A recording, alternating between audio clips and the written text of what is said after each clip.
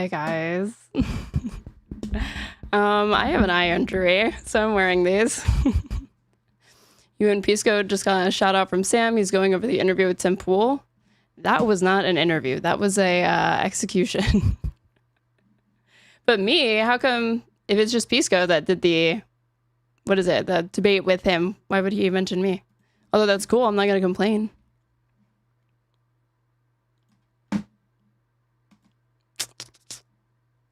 Holy. This is going to be super fun. The drip. I know. I look so cool, right? Okay, let me join Pisco's thing. He is like struggling. I told him I would be there sooner. And I was like listening to his stream right before. I was like, what does he like riff about if he doesn't have anything prepared? And it's not great.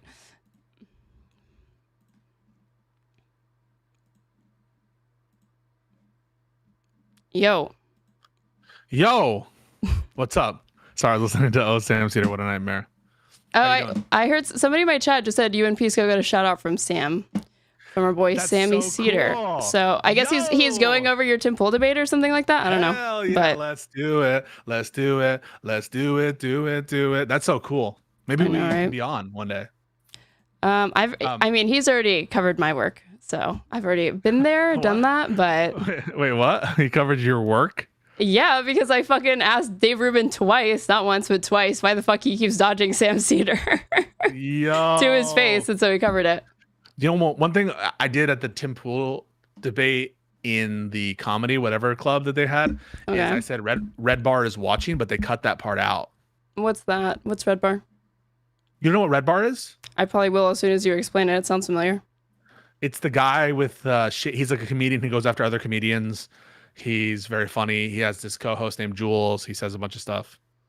Okay, I think I broadly know what you're talking about. Yeah. Okay. Do you, or do you not? That sounds familiar. Yeah. What do you think about Wait a minute. Turn on your cam. I will. Just give me a sec. Are you? Hang on. One sec. Wait, I'm gonna do a link for you. All right, one sec. Okay. Can I do a link for you? Sure. All right. How you been? You were late. Yeah, it been known to happen. But I'll never until I top when you were like late for over 2 hours because you were talking to a random caller, not even like a serious guest, just like a random caller. I give myself some leeway. Not everything needs to be like a contest like that, you know? Does it need to be, but it's so fun when it is, you know? One sec. I'm setting up the link. You look very cool. Yeah, I'm doing a Pisco impression. You know, I'm missing the hoodie though. Sorry. Yeah, you are. One sec. Let me the actual answer is that I have a super fun eye injury that looks really, really good. Oh, well, I'm sorry about that. It's okay. I'll live. Joining the studio. Closing this. Copying the link. Sending it to you. What do you think? What do you think of Emma Vigeland? I think she has some base takes. Sometimes we like Emma here. Yeah, I think we like Emma because sometimes she has some pretty base takes. Not always, because I'm a lib. I'm a capitalist. So I'm not always gonna agree. I don't even know that Emma calls herself like a socialist. Maybe she is. I don't know. Oh wait, she's in the DSA, so I guess so, right? I guess you're technically a member of the DSA. But I mean, that disclaimer means nothing. Like, is there anybody who you agree with entirely that you've never had like a disagreement with? Let me think. Yeah, I think Connor points. What do you think? He was like right at the fucking top of my mind. I was gonna say, counterpoints. I was gonna say Ryan Mullally, CTV. Like these people were coming to mind, but I wasn't sure if you were on the same page. Ryan Mullally. Wait, one sec. Are you there? I'm joining as we speak. I don't know if it's because you don't have the light on, but your camera looks so choppy on my end. I know it's choppy. One sec. I'm gonna fix it. I'm gonna fix everything. Oh, Sam Cedar, what a nightmare. We really need to have our tech. I can't be making fun of Lindy Lee. That's a set design thing. That's not really like a tech thing. Mute yourself. Okay, done. Okay, cool. All right, I'm about to transition our slide. I'm not post LASIK surgery. I wish I was post LASIK surgery. Okay. Do this and then do this. Oops.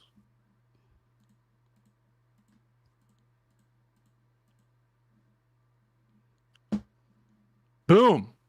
How does it feel with the shades on? I hate it. Shades. I can't hear you. No one can hear you. Say something. I'm answering questions in my chat. People are like, "Are you post LASIK?" And I'm like, "I wish I was post LASIK. I wish, or post smile procedure, which is like the same version of that." Yeah. How are you feeling though? I hope you're feeling. Is your eye feeling okay? Yeah. You should ask Lycan about it. I slipped in the tub. You slipped in the tub? It's a joke, dumbass. It's like the go-to joke that people say, or like go-to excuse that they have when they get like a black eye. It's a joke though. Oh. So I said you should ask Lycan about it. If he's hitting you, you need to tell someone. I would, and I would tell my stream. Don't worry. You think that if I had a black eye, that I wouldn't just be showing it off for stream for more engagement and more questions? I would get questions the entire time. How did you get that black eye? Of course I'd fucking show it. If it looked like that, I would show it. So that you could like have that insinuation be. There has to be no, not that specifically. Just if I had a black eye, I wouldn't even bother covering it with the sunglasses. Okay. Well, anyway, thank you so much for joining us, Aaron. We have a lot to talk about. We have a lot to discuss. There's things that's happening that I don't even know why they're happening or how they're happening, but they're happening. I just had a conversation with Counterpoints. He dyed his beard red. Okay. And he's why? like, he goes, there are two things I want to talk about, Connor. That's the first one. He's like, well, we were talking about it for months and my chat was like really pressing me. And then someone donated $100. Like, dude, you wanted to die. $100? That's like, it? Like, that's not much. That's not much. You always wanted this. You wanted this really bad. And then number two, he was like, and we're hoping that Counterpoints recovers because he had like a bit of a health scare, and so did his wife. Apparently had a bit of a health thing. She was in the hospital, and apparently his 7-year-old was like, "Oh, the donuts. We need donuts." And like, "Oh, because mom's not here to make breakfast. We'll get some donuts." And then like Connor was like, "Yes, we'll get donuts for sure." And then like the 7-year-old kept bugging him about the donuts, and so he's like, "You're not concerned enough with your mom's health." And so 7 years old. Right. And so I'm not getting you the donuts tomorrow. And I'm just like, it's a child. And you want that child to be like more so sad. You want your kid to just have like no sense of empathy. Just all they care about is donuts. Got it. So that's how you parent. That's the difference between liberals and conservatives. Conservatives actually give a fuck about instilling discipline into their child. That's what he told me. He's like, this is the difference between libs and conservatives. It's conservatives actually want to discipline their child. I'm just like, I don't think it's that bad if you just get him a donut. And I'd rather him like during a tough time when he's dealing with potentially some weird and new emotions as a 7-year-old for him to have a little bit of a sweet treat. I don't think it's that bad. I mean, you could tell your 7-year-old that their mother died and it might not even land entirely what that means. They're selfish creatures. Because they're like 7 years old. No, because they don't understand. Because they don't understand these things. Yes, they don't understand. And then he was mad that his 2-year-old was like too concerned with his mom being in the hospital. It was just like weird double There's standard. no winning. There's no winning with Connor. But apparently, update, I guilted him into getting him a donut. And so it's the happy ending. And he was probably always going to do that. He was going to cave at some point. But of course, like, I can already see it. Right before he actually hands that kid a donut, it's going to be like, but remember, like, it's going to come with some fucking lesson, some monologue. Some random ass fucking story. Can I just say, I'm over the random stories. It needs to end. Tim Pool does it every time. He just brings up some random story. Like, we're all here to listen to you. Yeah, you just don't. Okay, just admit you don't give a fuck about black people or their houses being burned down. Just say it. Wait, Erin's critique to me behind the scenes on that debate. She's like, "Why weren't you prepared?" That is not what I said. Go ahead and pull up those fucking messages. You're lying through your teeth right now. I didn't fucking say that. I said I was surprised he didn't know what he was referring to. There is a difference. Okay. That really got you mad. I wasn't expecting that. Because I would never expect you to know. And you can't prepare for every single fucking bullshit thing that Tim Pool brings up. That's not what I said, and I would never say that to you or anybody who goes on those shows. I'm sorry. I'm sorry. This is my surrendering. Whatever. I don't know what to say. Whatever. But yeah, we talked about a lot of things, and I just wanted to give you. Did you happen to watch? This is all going to sound very important. Did you watch my discussion with PrimeCayes? I'm wondering what your reaction is to both those conversations. If you could synthesize them in like a couple sentences.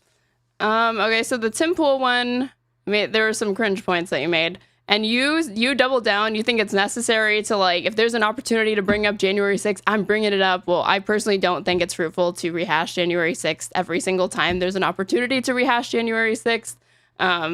That's your prerogative. You go for it. I mean, I don't think you're convincing anybody. If your goal is literally to just rally the troops and be like, oh, epic, I pointed out some contradiction that literally only matters to liberals and people that agree with me, then do it. I think if you're actually attempting to reach people or truly embarrass them in the eyes of their audiences, I don't think you're going to change people's minds. But I don't think that January 6th is going to be the example that you use to demonstrate, to expose to their audience like a flagrant double standard, because every single conservative views January 6th the way that they do.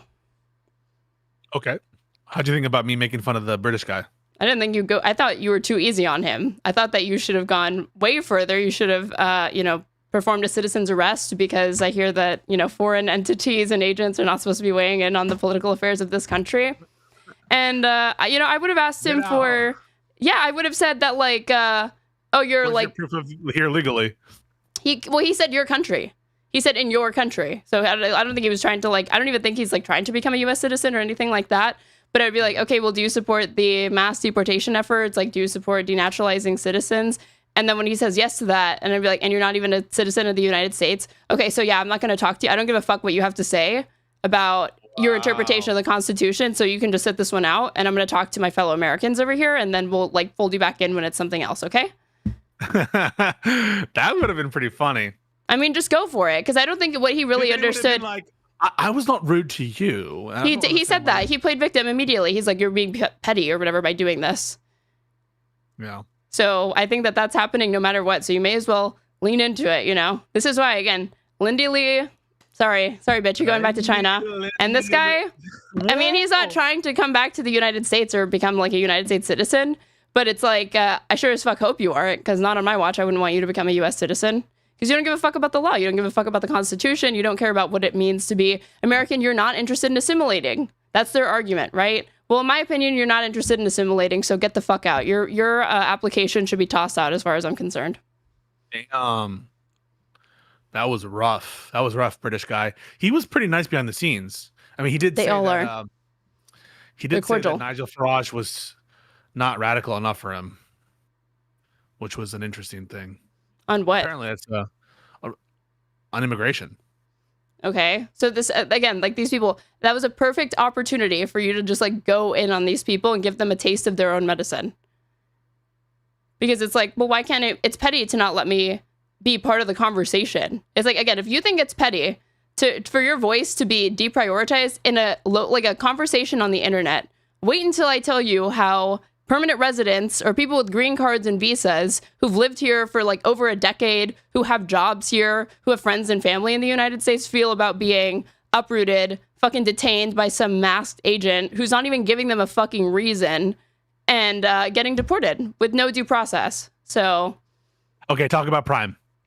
What is there to say about Prime? I only caught half of it because I rated you and I like watched part of it after I rated you, but you get the sense of it after 5 minutes. Pointless conversation. I think that again, it's the same thing where it's like, it's good memes. It's a fun time. It's always fun to like bully some moron who is saying like, no. Oh. I like Prime. Prime's not a moron, which is why it pisses me off that he's making these arguments. But it's like twofold that why it bothers me is because it's not a good argument to say that you're not going to vote in a two-party system where one of these people is going to win. So just because you are trying to exclude yourself from that or say that they haven't earned it and like maybe she hasn't earned your vote, but neither has Donald Trump. So not voting is tacitly allowing for him to win potentially, which is why you ought to vote against him. Think of it less as like voting for that candidate and voting against Donald Trump, which is how I always thought about it.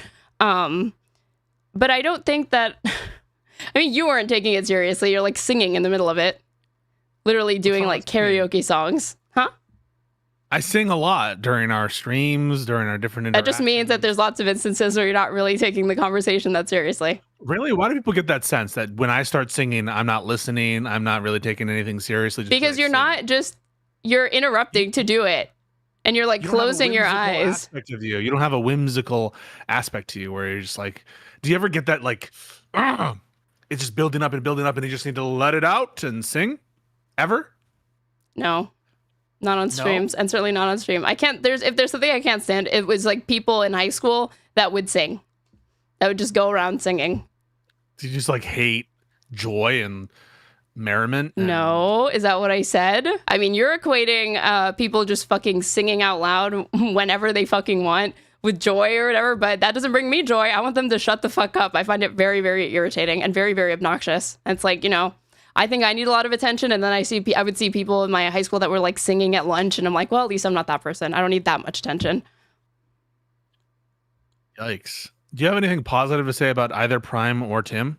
I mean, I don't think that like liberals have the ability to be that smug with Prime's position. I'll be real, because there's a lot of dissatisfaction even among registered Democrats with the party right now. So this whole like leftists are so crazy, they have no electoral strategy. It's like, yeah, well, Democrats lost to one of the most unpopular presidents of all time somehow. So I don't really think that they're in a position to be like gloating about any of those things either. I also just don't think it's like compelling for you to be like, Kamala, like he's talking about like, why can't, like, she's spineless and not calling out that there's a genocide. She's not really even like, you know, drawing attention to just the suffering, even if she doesn't want to call it a genocide. And you're like, she's in a rough spot. And, you know, liberals say... That was a bit of a meme.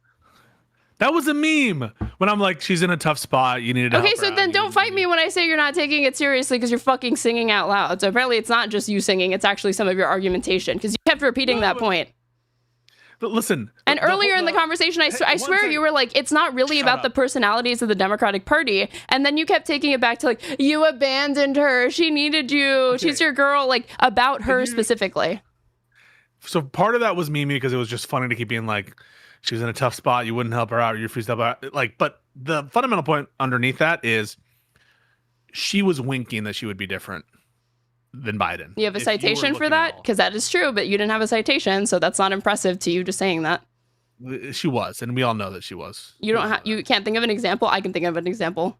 She was in a tough spot and Prime didn't help her out. And you said, okay, so can you be serious for like 2 seconds about this? I'm serious. How did she, is it a serious argument or not then? So now it's like you didn't help her out and she's in a tough spot. What's the tough spot? The tough spot is that she needs to walk a fine line in being the sitting vice president for an unpopular administration and having to like coordinate what her policy platform is going to be in a way that doesn't completely undermine the notion that she is a part of the team. And being a part of the team, unfortunately, when it's a sitting vice president, like if you're not part of a team, it looks like you're very disorganized and you should have resigned or something. That's the problem. Is it's a kind of very difficult, untenable position, and especially on a conflict that's so divisive. That's the kind of like she was in a rough spot and you didn't help her. You didn't give her a shot. You're talking about norms, though. Huh? There was not actually a rule preventing her from breaking with the party more, with Biden more on certain policies and articulating a different vision forward for the country. That's a different thing. That was something that she... Sorry. That is a different question. Whether she should have done something differently, whether she had a different obligation is different than what did you being Prime, have as an obligation. We're talking about your argument. Your argument was she's in a rough spot and then you just appealed to like norms. You didn't appeal to rules. Sorry. I just want to make sure that you acknowledge what you just did there was a different question, right? What she could have done is different than taking the candidate as given and what you should do in response to what she's signaling. Do you agree those are different things? Yep. Okay, so my point is that it's not compelling to phrase it that way at all. It sounds like she can't really like even though she's the candidate, like she can't do anything. Well, she was in a rough spot, and Prime didn't help her out. Yeah, see the strategy. How's that strategy going for Democrats? Let's like bully every individual person into like into voting. No, I'm not saying it's the best strategy. I'm just saying no, it's just the one that you deployed in this particular conversation where you had somebody who didn't want to vote for her. No, and it's you abandoned her and like stop. So Prime was never going to be convinced. He's not going to be convinced. I'm not going to convince Prime. You're never going to convince the person that you're talking to. It's always for the audience. You know that. Do you acknowledge that? Do you acknowledge that? Okay, yes. Thank you. Yeah. So I am emphasizing the fact that she had a difficult job and she had to do certain things to be aligned with the administration, otherwise risk being seen as like some kind of rebel of the administration. And yeah, God forbid she separate herself from this really, really unpopular administration. Are you acknowledging it was a tough spot? Yes, but I actually have citations for the claim that you made, which is that she signaled. Sorry. On the mere notion that she was in a difficult position, you agree with that notion. So why are you fighting me on it? I shouldn't have said but. I said yes and. I should have said yes and. But yeah, I agree. Yes. So she was in a very difficult spot, and people should have given her the benefit of the doubt. No, see, here's the thing. What she did from there, I can absolutely hold her accountable for. She's the fucking vice president of the United States, and she's the Democratic candidate in the challenge to Trump. Separate issue. The issue about what she should have done is separate. I know. Did I say it was part of the same issue? That's what I'm saying. That like it's one thing. No, it is responsive because I'm saying yes, she's in a difficult spot, but also separate point, introducing separate point, pay attention to the separate point that I'm fucking making, which is I'm saying it's totally valid to criticize her for her electoral strategy, even considering all of the other things that were stacked against her. Yes, but when I'm talking to Prime about what he should have done, I can't Kamala should have made different choices. Prime should have made a different choice. And right. What I'm saying when I'm talking to Prime, wow, thank you so much for the Raiders from the Majority Report. Welcome, the Majority Report. We really appreciate the Majority Report. Big fans of the show. And right now we're doing a little bit of a decompress after my debates with Tim Pool. And yeah, we're just talking about that in a different conversation I had with someone about the election in 2024. So thank you so much for the raid. Shout out Majority Report. Very much appreciate y'all and what you're doing. So yeah, listen, I can understand and even appreciate that Kamala should have made different choices. I agree with that. And I even agree fundamentally that Biden should have made huge different choices vis-a-vis Israel and Gaza, especially after, Netanyahu was showing his hand that he wasn't taking these ceasefires seriously. Yeah, maybe 100%. Not do the genocide. Yeah, but I just view that as a separate question from what your responsibility is as an individual in like the voting situation. Okay, but you know that I voted for Kamala Harris. I voted against Trump. I know. And you know that I agree with you that, yeah, she's not in the easiest position because if she breaks from the party too much, it's like what you said. But if she doesn't do it enough, which she didn't do it enough, you're not going to be able to inspire and reach voters that are dissatisfied with the current status quo. And unfortunately, voters look up, they see what party's in charge, and they blame them. They're not going to factor in like, other, okay. So we agree on both of those points. I just feel like there is, especially in this conversation of Prime, I think that is the show of good faith on your part should be explaining what your issues with the campaign were instead of making excuses. Because that's how it comes off. Listen, I'm happy to say that there were mistakes made. What were some? Name just like two. Okay, I'll name some mistakes. Awesome. I do think that even though I enjoy the unity, because I'm very anti-Jan 6 pilled, and so I appreciate that we're acknowledging the bravery of some Republicans to stand up against that. I think cozying up to Liz Cheney, Dick Cheney was probably, I don't think it mattered that much in retrospect, to be honest with you, but I don't know that was the right move to make. I don't think that tying yourself so heavily to the Biden administration, even though you're the vice president, and that's what I mean, it's a difficult spot, notwithstanding the fact that it puts you in a difficult spot, you should have done more to remove yourself from that. And then ultimately, I do think that the position on certain domestic policies should have been much more clear and tangible in a way that like Mamdani's, approaches are quotable, right? You can, even if I don't agree with all the policies of Mamdani, they're easy to remember, and what he stands for is easy to remember. Some of that I think has to do with candidate quality with Kamala, although I think that she did an honorable job in how she ran her campaign and that she stood up after Biden screwed her over, frankly, not just, by the way, in the decision to run again, but kind of sidelining her throughout the entirety of their presidency. So yeah, I think those are genuine mistakes that she made. I like the Tim Walz pick. All I'm trying to say is It's a separate issue. What she should have done and what Prime should have done as a voter. And as a voter, for him to answer like, I wouldn't vote for Kamala even if it would save. Yeah, that was crazy. I was in your chat saying these are stupid answers. Okay, I don't disagree with you on that. But if you only just want to keep it to that one thing about here's what you ought to do, here's what you ought to do. I just don't think, like, if that's the way that the conversation ends up going, it's not productive. It's funny, but I'm not going to pretend like it's productive. It's not persuasive. It's not interesting. You not having, again, fucking tunnel vision that I've told you about, where you're getting triggered over bringing anything else into the conversation. It's like, no, we're just talking about your responsibility, right? But his responsibility is not a constant. It's an outcome, right? You say you think that there's no way his mind could have been changed. Maybe for this past election, it doesn't seem like it, but for the next election, maybe it could be changed. And I don't think that you seized upon the opportunity to try to point that out. I mean, I asked them, I basically said, would you vote for Newsom and over JD Vance? And I think that he was still giving like the same kind of cagey answer, that unless he was willing to do the kind of policy prescriptions that he wanted to do, and frankly, that I think should happen. I'm in favor of stopping aid to Israel. I am. People might think that like I'm taking this ultimately elastic stance on Israel, and I'm kind of just shying away from the question. I'm not. I don't support aid to Israel, and I agree with a lot of the critiques, the left-wing critiques, of even the critiques of AOC fungibility. Voting for that, the fungibility right? argument makes sense, and I was even saying as much. I just don't think that you should have like just throw AOC out with the bathwater. I think she is making a understandable vote just in terms of optics, and people should give her the grace to fucking have that vote. No, all I'm saying is that even if Gavin Newsom took what I took to be like a bad position on funding to Israel, or if Governor Shapiro were the nominee or some other nominee who's potentially more or less hawkish or more accommodating to Israel, we should still vote for them. Like that's what I mean. And I don't think that Prime is in the mood of being convinced on those kind of harm reduction arguments. And these are arguments, and this is another point that I brought up in the recap here, which is it doesn't make sense to be so pure-minded. And I want to know what your opinion is on this with respect to voting, but to be ultimately like a deal maker when it comes to the substantive negotiations on the ground, right? Like everyone would acknowledge that in order to get to a peaceful resolution of the Israel-Palestine dispute, what's going on in Gaza, it will require some kind of mutual consideration and some kind of deal. And that's going to necessitate not a pure stance where we're only giving the Gazans everything they want, the Palestinians everything they want. And people seem quite willing, and even the Palestinians themselves and Hamas are willing to come to deals and agreements that are, benefiting both parties to have some resolution.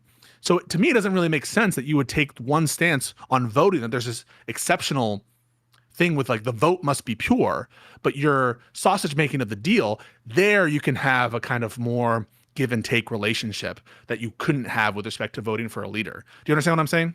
Yeah, of course. It's never going to be, it's politics. There's political realities to contend with, and a good compromise is going to be one where everybody is upset, and that's certainly going to be the case when it comes to the resolution, which is all going to be on Israel's terms. Let's not kid ourselves otherwise. Whether Kamala had won or Trump had won, that's always going to be the case. Like Palestinians I didn't put it in the topics that we're going to discuss today, but I'm curious what your thoughts are on the strike in Doha, because it just really does seem that the Israelis, in coordination with the Americans, are setting up these negotiations to be completely impossible, and to put up deals and then use the deals. No way. Is Israel sabotaging? No way. No, I'm not saying this like it's a big confusion for you, but like at this point, it seems like even the capacity for making a potential deal that is a target for the Israeli government, both in terms of how they approach Iran and what they're doing with the strikes in Doha. So what's your reaction to that? It's no surprise they're not interested in that. It's been like 2 years, they claim around about the hostages. If they give a fuck about those hostages, they could have come home a long time ago. It's not about any of that. This is a fucking lunatic state, man. I heard that and also they have no incentive because, we're one of their coffers, and what conditions do we attach to anything that they do ever? Israel, you mean? Yeah. Yeah, obviously. Yeah. So they have no incentive to be reined in because they know they can do whatever they act with impunity. And it's kind of undermining, like Qatar has kind of tried to act here. And listen, I think that we're no friends of these um, oil Gulf states. At least I'm not. But they were trying to act as a mediator here. It's undermining the potential for them to act as a mediator as well. So yeah, I don't see, but this is one of the reasons why I get so frustrated with Prime's position is this is the kind of shit that Trump is encouraging and allowing for. Like, I think that he was well aware that when he made these entreaties to Hamas, because he was saying this is the last deal, take it or leave it. And he sent some kind of ambiguous set of requests to Hamas vis-a-vis their, I think even on Truth Social, he was saying some shit like that. But that kind of shit, I don't think would happen with the Democratic president, that we'd have this level of involvement and culpability in specifically undermining the negotiation. I do believe in the sincerity of the Democrats when they were trying to get to a ceasefire. You might not believe that they were doing the most effective thing, and I would agree with that, but I don't think that they were actively scuttling the talks like Trump is now. Mm.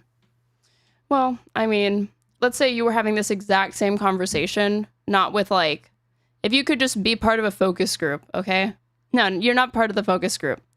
You happen to pass by somebody who's just left a focus group, and they're a registered Democrat who did not vote in the last election, and they give identical arguments to that Prime just gave you. Would you really employ all the same arguments and same strategies to convince them to vote?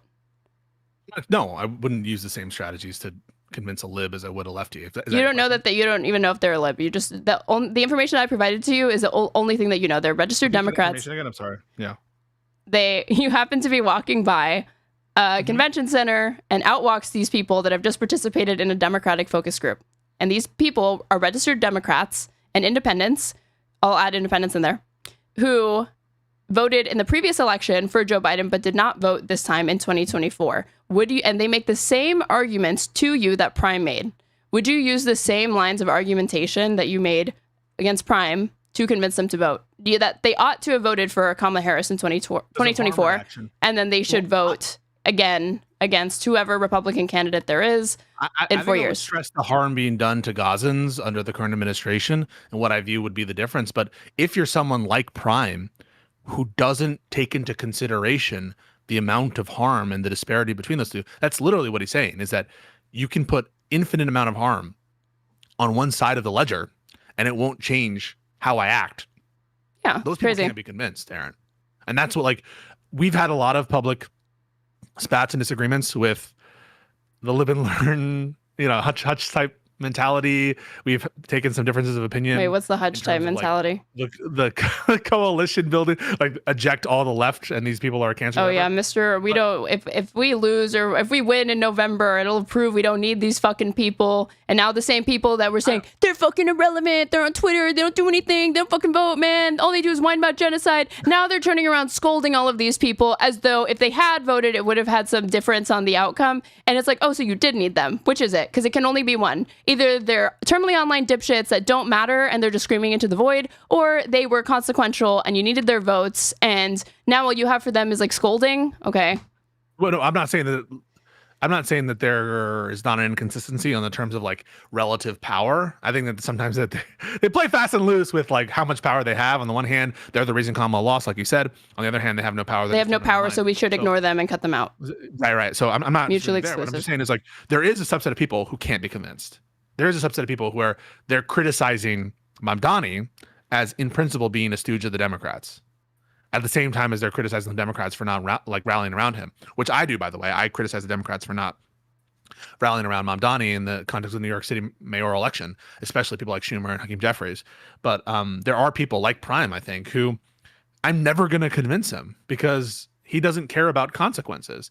And how do you convince someone by appealing to consequences for someone who doesn't care about those consequences? It's kind of like, if I really am in the wild meeting with someone who thinks like Prime do, I might as well just start singing, because nothing I say about the harm that their vote might cause is going to affect their calculus.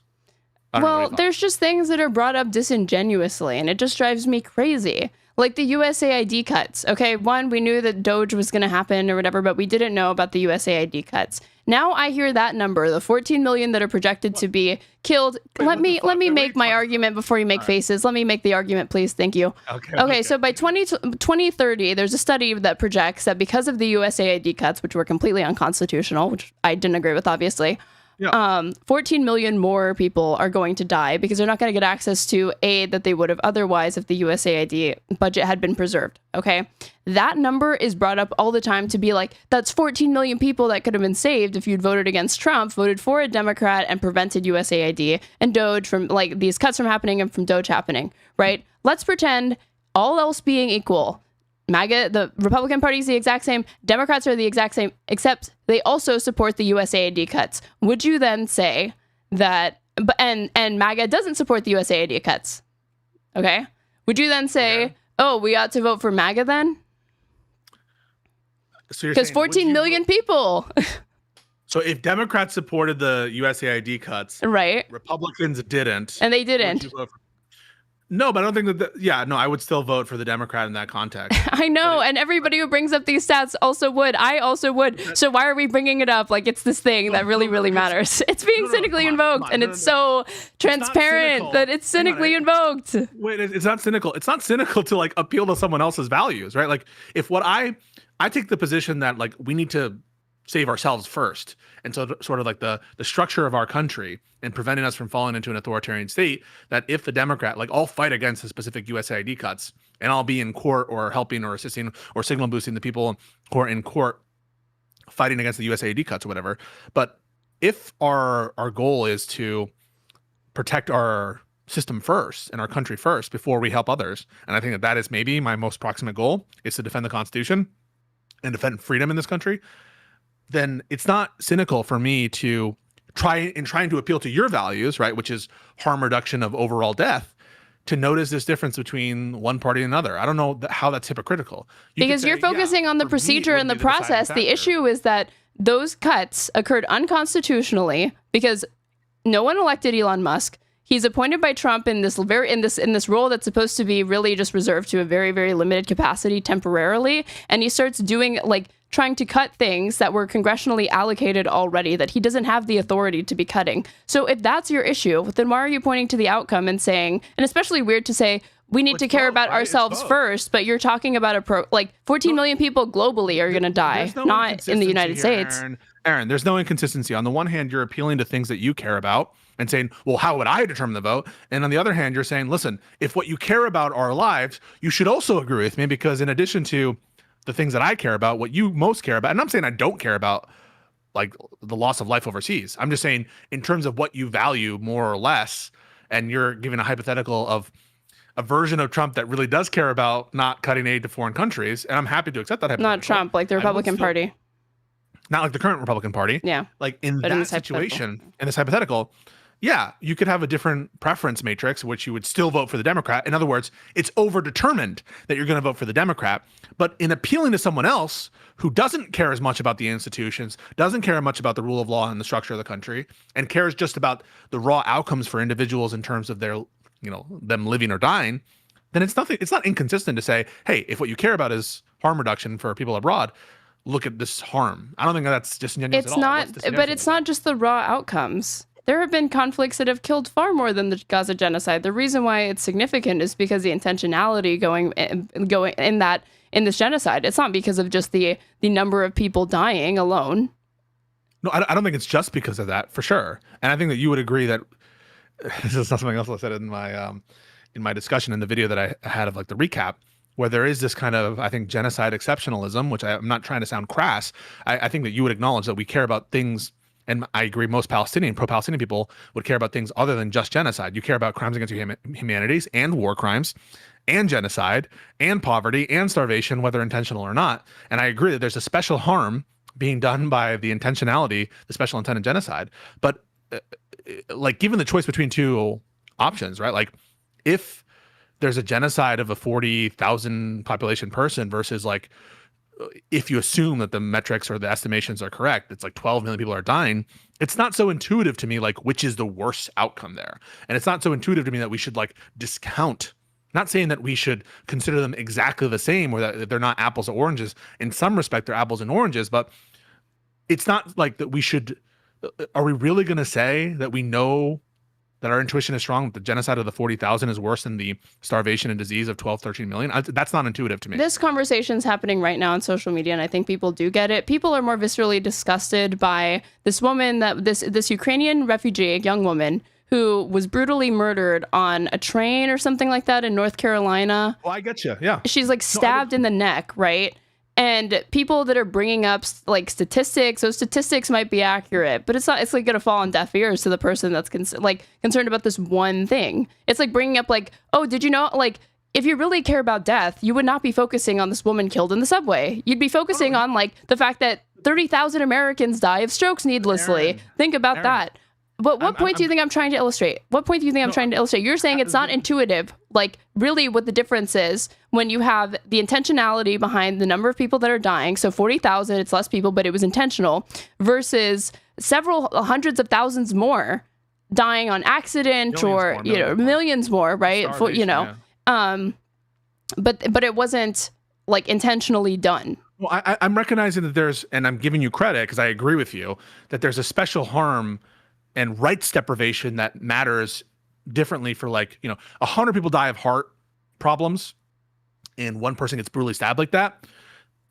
I think people are rational to consider the rights deprivation and the intentional malicious act as part of that calculus. And so, yeah, you're going to be more animated by the obscene, horrible killing than like the statistic of 100 people dying from heart failure that weekend or something like that. And they're not 100% comparable, but at a certain level of scale, you start to, you have to consider it as part of your analysis. Like, if I could prevent one such killing on the bus versus 1 million people dying of cancer every year, yes, you weigh in the rights deprivation, you weigh in the malicious, intentional aspect of it.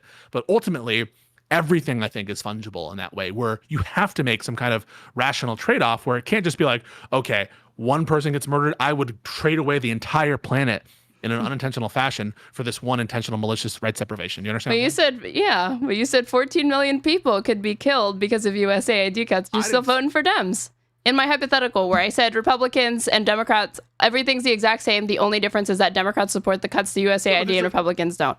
There's a certain level of scale at which, I can't with precise specificity tell you where it is. And part of my analysis here is I think that an authoritarian state is much more likely to do other kinds of abuses, and just based on the promises of one party versus another, and my intuitions on which party excess we're able to rein in and which not. So a lot of it goes into the analysis, like in the background here, about like my intuition of the harm. But at some level of scale, I think you would agree that we would want to forego the rights that we care about at some degree of scale. Prime clearly doesn't feel like the party is movable on this because, he obviously feels, and it's not irrational, a lot of the Democratic base feels this way. Every single fucking day, the Democratic Party feels this way, that they will go down with the fucking ship that is Israel before they change their goddamn position on it and get in line with where the majority of the fucking base is. We all talk about how, like, oh, these Gaza purity testers, they just care about the genocide. They don't care about anything else. They're immovable. It's so unreasonable. But nobody's talking about, but nobody's talking about how the Democratic Party will not move on Israel. So they're the ones, to me. It's people who support Gaza aren't in fucking power right now. Maybe, they're in the base, but they don't care. They don't have any power really institutionally. We can name on like two hands. These two hands more than suffice to name the Democrats that have been the most outspoken with respect to Israel-Palestine. Okay. I just view them as different and issues, so right? Like, that is like Prime is weighing, and like the people that are sitting out the vote, they look at this party and they see, I don't really believe you that the Democrats could be moved on this, because even after this election, right? The base is being moved. Yeah, the base is being moved, but it's not being reflected in the party. And so they feel like, it just doesn't seem to be any amount of Democratic constituents that can feel this way on this issue that you'll ever see the change reflected in the institutions. You'll ever see it reflected in the politicians. They will not change on this issue. So if it's a matter of like, oh, but you can push Kamala more than you can push Trump more with respect to Israel-Palestine, these people don't feel that way. I happen to agree with you that I do think that that's true, but I am not surprised that they feel that way, given how resistant Democrats are that are currently in office to changing on Israel. I kind of view them again. We're gonna loop on this. They're separate issues about like whether or not you can't see it, but I'm rolling my eyes right now. I understand, but like whether or not Democrats are movable is a separate issue from whether individuals are movable. Like I just don't see them as the same. And so, regardless of whether or not Democrats are movable or whatever, just like in the existence where like we have the candidates that we have. Not saying that we shouldn't try to move them, not saying that we shouldn't try to replace them. Hell, I'm on the front line saying that Schumer should step down as minority leader. I'm on the front line saying that we need a primary Fetterman, we need a primary all these people. So 100% agree with you that the Democratic Party needs to move, including on Israel.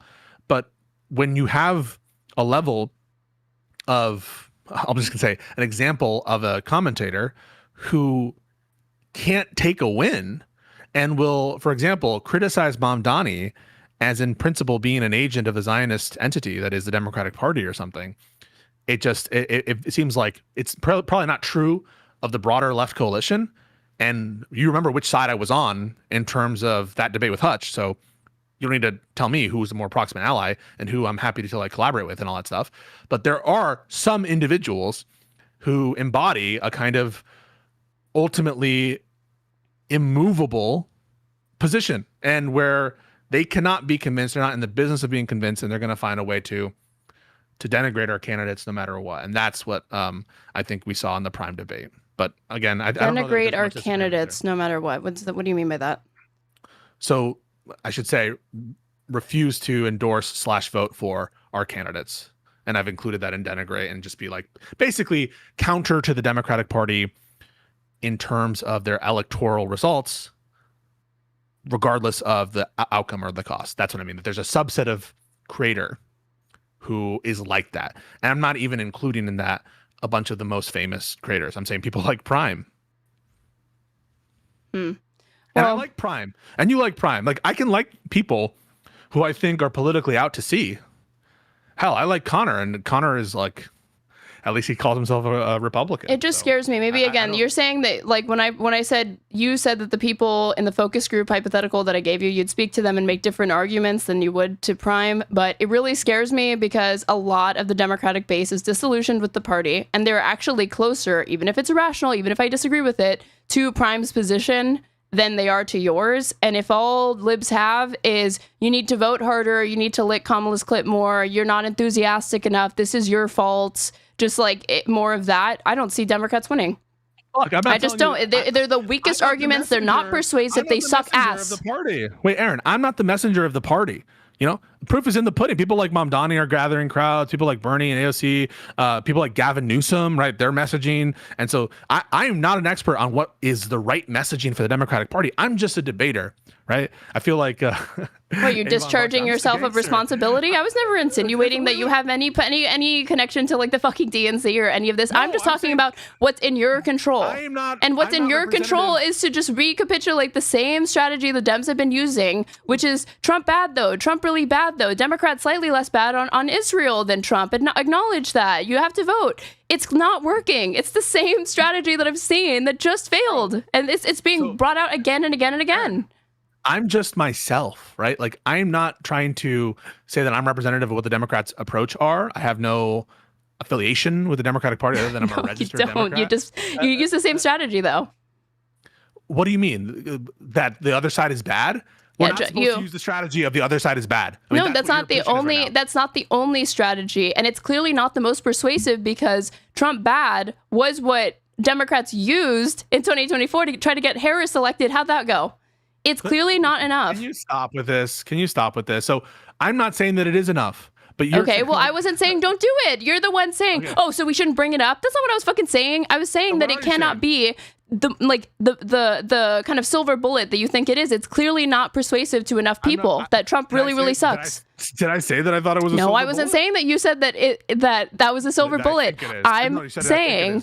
Wait, you just I'm said, saying, I just want no. I just want to make we understand what you just said. You just said it's clearly not the silver bullet that you think it is. You did say that, didn't you? Here's the thing, though. You will say, wait, Aaron, yeah, I said that. Okay, so here's what you'll do. you'll say you don't really think that, but when I look at your actions, when I look at the argumentation that you use and what time you spend on what arguments, it's clearly like the majority of your argument. I spend the time on stuff that interests me and conversation. And though I do not represent that those are going to be silver bullets, I do not represent that that's what the Democrats, the strategy the Democrats need to take. I think a positive message is more accommodating and welcoming, like, by the way, Mamdani is doing. Did you hear Mamdani?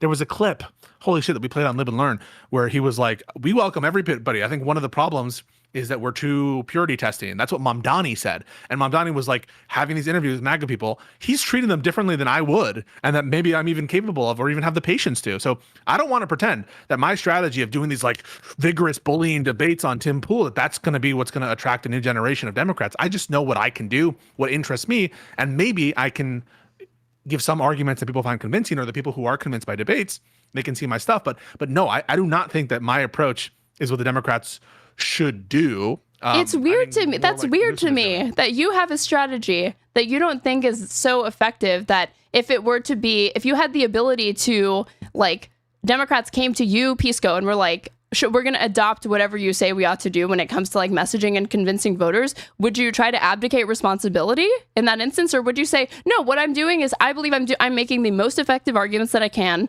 on an individual basis. And I absolutely think that if you extrapolated it and made this like the main way that the Dems tried to change their messaging to get back old voters and to attract independents, that it would work. That it would work in a majority of time, huh? I'm not a pollster. Wait, how am I supposed to know what will best attract, cross? I never said you don't have to be a pollster to. I'm just myself. I'm just myself, and I have to be myself because I can't be otherwise. And if I'm inauthentic, right, like I can't be the one. Bless my father. He was a bridge builder in that way, and I try to be. Sometimes I try to be patient and understanding in these kind of political discussions. I do try to, and I try to be more affable, and there are tweaks I can do, but fundamentally I can't change who I am. Some of these politicians are in a better position than I am in the sense of both, I don't know, personality wise perhaps, but also their campaign can be something, their value add can be something more bridge building, can be something more inclusive, and maybe I can adopt other types of strategies. But when I do, I think that if I go too far against what my natural steady state is, it might come across as inauthentic or placating. But you can tell me if you disagree. You can't change. It's like, it's not like it's a choice that's being made by you to make these specific types of arguments or whatever. Obviously, I'm not saying disingenuously do it. I'm like, the reason why I'm talking about it is like to convey to you that it might not, the way that you go about it is actually not the best way to go about it, and to change your mind genuinely on that. No, I'm not saying you should disingenuously wield these arguments. I'm trying to say that there are better arguments to consider. What do you say to Prime? I mean, really put yourself in that position. What could you possibly say to Prime? I would not do. There's nothing. I would not do. Do you want an answer or not? I do want an answer. Yeah, tell me. Okay, because you say like there's nothing. What people say is their priority. When they give nonsensical answers, I don't usually think that that's indicative of what they always really believe, or that they're really in touch with what could change them. I mean, why are you laughing? No, because the whole notion, like, you're not taking Prime at face value that he actually believes this stuff. It's because you think that there's some kind of like that he is insane. No, and that he is just like irrational. Let me explain. He actually believes this shit. No, there can be a point. You reached a point in the conversation where he's being so obstinate that he's not willing to acknowledge that 20,000 less people dead would be objectively better than if those 20,000 people, like he's not willing to say that there's a difference between, saving. He believes it. Okay, here's where you and I disagree. No, that's a person that has reached a point in the conversation where they're so obstinate, they're so defensive, they're being so irrational, and this is somebody who I probably share a lot of criticisms of Democrats and a lot of prescriptions that I actually don't think that they really think that. And so I'll start to be like, no, I feel like this is just being said because we're having this conversation in front of everybody. You feel cornered. What part of that's condescending? I think it's condescending to be like, you don't really believe that. You're just cornered, and so you have to say that. I would literally say that to them, yeah. And see if I'm wrong. And see if that gets them to fucking stop doubling, tripling, quadrupling down because they feel defensive. Or if they truly believe that. And then from there, if I feel like, no, okay, I got to take them at their word. They really, really do believe that, and that's just stupid as fuck. There's not much more we can talk about because at that point, there's nothing I can say. But if they are willing to give me the ground that, like, no, okay, that is fucking unreasonable, you know, and I do feel defensive because you're just not taking any of my reasons for not wanting to vote for her or not being enthusiastic for her seriously. Then he probably feels like the conversation with you is fruitless, and yet he's having it nonetheless. True. I mean, we're having the conversation. We are living in existence. I will grant you this, Aaron. There are some people who take apparently would be untenable positions, and it's not so much a reflection of rational thought, but more of like a statement of where emotionally they're at. Yeah, it's pride and ego. Conversation and pride and ego and stuff like that. But take for granted, there are such people as I'm about to present you. There are people who believe in critical pedo theory, which of course you brought up in that stream we did. Yeah. And if you believe in critical pedo theory, that our government and maybe even all governments are run by a cabal of international pedophiles, and you believe that one party is the side of that pedophile and the other party is here to save you, there's nothing I can say that would convince the person who believes in critical pedo theory to vote against what he takes to be the, you know, the final nail against the cabal, right? Like, I'm not going to convince that person, just like I'm not going to convince Prime. I kind of view those in similar ways. Now, there might be some cognitive or irrational flaws in their thinking, and maybe there'll be a eureka moment, but it won't be obtained, or I don't think it'll be obtained through rational discourse. It'll be some emotional appeal that maybe I'm not equipped for. I think that I don't like my strategy has never been to incorporate or try to pander to MAGA at all, because we don't have like similar beliefs really. And I just think that those people are a lost cause, and I leave that to their own family and friends to try to resurrect whatever person used to fucking exist before they became radicalized online. Okay? If they were my family or friend, yeah, I'd try to save them or something like that. I'd try to get through to them. But short of that, as far as like an electoral strategy, broadly, independents, Democrats, disillusioned Democrats, people that used to vote and didn't vote, they can be reached. Your camera's gone. Fix this. Yeah, I'll fix it. Sorry. I'll fix it. How are you doing, by the way? Should we get to... Are we watching her take today? Yeah. Nice. Nice. 1 second. I don't know why this happened. Boom. Boom. We did it. There we go. So Prime, I think, did he tell you he voted for Biden in 2020? He did, yes. Okay.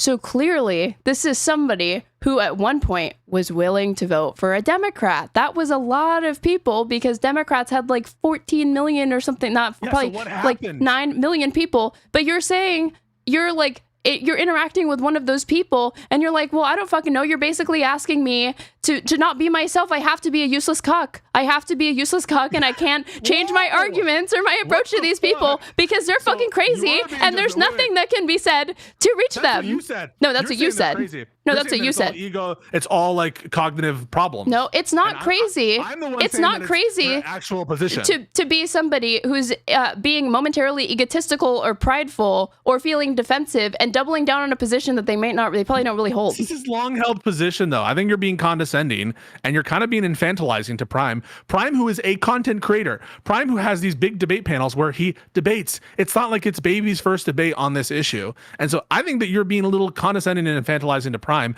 who's thought about this stuff, and he comes to a different conclusion. Now, is it possible you're the one being all a virtue signal? What?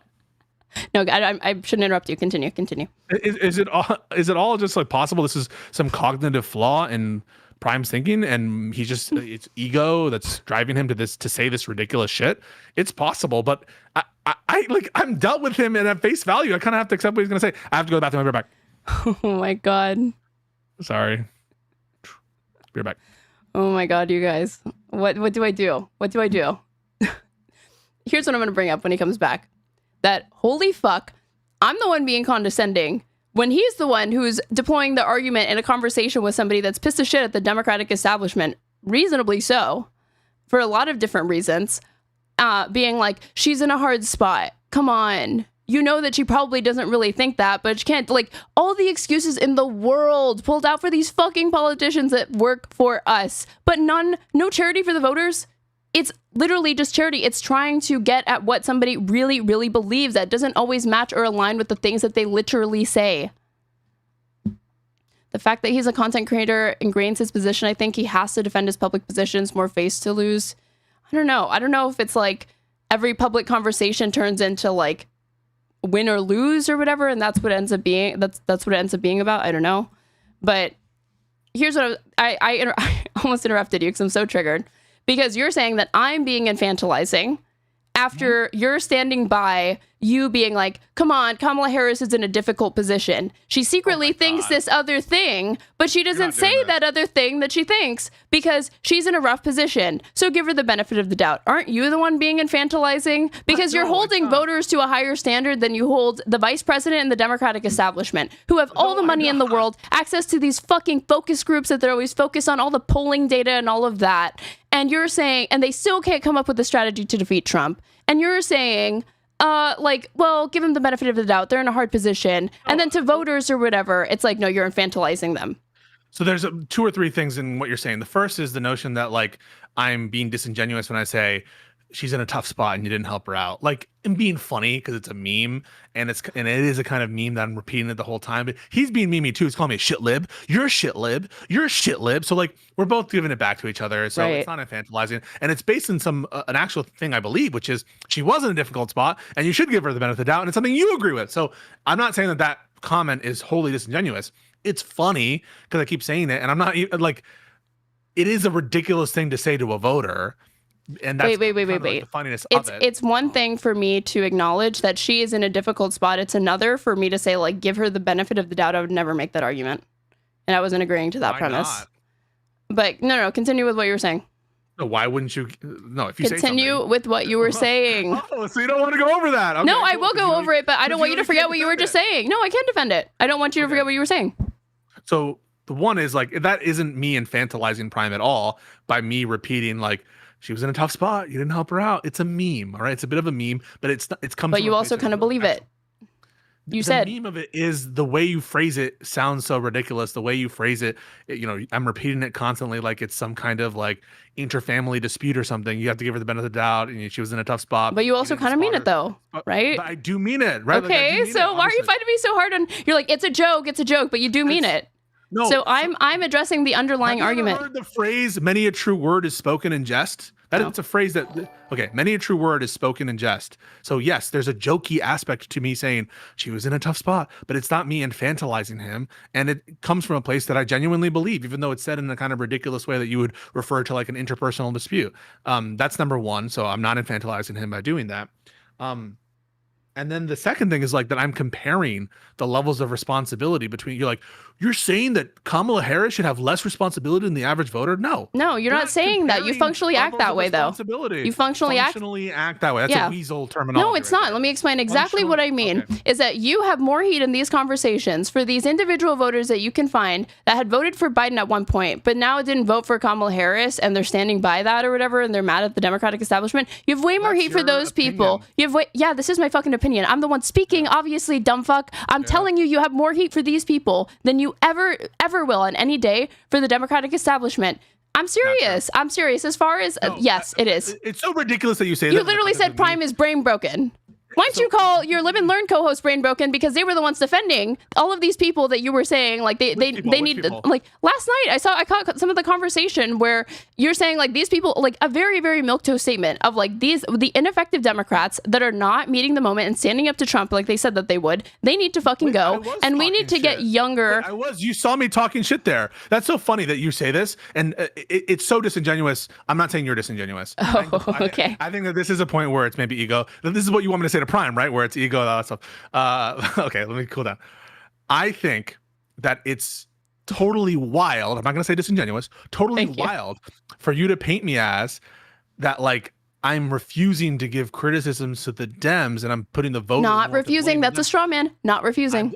That comparative that I'm blaming the voter more than I'm blaming the candidate. When you saw me criticize the Democrats on their shit and get excoriated in my own community for it.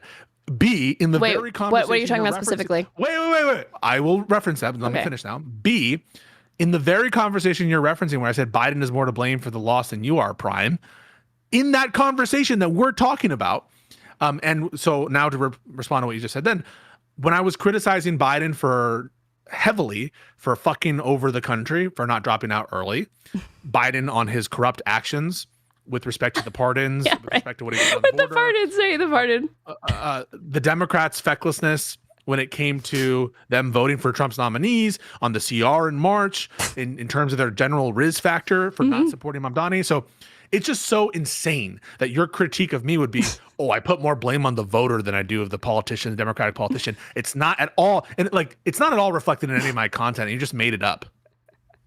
No, I'm saying you have way, way, way more contempt when you're confronted with these individuals than you do with, like, you know, if you had the opportunity to talk to like a Democrat or like the Democratic establishment. But I don't know, maybe you'd say to their fucking face or behind their back not long after that they're brain broken. The Democrat that you spoke to, if it was just some like centrist moderate who you didn't feel was meeting the moment, if you could talk to Chuck Schumer and you're like making like the strongest case to Chuck Schumer about why he really needs to go harder against Trump, he's not taking it seriously, like Democrats resent him for all of this. If he was still obstinate and still like you felt like he wasn't really listening or internalizing it, and you say that you turn around and be like, Schumer is fucking brain broken. That's insane that he couldn't even concede that to me. Because I feel like if he didn't concede it to you in the conversation, you'd be like, well, you have to understand Chuck Schumer's at a difficult spot. But that's my own feeling. You can't disprove it. It's just like a hypothetical, right? For one. Like what I'm saying is, in the course of that conversation with Prime, we were not, and generally comparing the levels of responsibility, and I was resisting attempts to do that. No, but I am as the viewer. And to the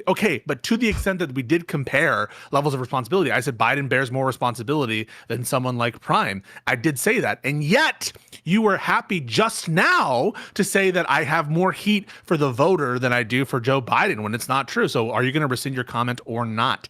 So no, I'm not going to rescind my comment because that's how I genuinely feel. And you say it's important to be authentic and genuine and never say something that we don't really feel or believe. So I agree with you. So no, I don't really fucking feel that. And I don't think that example is dispositive, for one. And the other thing is that I'm laughing my ass off at you being like, I have heat for the Hunter Biden pardon. A thing that no one really gives a fuck for except for you. And I just think it's so funny because you do have so much heat for Biden on that. I don't care what you started with. You brought it up. And I'm saying that it reminded me how you've probably had far more heat for Biden over that one action that is really like, yeah, it's corrupt, but like it doesn't, no one's thinking about that now except you.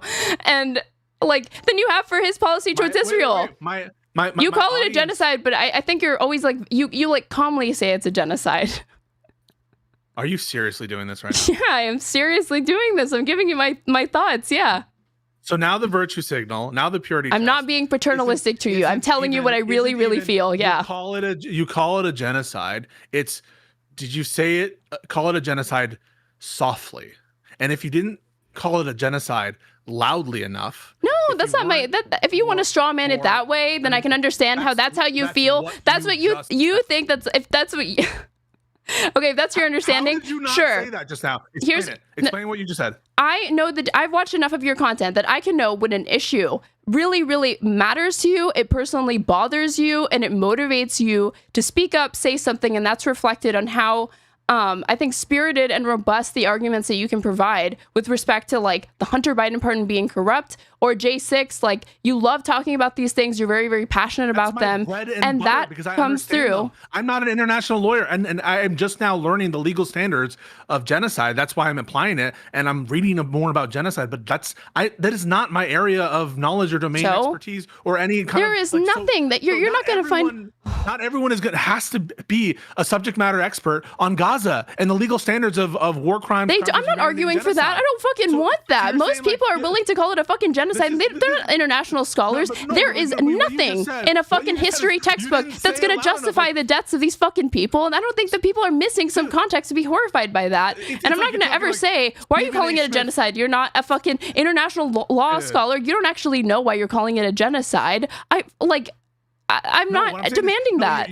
Your question, like, why are you spending more time on this or that? Why do you have more heat in this capacity? And maybe it's because I'm more confident in those issues because I'm steeped in those issues in a way that I'm not steeped in the issues of international relations in Gaza. And what you're kind of arguing for is like, oh, Stephen A. Smith, he speaks on sports. He should be just as confident on Gaza and Israel situations as he is on like, who's going to win the NBA this year. It's like I'm acknowledging that it's a genocide under my view of what the legal standard is, which again is a limited, it's not an expert understanding at all of what it is. And I'm just now trying to involve myself in those issues.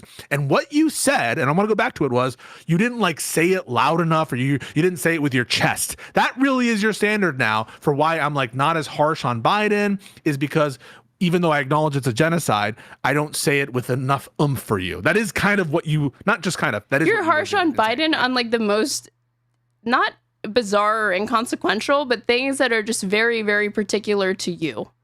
Okay, I don't relate to being so upset about Biden over the Hunter Biden pardon. It's like, yeah, it's like flagrantly corrupt or whatever, but like, yeah, okay.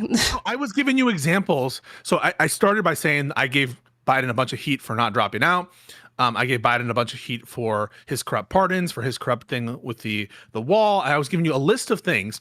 You picked one out and said, no one gives a shit about that. When I'm providing you all these examples, it's to show you that I'm willing to be harsh with the Democrats. You might say it's particular to your own thing. It doesn't cut against the point that I'm willing to be super harsh against Democrats. You might say it's in your own way. That doesn't cut against from the point that I'm willing to be super harsh on institutional Democrats at all, in a way that pisses off my audience. And so when you just plucked it out and said, well, no one really gives a shit. Well, I'm not saying that representing that the majority of people care about the Hunter Biden pardon. I'm saying what I care about and what I know call out in the Democrats. I know. You know. I know that. So this is the shiftiness. Again, this is the shiftiness. On the one hand, you're arguing that I don't have the same subjectively, right? Heat for Democrats. I give you example of where I'm giving heat for Democrats, and you say, oh, well, this doesn't count because no one else cares about it. That's the shiftiness. You're changing the ball game. You're changing the goalpost, and then you brought up the thing. I'm indicting your priorities right now. I'm not trying to say that it's an indictment because that's not where the majority of the base even gives a shit about. I'm saying that you have the most heat for Democrats over like procedural stuff that you feel that they're not following, or different instances of like Biden being corrupt over the pardon thing, things that in my view would not be the first arguments. You don't care about the Constitution as much as I do. I don't. I've never claimed to care about the Constitution as much as you do. I've always said I'm not a strict fucking constitutionalist. I've never pretended otherwise. Are you just learning this for the first fucking time? No, I'm just saying, yeah, you don't care as much. Like, and to your audience, that's like the worst thing in the world. To mine, no. Listen, I am not saying that you're a bad person because you don't have the same, like, whatever, values that I do. I'm not saying that. All I'm saying is they were examples that were trying to show you that I am willing to be harsh against Democrats. And I wasn't representing that all the population thinks the way I do. In fact, the opposite. What I'm saying is I'm willing to go and cut against the Democratic consensus in a way that's probably particular or idiosyncratic. So at no point was I trying to represent that my views are shared by large amounts of people, and yet you took it there to try to like discount. Well, you asked me my thoughts on your conversation with Tim Pool and with Pisco, and with PrimeCayes, between yourself and PrimeCayes. Yeah. I'm giving you my thoughts, and now you're like, these are ridiculous standards. What the fuck are these types of answers? Yeah, well, they're my standards. They're my answers. No, we're not past that conversation. This is still part of it, dumbass. I don't understand why you think they're unrelated. We're only talking about this because we started talking about those things. You asked me about my opinion on those fucking things. Well, we were on the Prime conversation. So we were on the Prime conversation, not on Tim Pool. But no, listen, I appreciate. You said I want to get your thoughts on both of these conversations. I did, and I did. Okay, I'm just saying that's where it started. I'm not saying this is directly related to the Tim Pool. I'm saying that this is where it's. No,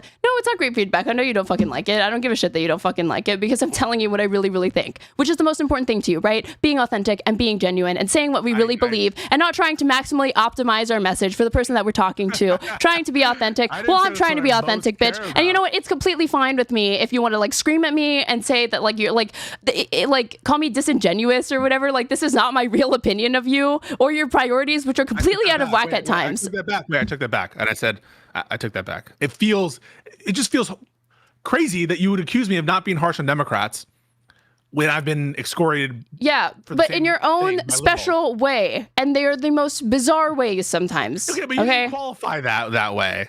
I'm doing it now. I'm doing it now, so you can understand. Okay. It's not that idiosyncratic. And also, is your issue with the pardon that you think it's unconstitutional? Because Biden can constitutionally do it. It was wrong because he said he wouldn't fucking do it, and then he did it. It's an abuse of power, and I view that to be an impeachable act under the Constitution. Okay. Yeah. Anyway, wow, what a great back and forth. That was.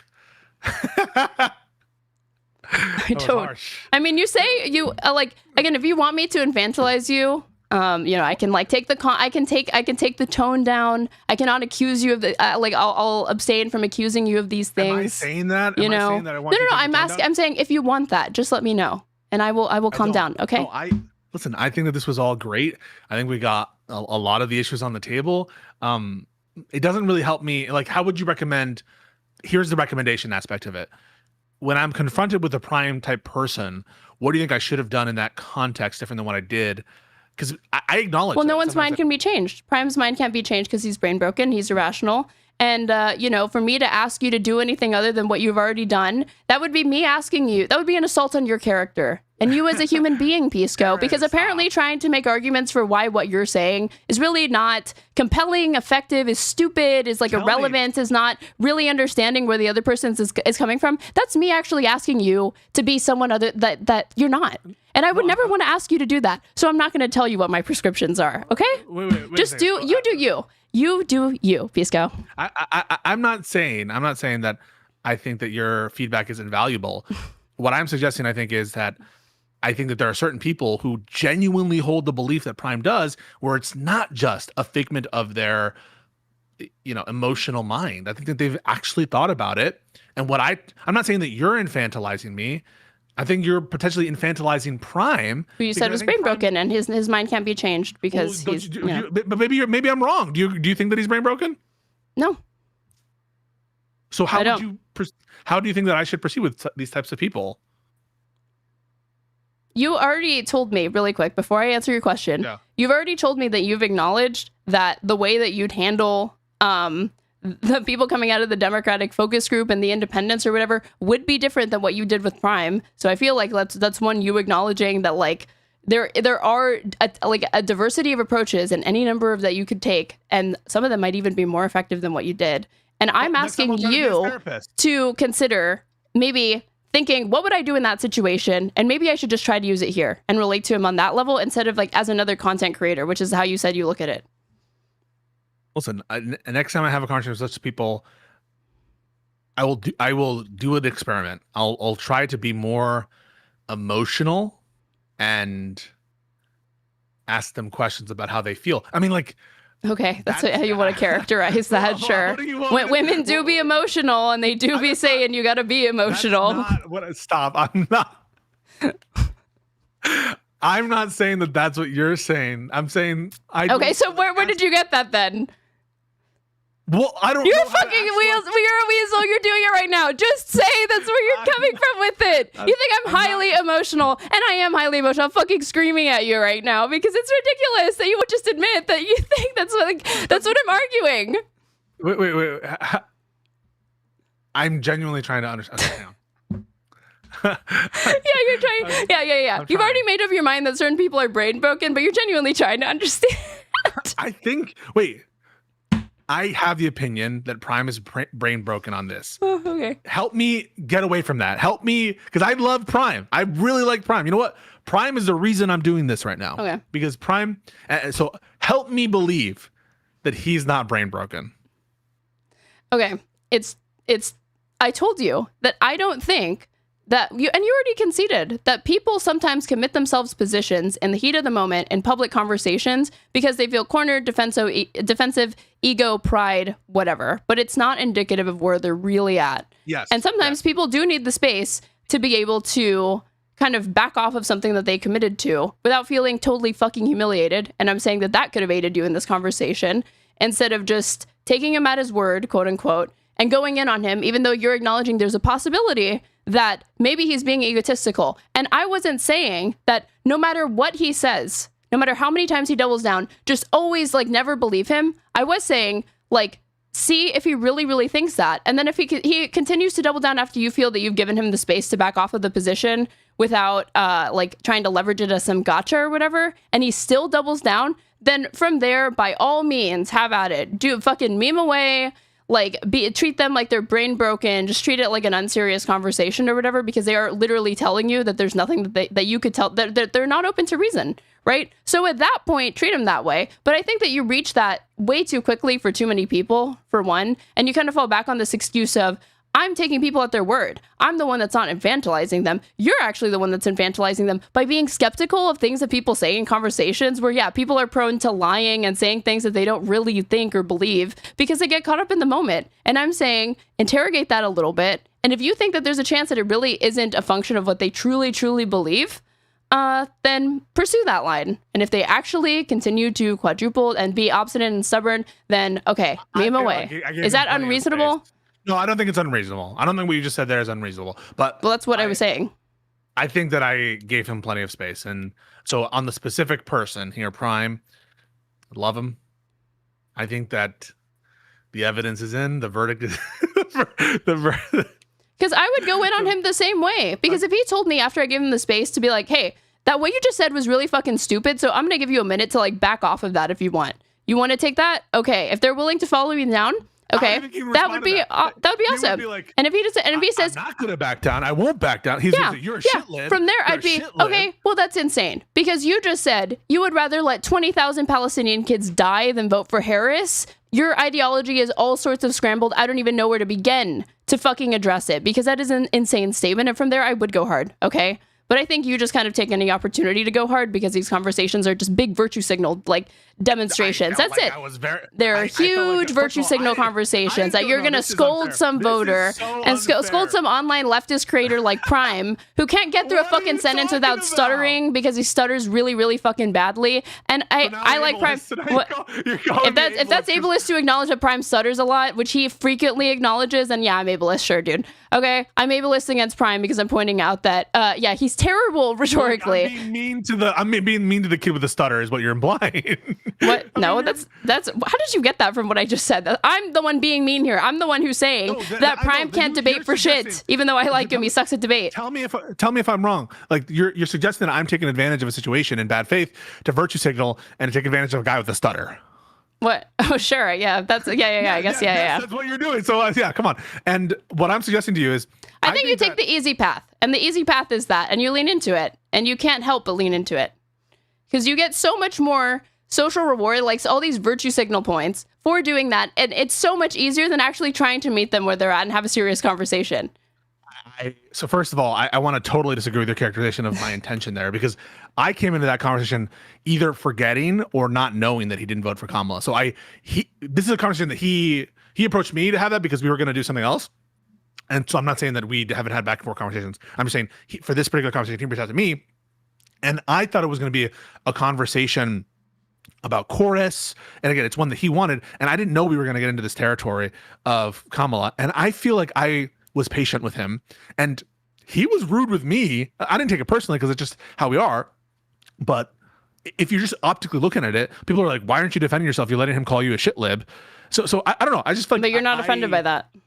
I'm not offended by it, but okay. So why would you get offended? People in your audience are telling you to performatively get offended because there's the opportunity to do it, even though you're not.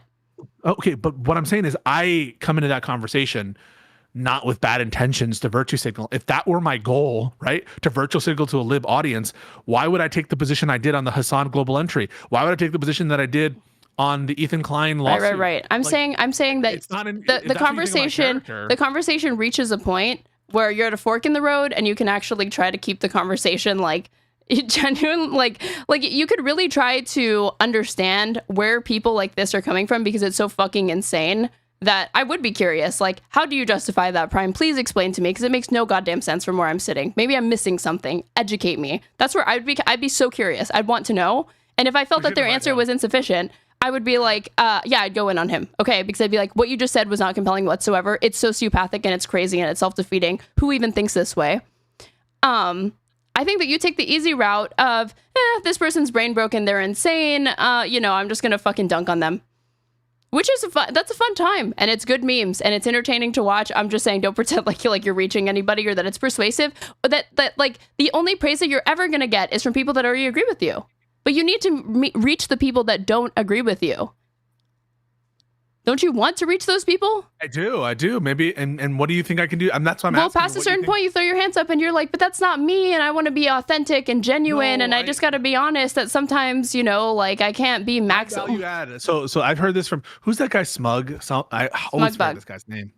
Smug Bug. Smug Bug. Yeah. He's like the bug of Smug. He's like, you got to meet them where they're at. You have to do da. You got to have them on their terms and understand their epistemical foundation or whatever.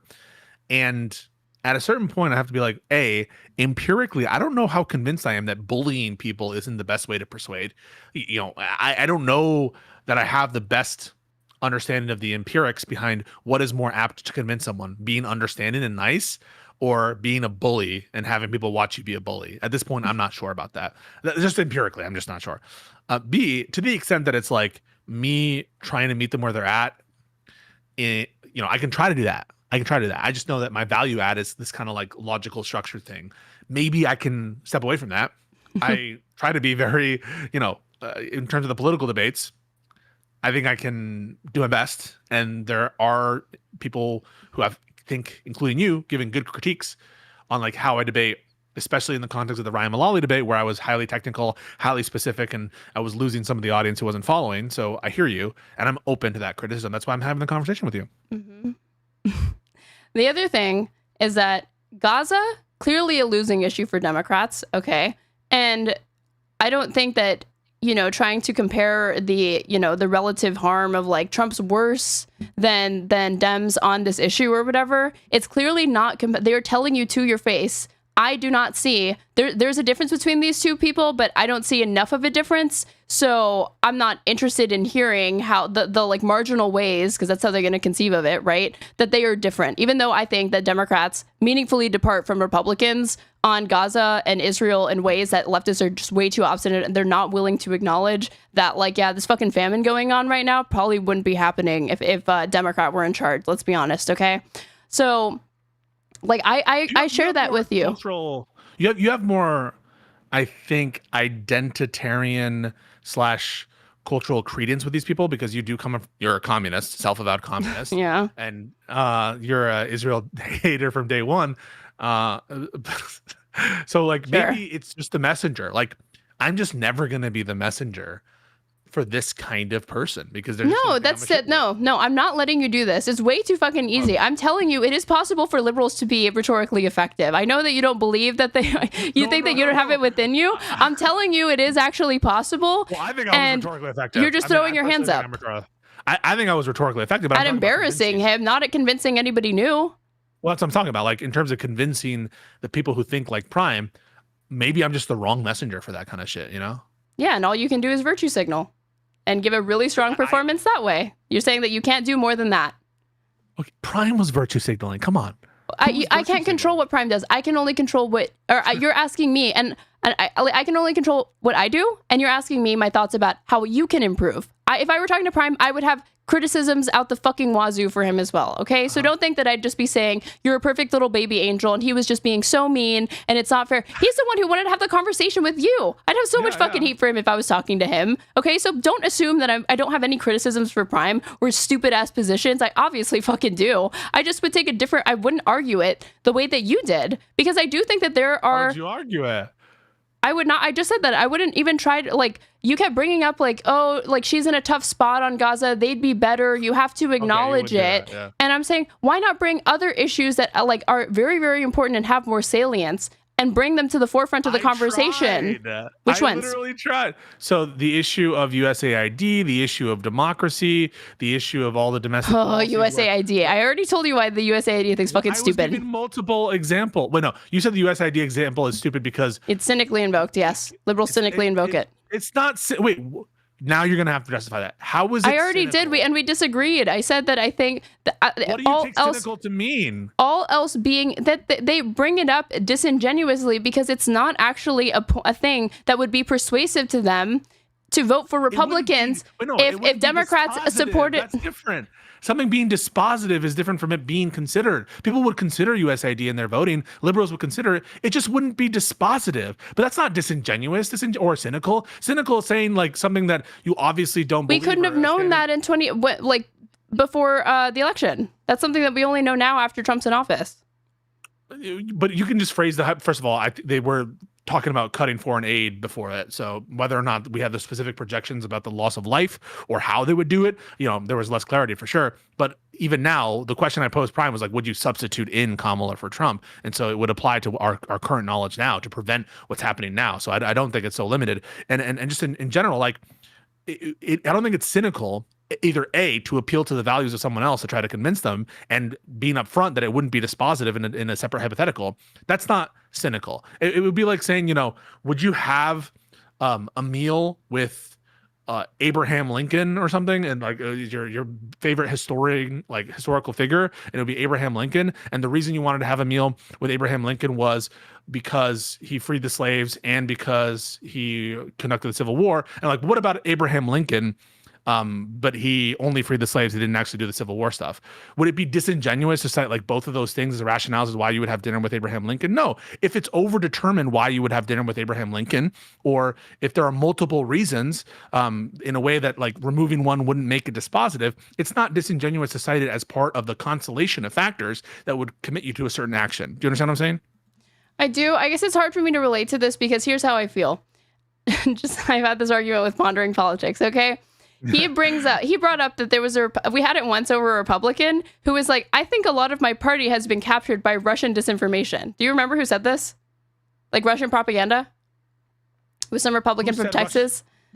It was let me see. No, I don't remember. Republican admits that Aaron voted for Kamala, guys. Republican voters, people actually think I didn't vote for Kamala Harris. Give me a fucking break.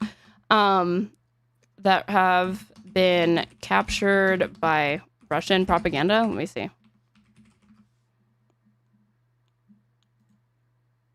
House Intelligence Chair says Republicans are absolutely repeating Russian propaganda. Mike Turner, the Ohio Republican, echoes a similar claim made recently by another right-wing American lawmaker. So somebody, like two Republicans said this, okay?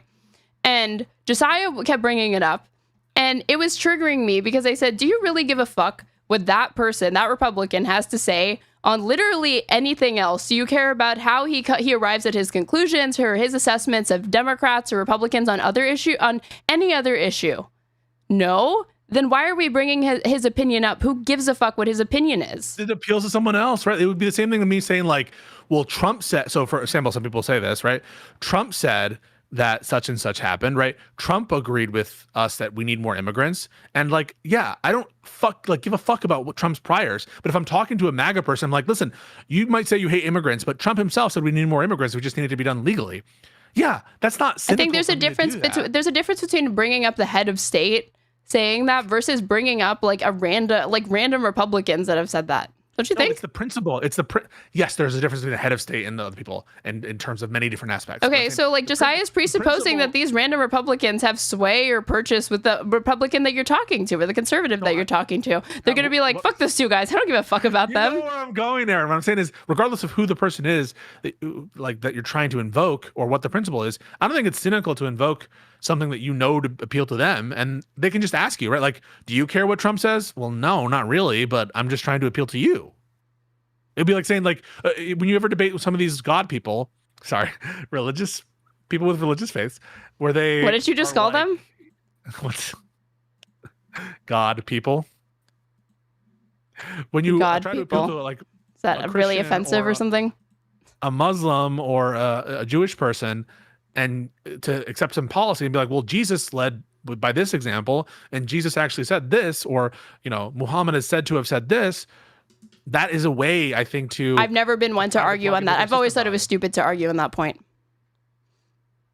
What do you mean but it's not cynical? That's what you said. It's cynical. It is cynical because I don't give a fuck about the Christian faith. I don't give a fuck about Judaism. I don't give a fuck about Islam or the Quran or any of that. And I'm not going to pretend like I could speak from a place of authority with respect to like exegesis and religious interpretation to somebody who is an avowed, or so they say, I'll just take them at their word, that they're avowedly religious. It's not compelling to them whatsoever because they're like, you're some godless atheist. What the fuck do you know about like scripture or any of that? So you have your weird interpretation of Jesus. I mean, for you, cynical means anytime you're trying to appeal to someone on their moral or ethical or whatever grounding foundation, and that would be cynical by definition because you're not appealing to your own. But isn't that counter to your whole notion of meet them where they're at? If I'm meeting them where they're at, no, try to understand where they're coming from. But if I try to appeal to them in a way that isn't my own, you seem to be suggesting that that's cynical. Well, first you have to understand where they're coming from before you start trying to make pitches to like change their mind. And I think you kind of assume where they're coming from, and then you make these sorts of pitches about I could be able to say better than like Andrew in a conversation with Andrew Wilson. I'm not going to talk about what Jesus would or wouldn't do according to my interpretation. Why should he give a fuck about that? He's going to say I have a bastardized interpretation of Christianity, and you know what I probably do to him. Okay, but if I had a strong command of Christian exegesis or whatever the hell, I would, and I was comfortable with that argumentation, and I was able to convince Andrew Wilson that actually women should vote because Jesus said this and that and the other thing. I don't think it would be cynical for me to have a debate on those terms. I don't think it's cynical. I'm just saying, my understanding of what cynical means is different than yours, and it doesn't include just like appealing to someone's,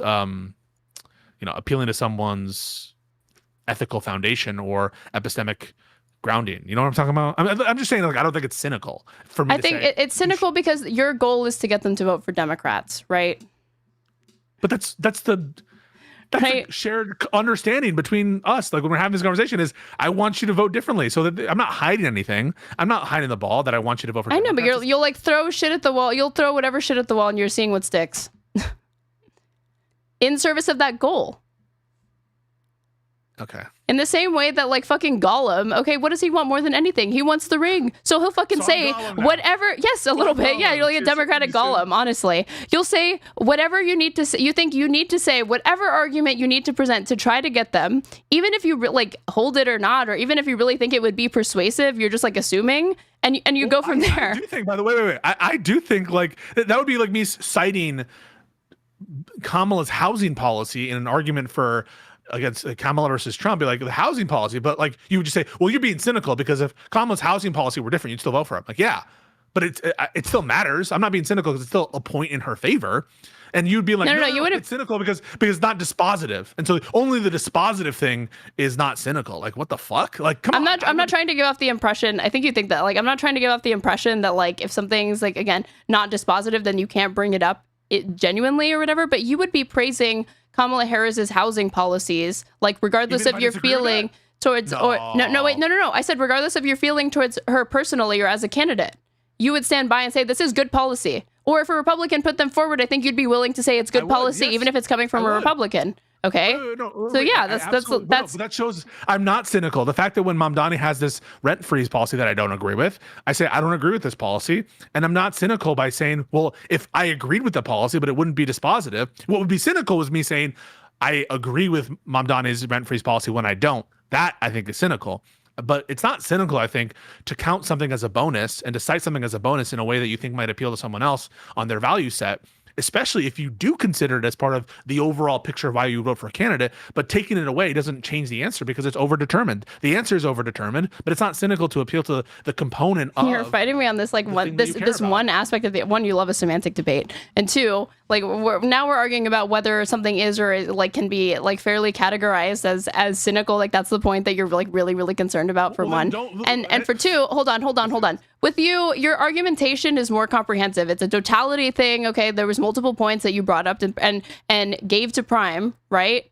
But sometimes I think that you get so caught up in assuming what you think will be persuasive to that person, but you haven't stopped and asked yourself, wait, do I understand where they're coming from? And if I did, would I still be deploying these same arguments? Okay, forget about the semantics of cynical. I don't understand where you're coming from on the like, don't bring up USAID. Shouldn't we bring up USAID? Like, we should. Why shouldn't we? Put aside cynical. You didn't like my characterization as like a silver bullet thing, but you said I wasn't using it as a silver bullet. It was one argument alongside different arguments or whatever.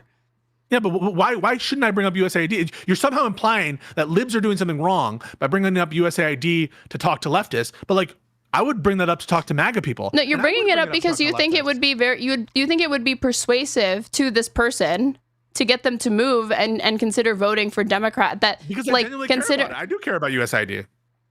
To get them to move and consider vote that like trying to get them to admit that they ought to have voted for her in 2024 and trying to get them to commit to voting for a Democrat or against the Republicans in 2028. And I get like when that is brought up, I'm coming from it at the perspective of like, okay, so if you were in Prime's position and you felt you were closer to Prime's like feelings on this past election and upcoming elections. Like you're I think bringing this up because you're like, well, if I were in that position, I like to think that this would be persuasive to me. This would be something I should pay attention to. Might be something I consider about that if I were in that position, like I'm that, and I think that that's what you'd want me to do, right? Like you would want me to consider the value set of the people I'm talking to when I'm trying to make arguments towards them. Isn't that the whole point of what you're saying with Prime? But even putting that to the side, like put aside the whole semantic of cynicism.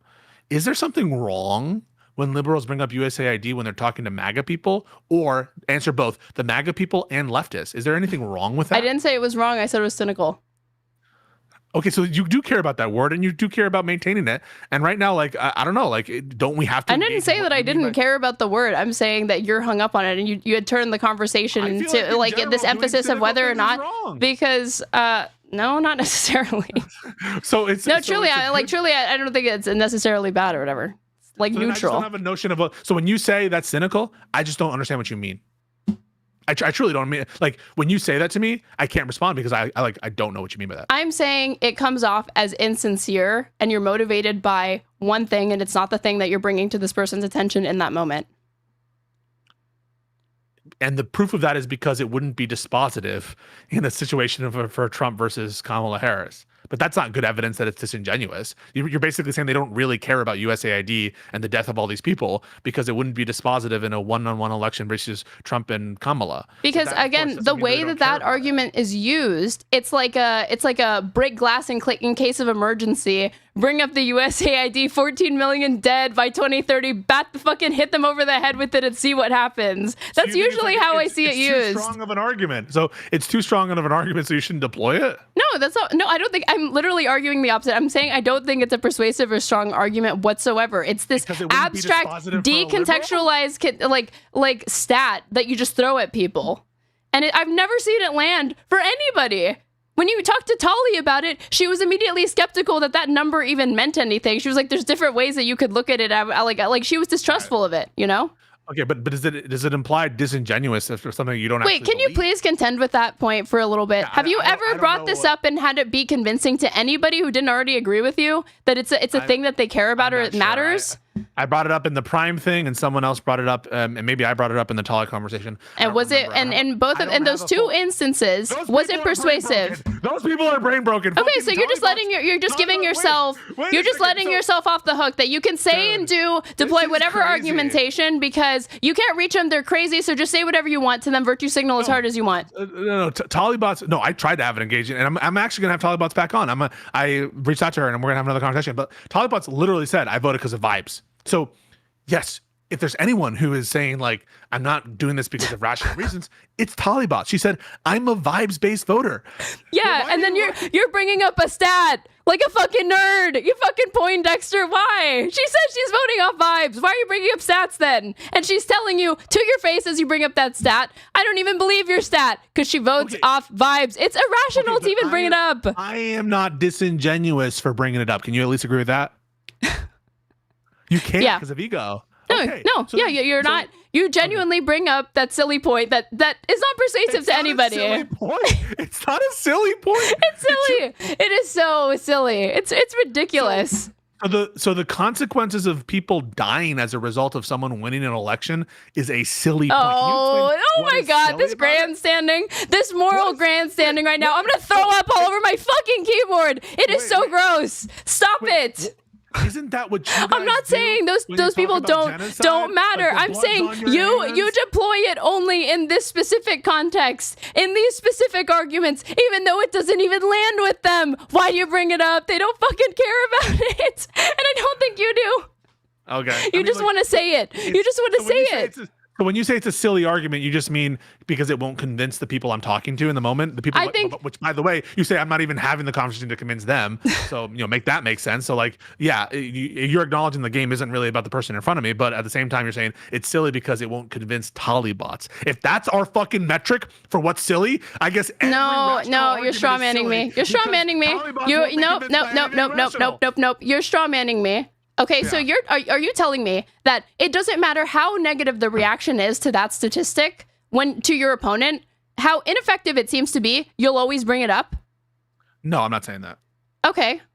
So why are you getting so fucking defensive? Because I'm saying what I'm suggesting to you is that it doesn't seem to work, because the 2 times I've watched you do it with Tolly, and my argument doesn't hinge on just Tolly Bots' opinion. Okay, I'm saying it wasn't effective then.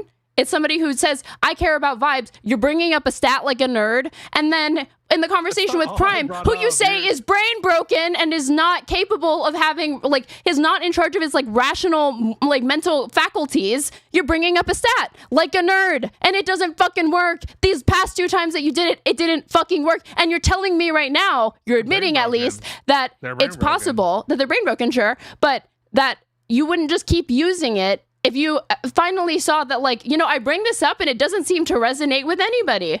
It doesn't seem to resonate. First of all, if they don't care about it, I move off. And actually, in the Taliban's conversation, she granted that it was bad. It just didn't dispositively move her. But again, whether something dispositively moves someone doesn't, it's not like whether something is an argument is silly doesn't turn on whether it moves someone dispositively. And B, whether it's genuine doesn't turn on whether it actually moves someone dispositively. So both something being silly or something being cynical or disingenuous doesn't turn on what you're saying it turns on, which is the ability to convince a deeply irrational and flawed person like who I love, PrimeCayes and Tolly. Prime and Tolly. That is so condescending what you do. What? That. I love them. It may as well be. It's like the Hutch is my boy shit. It's the Hutch is my boy shit. How is it condescending to say that a vibes voter is irrational? She's admitting she's irrational. No. That's not. That's you being honest, and I respect that. It's you being the fake saccharine, pour honey in their ears disingenuously, kind of as a joke after of, I love them, they're so nice, I love them, he, right after you've said that they're brain broken. I love people who are brain broken. Yeah, we know. And Hutch is your boy, and you love him. You love Hutch. Hang on a second. So, first of all, I mean, you're comparing now Hutch to Talibots. Yeah. And you think they're both similarly brain broken. Well, I'm comparing, no. I've said that what you do is it's the same. You after calling Prime brain broken or whatever, then just make your criticisms of him without qualifying it with these like silly compliments or whatever. Well, no, the reason I do this is because if I don't, people will think I really hate them and that I'm trying to like signal that they're bad people generally, and that's virtue not what signal. I'm trying to do. You're trying to virtue signal. It's even though you don't actually think it's like germane to the point in the moment, it's a virtue signal that you do because you don't want to face like backlash from people or whatever. No. It is in a way in a virtue signal, but it's also so people understand my intent. My intent here is not to castigate these people as individuals, and it's not to paint them as horrible people such that they won't engage with me anymore. So it's both dual. One is I don't want to hurt their feelings and make them think that I'm saying something that I'm not. The genuine virtue signal. And B, I don't actually want to like break off my bridge with PrimeCayes or Talibots. I want to talk with them, and so I don't think there's anything wrong. And I'll ask you the question: do you think there's anything wrong with me being like, listen, I don't hate them as people. This is just criticism and arguments. Do you think there's anything wrong with that? I didn't say it was wrong. I said that it's you're being condescending. Maybe the way I do it comes across as condescending. Yes, it absolutely 100% does, especially the Hutch is my boy shit. But that has become a meme of its own, and I do like want to make sure that people are understanding that, because like I don't think you feel the need to do that with me. You can make your criticisms of me. Oh my god, I do. Oh my god, I do. Well, if you do it, then do it for you. Don't do it for me, because I trust that if you're making a criticism of me on your stream, that if it's not paired with a compliment, I'm not going to think it's coming from like the worst place possible or whatever. So I'm saying you don't have to do it for me. So if you've been doing it, do it because you want to. Don't do it because you think that I expect it or you want to make sure that I know you don't hate me. So you say that now, but also remember, this is in the context of like the internal civil war of our little micro communities, where everyone was taking criticisms that we were levying of each other and going in each other's chats to talk shit. And in that context, that's where that whole thing came up, where Hutch is my boy, is to prevent people from trying to like read in animosity where none existed. That's what that was for, is to insulate ourselves from that potential criticism or that potential, I don't know, people brigading each other's chats. And I think it's right for me to be like, listen, Aaron and I disagree very strongly on these issues, but genuinely, like, I don't think she's a bad person. I think she has all the right intentions, and I love doing the show with her. I don't think there's anything wrong with that. And if you think that's condescending, I guess I can stop doing it for you, because I don't want you to be, but like, no. I know where you're coming from with it. I'm saying that with Pisco, with Prime and Tolly or whatever, it comes and like Hutch at times, not every single time, but at times it does come off as just a virtue signal, a genuine one at that. I guess it's genuine, right? But just a vacuous, empty platitude that you feel the need, that you're like programmed to do it. You know, it's not vacuous. I'm saying it comes off that way. I'm saying it comes off that way. Okay. It's like in your brain. It's like open folder Hutch, run hutchismyboy.exe launch. That's what it feels like you're doing. Okay. And that the program is on a timer where you like compulsively have to say it if you're having a conversation that pertains to him, like every 10 minutes, and you can't turn it off. Do you respect? Have you respected Hutch today? Yeah, I respect Hutch or whatever. Sure. Okay. I disagree with him on lots of things or whatever, but like the things that are like the most important or whatever, we probably agree. Sure. Why? I just think that it's important always to consider what would Hutch do. WWHD. Guys, can we get some WWHD in the chat? What would Hutch do? Who is this for? Why do you say these things? It's just funny when I say these things. Hilarious, right? All right. Should we watch her take now? What should we do? We have our stories. I don't know how long you can go or what. So I got until 6:30. So we have 2 hours. Awesome. Hell yeah. I just don't think this will put I swear we'll stop talking about this. I swear to God.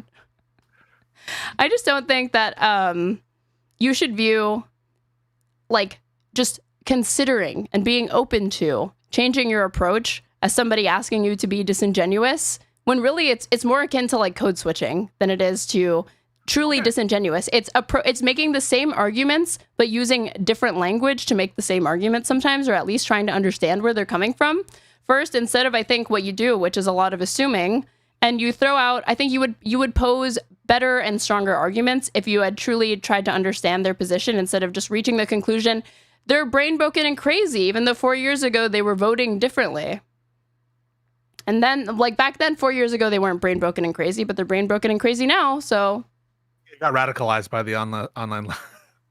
Yeah, by a genocide that he watched a party that he voted for, like cheerlead and fund. Yeah, that's pretty disheartening to most people. It's off-putting. It's disturbing. Yeah. I get it. You could be radicalized. I think he's been radicalized. I don't know. He's been radicalized. I mean, when maybe libs in your audience would relate. Could you imagine if the Dems, like for whatever reason, all else being the same, shilled really hard for Russia and were very anti-Ukraine? That would be very off-putting to me, and I would not be enthusiastic. I would not be enthusiastic about it, and I would not be quiet about holding my criticisms for Democrats over that issue. I'm saying that I'm talking about what I would do. Stop. I'm talking about what I would do. Okay. Mm-hmm. So that's all I'm saying. And so I see a lot of liberals who don't feel this way on Gaza, and they just roll their eyes and, oh, the genocide, these people only care about one issue. Yeah, well, it's a big fucking deal to some people. I know you don't relate to it. Maybe think of another issue you give a shit about, and imagine if the Democrats weren't only not in alignment, but were actively cheerleading the opposite position you would expect them to have and want them to have. And you're telling me you wouldn't be disturbed by that? I didn't say I wouldn't be disturbed by that. No, I'm talking to this like random person that I've made up in your chat. But like, I'm saying that like to the people that discount or trivialize people that are genuinely upset about the genocide, that try to imagine it with an issue you do give a shit about, where you have moral clarity, like Russia and Ukraine, and imagine if Democrats shilled for Russia. Yeah, I think that would explain being like grumble, grumble, grumble, but I don't think it would explain, yeah, I would vote for no one, even if it saved tens of thousands of Gazan lives. That's what people I think have trouble with, is the lack of responsibility. I wouldn't agree with their conclusion, but I would understand and be sympathetic to why they have that view now, because it's just something that like Prime didn't even know that Biden was such a Zionist, which is crazy to me. Wild, but I shouldn't be that surprised. You know, a lot of people didn't realize that. How? Like it helps explain the discontent of where people are coming from. And it's like, well, you know, if that's what's disturbing you, then I can see how it's having you like, you know, think very, very poorly of the party and not want to support them. Just put the vote in the bag, little bro. I mean, that's all I'm saying. It's fine. You grant everything you're saying, but just put the vote in the bag. That's my whole thing with Prime. But I understand. Listen, I'm not the most sympathetic person. You should grant it to him that they just suck on that issue. They really, really, really, really fucking suck. And yet, nonetheless, hold your nose and vote for them. You think that would move him? Yeah, that's closer to the pitch. You asked me how I would talk to him. That's closer to the pitch that I would make. I'm like, Prime. I'm going to agree with you on every criticism that you have. Vote for them. Yeah. You think that? So if I go, like, yes, they're genocidal monsters, they're genocidal freaks, vote for them anyway. I agree with you on everything. And think of it, hold your nose, vote for them, and think of it like voting against Donald Trump, because all of those Republicans haven't earned your vote, and they're the same but on steroids. They're worse. But it's not just two options. It's not just two. You shit lib. It's not just two. There's it is 3, 4, 5. It is no. So there are more than 2 choices, huh? Like he was even fighting. Oh, I would be like, sorry, 2 viable choices, because the ones that you're bringing up, yeah, they don't have a chance they have a snowball's chance in hell of winning. If that would have worked, I mean, he's heard that before, Aaron. You know he's heard that before. I don't know that. I don't watch Prime's content. I have no fucking clue what arguments he's encountered and which ones have been persuasive and which ones haven't. I just know that he's in front of you last week making these same terrible arguments, and you're giving, like, again, just like fucking bot standard, like, terrible responses and rebuttals that I'm like, this plays well to people that already agree with you, but it is just the same way that you already have his talking points memorized of what he's going to say. He's already got yours, I'm sure. Because they're that common. They're just lazy. They're superficial arguments that people just throw at these people. They don't really try to understand where they're coming from. And I think if you really, really care about getting some of those people back and getting people motivated to vote again, you do have to understand where they're coming from. I'll do my best. I'm gonna keep trying. Yeah, that's why you're trying to hold back laughter or whatever, because you want to laugh at what I'm saying. I'm not. That's not why I'm holding back laughter. I'm holding back laughter because the chat said something funny. Okay. What'd they say? I don't know if should I tell you? What, you think I'm gonna cry or what? Say it. What? Someone said Aaron be in bad faith, and I laughed. If that's, do you feel that way? If you think I'm being bad faith, just say it. No, I just laugh because it's like a thoughtless comment. I'm not. I don't think you're being bad faith right now. But I'm sorry that I laughed at that comment. You were pathetic. I'm not asking you to apologize. I don't give a fuck if you laugh at comments like that. I'd rather you just be honest if you agree with it. I don't think you're being bad faith. I think that you're overestimating the extent to which Prime is familiar. Sorry, the way to which Prime is movable. And I think you're underestimating the extent to which Prime has heard this 2 viable parties argument. And you're overestimating the extent to which he would be open to consider voting for. The only thing I've overestimated is your desire to, like, understand why these voters didn't come out and see if there's anything that can be done to get them to move back to the party and vote again. And you say that there's nothing that they can be done. They're brain broken. They're irrational. And you want to leave it at that. And I don't want to leave. I'm not satisfied with that answer. I said Prime is brain broken, and you don't agree. So there's no brain broken people. I already said that Prime's, like, the argument is brain broken. The person themselves, no. Especially 4 years ago, you were voting for Biden. You clearly had some faith and belief in the electoral process, and you were disillusioned by this issue. And I'm saying that, like, that trajectory is only going to make things worse. People change, you know. People do change, and people do be changing. What's your point with saying this? That just because he voted for Biden and was more rational in 2020 doesn't mean that he didn't somewhere along the line lose his damn mind. And I do think, listen, it might be condescending for me to say that. It might seem like I'm being unnecessarily rude or whatever, but I do think that there's, like, very little I could say, not for everybody, but for Prime specifically, that would get him to see the light. Maybe, and I do think that you'd be in a better position to do that, but I don't know that it has to do with what you say, but how you say it and who you are, and the fact that you have credibility on some of these issues. They changed for a reason, and I just think the only difference between you and me is I'm actually interested in interrogating why they changed, and I think that you're really not that interested in it. You want to write them off as crazy. Come on, I'm interested enough to ask him about it. I asked, and he said what changed was the genocide. The genocide is what changed, and so we know what changed. What changed was the genocide. I'm interested, and listen, I do care enough to ask about that. You're implying that I'm not interested in why, and, like, I'm asking him about it. I'm bringing it up. I'm the one talking to him about it. So obviously I care. Come on. Well, you care enough to farm him. You're so gracious. You're so intellectually curious. So you're ascribing all this bad intent to me and what I'm doing with Prime. I mean, you really are. Yeah, right? you could do that. I don't think it's bad. Like, I just think it's what you're doing. You think I'm farming Prime? Yeah, I did think you were farming Prime. Crazy. Hot take. Hot take. I'm sure, yeah, no one in your audience thinks you were fucking farming, I'm sure. When I'm watching you sit there and you're interrupting him to sing karaoke songs and to say you abandoned her or whatever, she was in a rough spot. Like, okay. How is that farming? How is that farming? Me being like, is it farming for me to like sing out loud? I would think that like farming is trying to rage bait. I'm not trying to rage bait. I didn't hold I'm not trying to rage bait. I'm just signaling that I'm not taking the conversation seriously and singing in the middle of it to interrupt it. Dude. If Tim Pool to argue with you started like randomly singing while you're like arguing about the Constitution or something like that, you wouldn't be like, oh my God, this person's not even fucking listening. Come on. Prime is your friend. He's your boy. How often do you talk to Prime? Are you guys on a first name basis? He's your friend. Come on. You're on good terms.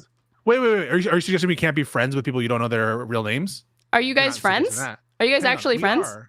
I mean, we're like, we haven't met in person, but we've known each other now. You don't need to meet a person to be friends. Okay, I don't think that. So now you're calling into question the fact that I consider Prime my friend. Yeah, Prime I am. Calls me his friend. I didn't know that.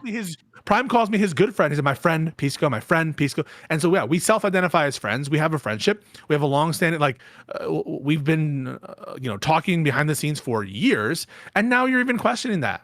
And then at the end of the conversation, someone put it out. He said he loves me, and I love him, and like we've always we've been friends. And you guys kissed. You guys kissed.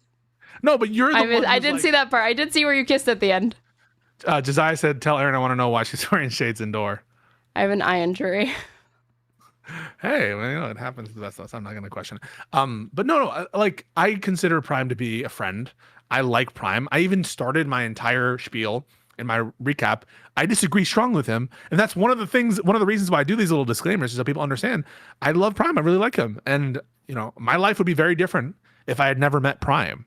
And he was the person who introduced me to this world of debate, online politics, that kind of thing. And so Prime deserves all the credit for,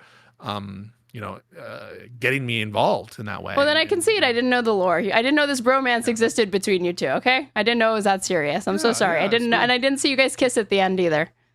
I'll have to go back and replay that part. Yeah. Okay. But listen, spirited conversation, Aaron, as always. And I think that there's things to what you're saying that I agree with. I think that sometimes I can be myopic. It's not the first time I've gotten that. Really? I'm surprised there's anything you agreed with me because you fought me on every single point. Well, on your specific points, I think that you're unwilling to give ground on some of them and are just ridiculous answers. And listen, I can say disingenuously or genuinely?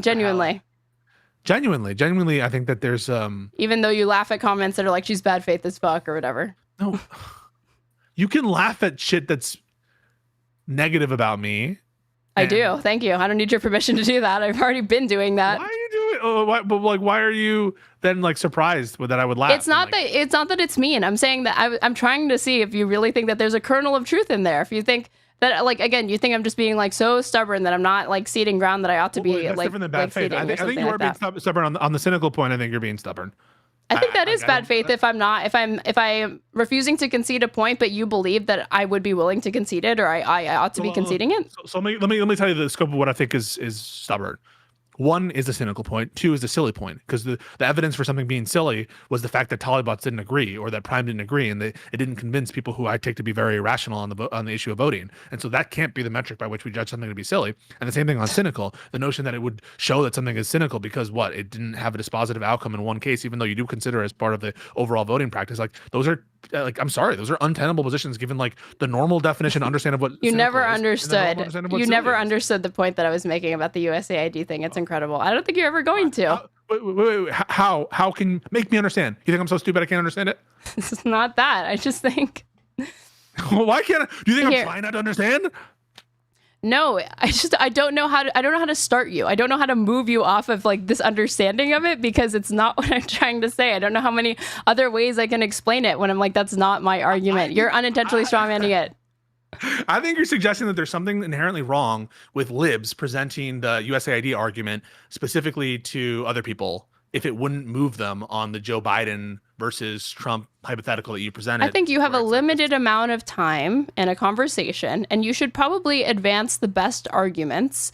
And I think that the USAID one is a particularly poor point that I continuously see being deployed by liberals. And I have to assume that because I see multiple people do this and they're not coordinating, obviously, they're just doing it of their own volition, that they think it is in some way a conversational silver bullet that ought to change the trajectory of the conversation or might change that person's mind, because it's a huge stat to throw out. 14 million dead by 2030. You said it's a poor, can we just take that apart? You said it's a poor argument. Like, why is it a poor point? Why is it a bad thing to say?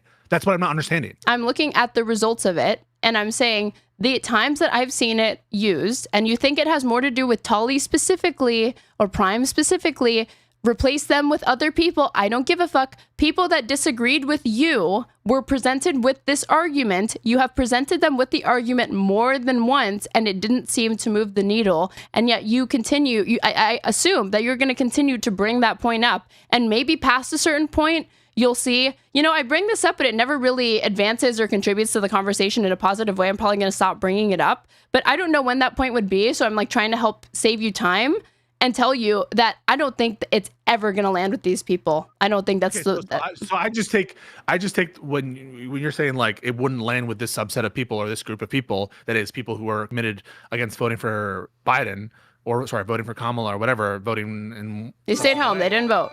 Yeah. So like, you saying that this point doesn't land with thank you for the gifted sub doesn't mean it's a silly point, doesn't mean it's a bad point, doesn't mean that it's a cynical point, and all you're trying to say is what you exactly just said. It doesn't land with people when you say that, and that I might even agree with you on that, but that's why that there's something like wrong other than it not convincing you. Take it down to that. You want to take it down to things no, like that, and I just don't. Your argument is like it wouldn't move you in a contest between Trump versus I'm telling you Biden. right now, I'm sure there exists an iteration of the argument that involves invoking that statistic where I could be like, oh, that's a good way to use that statistic. It's a practical way to relate to this person. It helped demonstrate to them a point they weren't previously considering. I can conceive of a conversation where it's fruitful to bring it up, but I've not seen that happen yet. In the conversations that I have seen it brought up, it's thrown at this person who's telling you, I vote based on vibes. And then you're like, well, here's a stat that's divorced from context that you're supposed to care about for a reason. And they're like, not convinced. That's not really convincing to me. And yet you said, you take it again, like the way that you explained how you look at it, you're like, you said earlier that there is a point where you could see that it's really just not effective, that you would stop bringing it up. But then you just said something right now that kind of contradicted that to me, where it seemed like you're like, I'm going to keep bringing it up even if it doesn't land with people. So what the fuck is the point? I didn't say that or suggest that at all. And if you actually look at when I bring those instances up in the conversations, I bring up the USAID point, Taliban concedes and says, yeah, you're right about that. And then we move on. It's not like I'm beating them over the head. Same thing with Prime. Like, no, she was skeptical. I remember in that conversation, I don't even think that she said you guys were right. She said there's like different ways that those stats can be calculated. Okay. I mean, you can rewatch the where she was saying that it was correct. I don't want to rewatch that conversation, but I'll try to find that moment. I will go back and try to find that moment. The Vanguard in the chat, who, was a source of a lot of consternation in, live and learn lore. Lore. Yeah, that conversation. And again, I will continue to stand on business that we did nothing wrong in that conversation. I'm happy to have spirited debates with the Vanguard, with Crystal and Kyle, with these types of people who are obviously more proximate allies than someone like fucking Trump, or even, I have to say, in terms of electoral results, someone like PrimeCayes, who, even though like personally, we are live right now, you can chat with us. Okay. Do you want to talk to the Vanguard? Hell yeah, why not? Wait, really quick, there's some good... Yeah. Can I give you 3 rapid fire points from my chat? All on fire, okay? Yeah. This is from Crab Navy General, who I've seen in your chat. They feel strongly because they feel they've been duped by propaganda because they oppose the U.S. intervention in the Middle East. Maybe legit anti-Semitism sometimes, but not because of the sheer number of lives lost, okay? Echo 0083, it's because they want to call people who, they being, I guess, libs, who didn't vote for Kamala MAGA. The USAID damage is a common talking point for the damage Trump has done, but it's not something anyone ran on.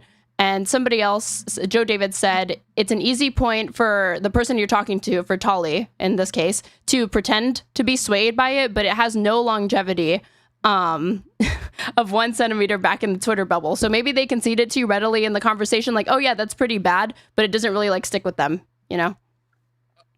I can hear those arguments. Like, I'm not even necessarily disagreeing that it doesn't land with certain people, that there's problems in terms of if it's being deployed disingenuously, for example, to pretend that the election was about USAID and that was the overall message, that, you know, upping its importance beyond what was actually talked about. Maybe that's disingenuous.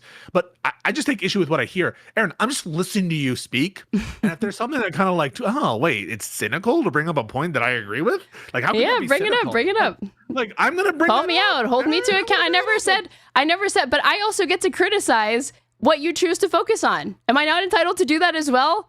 How about you focus on what you want to focus on, and some of what I want to focus on next will include some of your priorities of the thing out of what I've said. Okay, I think I followed that, but okay, cool. All right, Vanguard, how do we connect with you? They should join your Discord and go backstage. Yeah. If you go. I don't know that they're going to be in the Riverside thing, but yeah, I don't know if they can show up in the Riverside. In which case, we should just do everything Discord. Yeah. But Vanguard, if you are on Discord, that would be wonderful. Or let us know, I guess, if you have like problems with Thank you for gifting subs to my viewers. Hold on. We have to confront you on communism. People in my community for gifting subs. Oh, no worries. We need to confront you on your chorus bullshit. Wait, what? I don't know. I haven't seen their content on chorus, but I'm told it's There's always something that you need to be confronting them on, right? I will be confronting. Otherwise, you're irresponsibly platforming them. Irresponsibly. But yeah, if you're, I don't see you anywhere in the chat. I could also go to their chat. What were they saying in your chat before they joined? They're like, we're live. Come talk to us. Which we're always open with. We're always open to good faith conversations.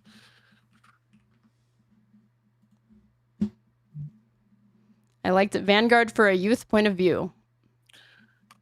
Someone says in my chat. Yo, what up? We live. What is this called? This is called Meet on Discord. Cool. They said they're going to join through Discord? Are they not the real Vanguard? Did I just get fucking... That would be amazing if it wasn't actually the Vanguard. You're a fucking moron. Check, holy hover shit. Over it. No, it looks like their fucking thing. Oh my God, you're a dumbass. This is so embarrassing. You're a dumbass. No way. I thought it was, I assumed it was fucking verified. Holy shit, fuck this. You know, I should have been sus from the fact that they were in your chat, not mine. Oh my God. A liberal chat when a communist is streaming. Give me a break. Oh, you fell for it. You fell for it. I did fall for it. Nice troll. Nice troll. Totally baited. Amazing bait though. I totally fell for it. Completely baited. I'm going to take 100% L on that. 100% L. 100% L. Awesome. Literal fool. Imagine if you had like ended the Riverside thing just to let them in, and then that would have been awesome. I can't even stand it. I can't even stand it. Fallen state. But I do want to confront them on the chorus thing though. Confront them over what? I haven't seen their coverage, so I don't know. I think that they were like, all these people are, you know, part of a cabal to, you know, for the Democrat stuff. So I do want to talk to them about that at some point. I should invite them. But the problem is with that stuff is, unfortunately, people don't take the kind of conversations that I'm having with leftists in the way that I intend them. Even, again, I'm not saying that you did anything wrong, but like the purpose that I was having the conversation with Prime was not to like farm him, was not to just extract value from him. And I think that people might get the wrong impression, even though, you know, I'm probably still gonna have the conversation anyway, because who the fuck cares? But I just, sometimes I understand that everyone's going to be micromanaging, like, oh, you should have been a little harsher here. You should have had the right tone. Even in Prime, they're like, you were too nice. Yeah, they're backseat debating. We all do it. I'm saying that, like, I think it's possible for somebody to go in to a conversation with being a good little boy with honest intentions, being good faith, and then you realize partway into the conversation, this is a meme fest. This is not serious. This is not fruitful. And you change your approach and demeanor very, very quickly. And I think it leads to lazy argumentation. You default to laziness, the path of least resistance. Patrick David's in our chat wants to talk to us. Right. Good meme. Tom Foolery. Is this the real Tom Foolery? Now I'm fucking questioning everything. Is this the real Tom Foolery? Mantis says, have you watched much of the Vanguard, the super chat content recently? I have, and it's bad, dude. You should tune in so you know what you're dealing with. All right, well, I mean, we'll take a look. All right. You should hate watch. Would you talk to the real Tom Foolery? I have talked to the real Tom Foolery, so yeah, why? All right, Tom. Hey, Tom, do you want to talk with us real quick? Because now I'm itching to actually have someone join us just for 5 minutes, and then we have to do the actual stuff. Okay. Actually, Aaron, we can do actual stuff if you want. We don't have to invite him. What does he want to come on for, or what? I don't know. I just wanted to talk to Tom for a second. About what? I wanted to ask him a question. What question do you want to ask? It's about lefties. What question? What do I have to pre-clear it with you? Yes, you do, because it's also my show. So what question or what? You know what? Fuck you, Tom. You're not coming on. We'll never let you on. Okay, I guess he wanted to bait you into something that I'm ruining by having him expose it right now or ask the question. Because God forbid Tom Foolery get 3 minutes of prep time. Yeah, that's definitely going to help his arguments be a lot better than they normally are. Okay, whatever. All right. Let's just move on from this whole shit. I feel embarrassed about the Vanguard thing because I typed in their chat and was like, we're ready to talk. That's adorable. That's so funny. You already know what the opening for the next Live and Learn episode is going to be, and for your next conversation with the Vanguard, it's going to be the icebreaker. That's adorable. Yeah. Okay. All right. Cool. Can we watch some her take? Is that what you want to do, or you want to do articles, or what? Because I got her take. They uploaded one last night. Oh yeah. Can we do that? U.S. strikes Venezuela boats. Axis of upheaval. Epstein files. Phase 2. Her take live. Episode 20. Y'all. It's gonna be crazy. Let's do it. It's gonna be sick. Woof. You do farm Tom. I do farm Tom a little. I'll admit to farming Tom. You're so brave, King. Don't act like you wouldn't. I'm not like you. That's pure projection. When I have Tom Foolery on, I'm getting his takes on linguistics, on the big boy. I'm getting some genuine Tom. I'm interested. Tolly's in the chat. Listen. Hell yeah. When I say that you're brain broken, I just mean on the election stuff. We're going to have a conversation. We'll talk about it. Brain broken on the vibes voting stuff. That's what I mean. I'm not saying that you're a stupid person. I'm saying you're as opposed to Pisco, who is highly rational. Tolly, get on his fucking level. Okay, he's a lawyer. I don't know if you knew that. He's a lawyer. I don't he's really, really smart. He's always like maximizing in ways that you just don't relate to. So aggro. This is crazy how aggro. You've streamed with me. You already knew the deal before we started a show together. Okay, I'm gonna share. Also, you look like one of those like 90s era like hackers. What? You're like, I'm in. There we go. All right, let's take a look. I want the intro, by the way. I love. Yeah, I'm Inspector Gadget, dude. Oh, that's the fake Tolly. It's not a real Tolly bots. Good one. Okay. Let's see how this fucking goes. I'm gonna turn it up to, let's do 1.20. Yeah, I think we're gonna need that.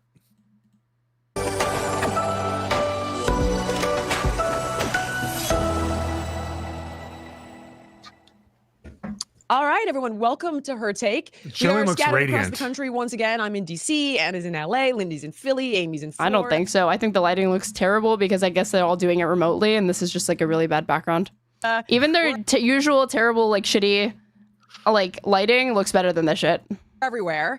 But before we get started, I want you to subscribe, click the bell notification, please, if you're enjoying the show, because it helps us out a ton with the algorithm. No Alpine. We've got a fantastic guest today.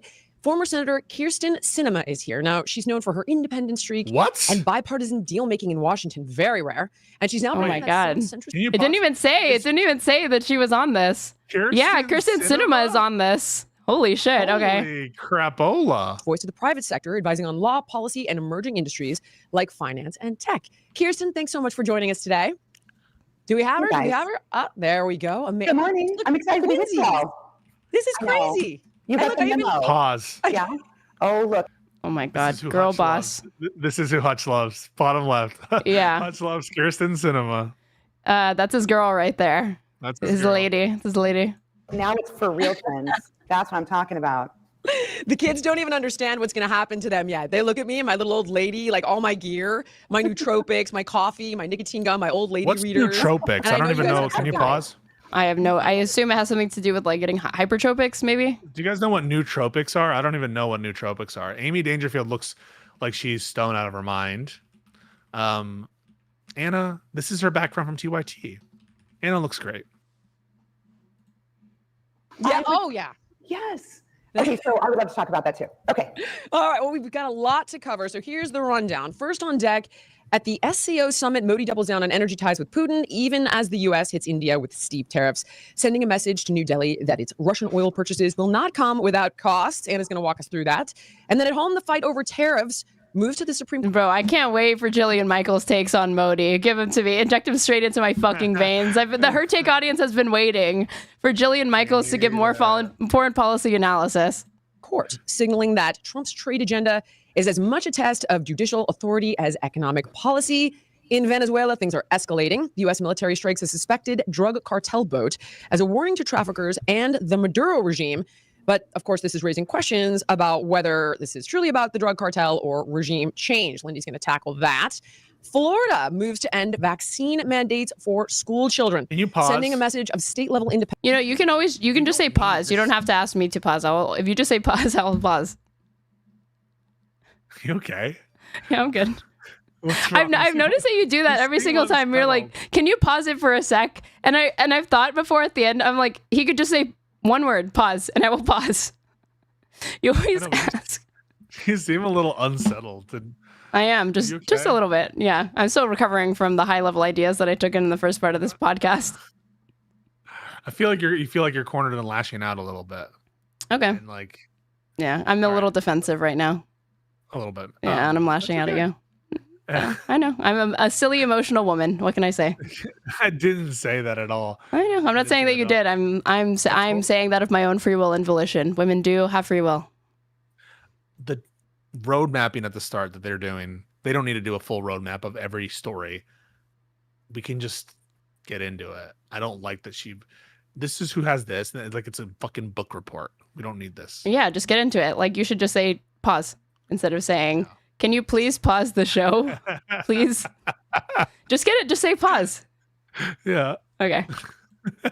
Dependence on public health policy. People are freaking. That one I'm handling. And then Harvard wins a $2.6 billion case against the administration, with courts pushing back on politics in higher ed. And last but not least, we are breaking down the latest in the Epstein case, newly unsealed documents, 3 minutes of prison video that was just released, survivor testimony, and more. And of course, Amy's got all the details. So first up, at the Shanghai Cooperation Summit, we saw Modi and Putin reaffirm their special relationship. Anna, what the heck is going on here? What is happening?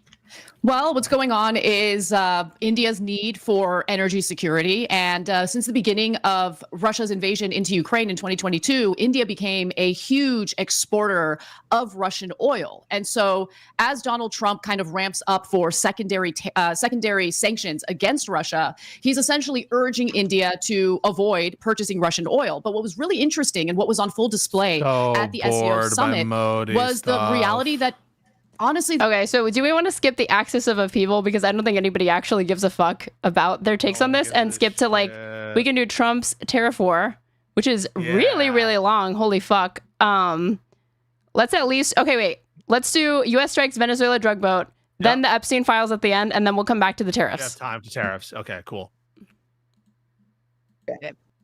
Let's move on, because here's where we are right now on a completely separate topic that does involve authoritarian regimes. The U.S. military just carried out an operation against a suspected Venezuelan drug cartel boat, which was an action ordered to destroy the vessel rather than simply intercept it. So now, of course, supporters are saying this sends a strong message of deterrence to traffickers and the Maduro regime. It shows that Washington is willing to act decisively against drug networks. But of course, critics are warning that it could mark the start of a broader escalation. Are we getting involved in regime change? Is there a secret motive going on here? Lindy, take us through what's happening with this, please. Thank you, Jill. I'm actually with Trump on this. Again, I really just try to be fair and try to assess every individual situation. You're supporting every fucking No way. every strike they've ever done. You supported the Iran war. You support all this shit. Yeah, Didn't she campaign? Didn't she literally like fundraise for Trump, or hasn't she fundraised for Trump? No way. Probably. No way that somebody like that would agree with his policy positions later on down the line. And I do think that we should be more aggressive in terms of the policies that we take to prevent drugs from flowing into this country. And we've been dealing with Venezuela for a number of years. Though this probably could have been handled a little bit better with a little bit more finesse, I think the larger goal is a valid one, which is to prevent Americans from dying from the fentanyl, from the drugs pouring into the country. So what happened? Connor, I don't know if you want to throw up the New York Times snippet that I have. Obviously, they are freaking out, as usual. The New York Times, the reliable chorus of Trump haters, they are saying that Trump does not have a legal authority to do this. The Trump haters. I think The failing New York Times. This is the paragraph that they're zooming in on for this is Pentagon officials were still working Wednesday on what legal authority they would tell the public was used to back up the extraordinary strike in international waters. I guess this is somehow indicative of like the New York Times spinning it in some disingenuous way, or to try to like, again, manufacture consent not for the Venezuela strikes but against them, and foment hatred against Trump in very, very tricky ways or whatever. This just seems like straightforward reporting to me. And it also gets into mind the order of operations here, which is strike first, ask for legal authorities later, which is part and parcel of a lot of their international policy, is to just do the thing and invent the backwards rationale afterwards. Same with TikTok, right? They just don't want to ban TikTok. And so they invent a legal rationale to fit what Trump wants to do. Well, they did at first, and then they saw that they were going to get backlash from the base, and then both parties didn't really want to stand by what they had voted for. Yeah. Because at first it was introduced by Trump, and then there was bipartisan consensus found on it, and then neither party really wanted to pull the trigger because it was obviously going to be unpopular. What do you think? Actually, and About what? Should we ban the talk? No, I don't think so. But I do think that it's back to China, but not TikTok. Correct. Back to China. I do think that it is concerning as far as like a national security standpoint. I'm not surprised that the US government is like, yeah, it's not good that the company that owns TikTok, which I think is called ByteDance, has shares embedded with the CCP. So I do think that there is a compelling reason for the United States government to be concerned about that. I don't know that it naturally follows that it's just a ban should follow from that. I don't know that it's the right policy, but I do agree that it's constitutional to do. And I think that there is a distinction here in terms of other potential like free speech issues. Yeah. That this doesn't really raise, and even if there was First Amendment rights at stake here, that the actual policy, I think, is tailored to what we're concerned about. You brought up this point that Pete Hegseth, our Secretary of Defense, made it very clear that his ultimate goal is regime change. And this also ties back to the tariffs thing.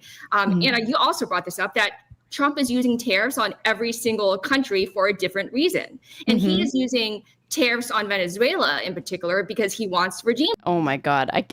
Anna said somewhere in this, I guess, I mean, she agreed to that characterization from Lindy, that Trump has specificity with respect to how he's approaching tariffs with other countries when he clearly does not.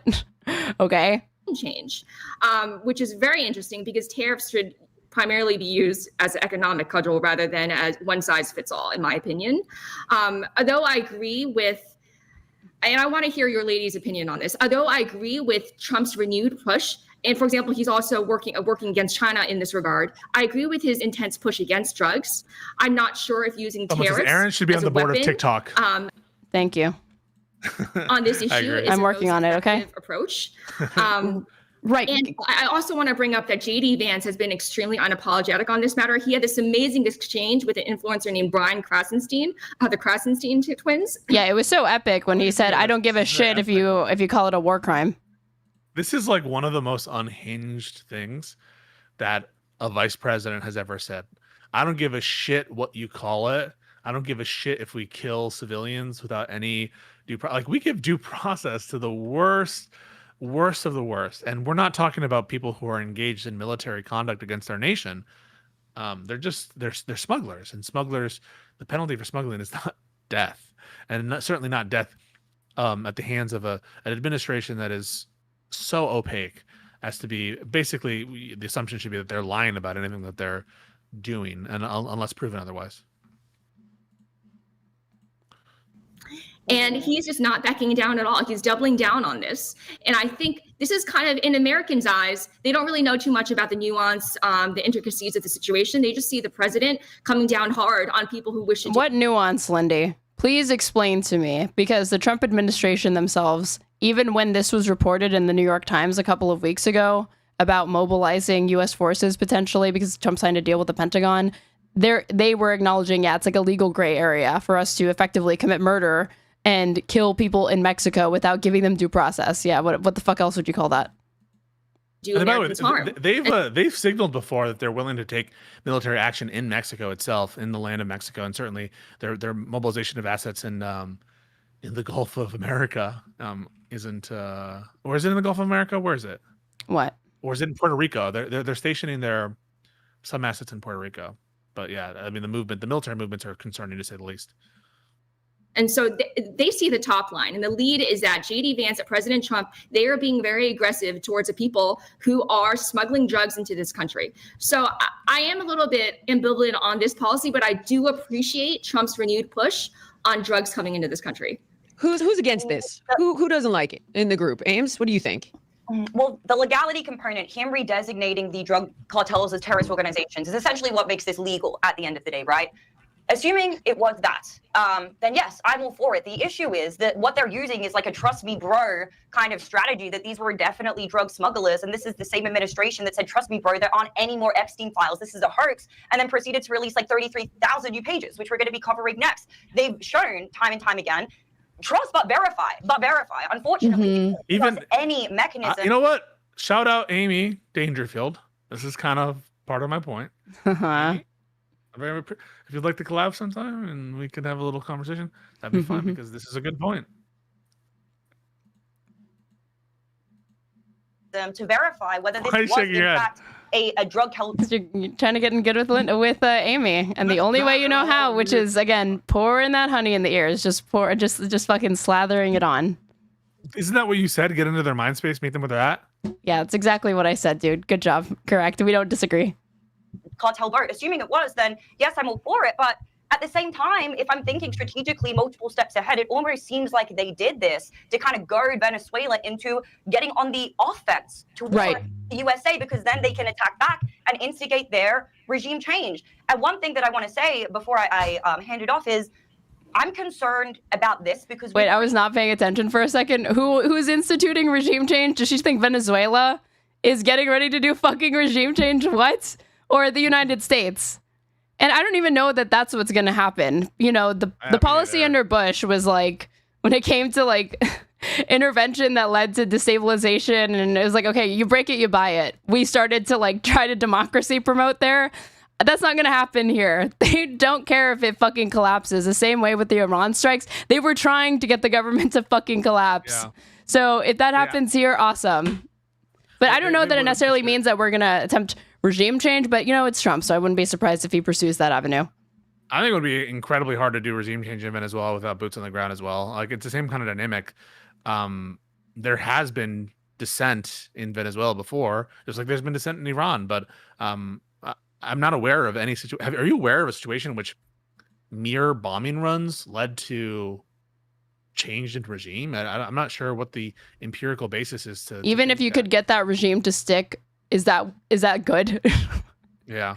Is that like in the best interest of that country? Is that what they want? You know, because I'm sure it is technically possible to do, or it has happened, but they were like corrupt or ridiculously unpopular sovereigns that were installed.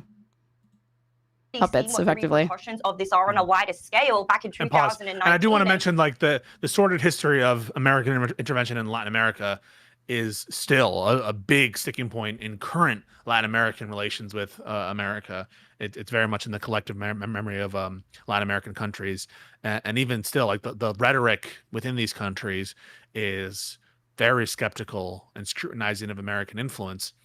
You know, occasionally you'll get regimes or governments in Latin America that are more aligned with Washington for sure. Not saying that, but like that there is a populist sentiment and resentment against American interventionism. So, and that has had long-standing ramifications in those relations. All of the following Venezuelan immigrants that poured into this country. Good point. About, Trump launched a very, very strong campaign. Well, it wasn't his campaign, but basically trying to attack Maduro, their leader. And as a result, it destabilized a large part of the nation, and plenty of Venezuelan refugees ended up coming over here. Now, right. Thinking about it, That's such a good point. Isn't the same thing more than likely going to occur, especially if we launch a full-on regime change war? What Trump has effectively done is he has married the war on terror with the war on drugs, which were both disastrous. Okay, absolutely disastrous. So when it comes to, like, let's say you're going to take what Trump is saying about this strike on that boat at face value, and that this is all just about fighting the drug war. Well, first of all, Venezuela is not a supplier or top supplier of the very drugs that we're having problems with here in the United States, namely fentanyl, which is sourced in China, processed in Mexico, and comes across the border. Attacking a ship without identifying the targets, meaning here's the people that we knew without a shadow of a doubt are drug traffickers, they're causing all sorts of problems. I have an issue with that. But I also have an issue with the fact that we didn't do what we typically do with a suspected, drug trafficking boat, which is you intercept the boat, you confirm that the individuals in that boat are in fact, bad actors, and you bring them to justice. So this is also, by the way, true, I think, of the drone strikes against oh my God, what's this guy's name? Alawaki, right? That's right. Yeah. And like, if it would be feasible to apprehend Alawaki as a U.S. citizen, it would be required, I think, to apprehend him that way. So I think feasibility is part of the standard here. Even assuming that drug, interdiction was, that drug importation was invasion or engaging in war against the United States, such that the laws of war apply. I don't believe, to be clear, that the law of war applies or any kind of armed conflict law applies beyond the civilian law in the context of drug smuggling. I just want to be clear about that. But even assuming that were the case, I think you'd have to show that it would be infeasible to apprehend them. And in the context of someone who's like in Yemen, where any kind of operation to apprehend them would bear huge, enormous risks to the people involved, I think it's less of a good argument that that's feasible to do than in the context of apprehending someone at sea and near your own maritime border. What she's talking about is not something that this administration is. It's like an oversight, like they know they could do what she's saying. They don't want to do what she's saying. They're choosing not to do what she's saying. Even if they wanted to, they're not competent enough to do that thing. Like, Trump was just talking about this. Who even brought it up to him? That shit that he did in 2019 with the fucking SEAL team operation to try to plant that listening device in North Korea. And Trump was like, I don't know anything about that. It was his idea, basically. No? Yeah, wait, I didn't read the article. People are sharing it and saying it should be a big deal. So maybe at some point we should read it, because I don't know what the hell happened there. Okay, well, actually, I'll pull it up really quick. Now, hold on. Yeah, no, wait, I don't want a YouTube video. I want... Okay, that is a video. Give me a second. This was Newsweek. I don't think Anna voted for Trump. I don't think so. I don't think she voted at all. Trump responds to report on failed SEAL Team 6 North Korea mission. This is him, apparently. Oh, we're not hearing anything. I know. It's still muted. Hold on. Jong-un, thank you very much. It's an honor to be with you. I will say that Kim Jong-un and I had a very good relationship, as you remember, and still do. And when I came in, I didn't know him. We had 2 summits, but we became very friendly. Respect. It was great respect. And it was not going to be that way. Had Hillary Clinton won the election, it would have been a disaster. But we think we can do something in that regard with respect to North and South, and I think you are much more prone to doing that than other leaders that I've been working with from South Korea.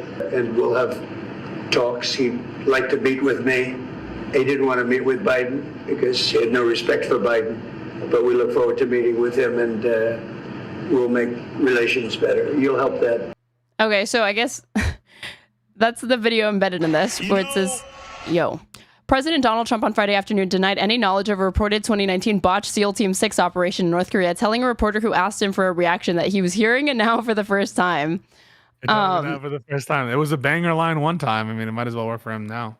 Yeah, the reported mission would evidence the U.S. failing to achieve an intelligence objective against a country with which officials had engaged in sensitive diplomatic talks. I don't know why they're not actually saying like what happened.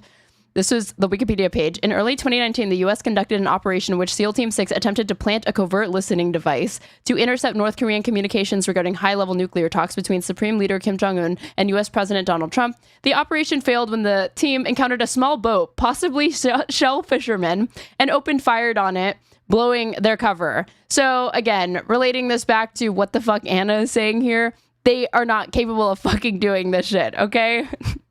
Super chat from Christopher. The Trump administration knew that the Venezuelan sanctions they imposed would have a horrific impact on their economy. Then he, after the fact, they utilized the mass exodus of Venezuelans as a talking point. Talk about cynical. Thank you for the super chat.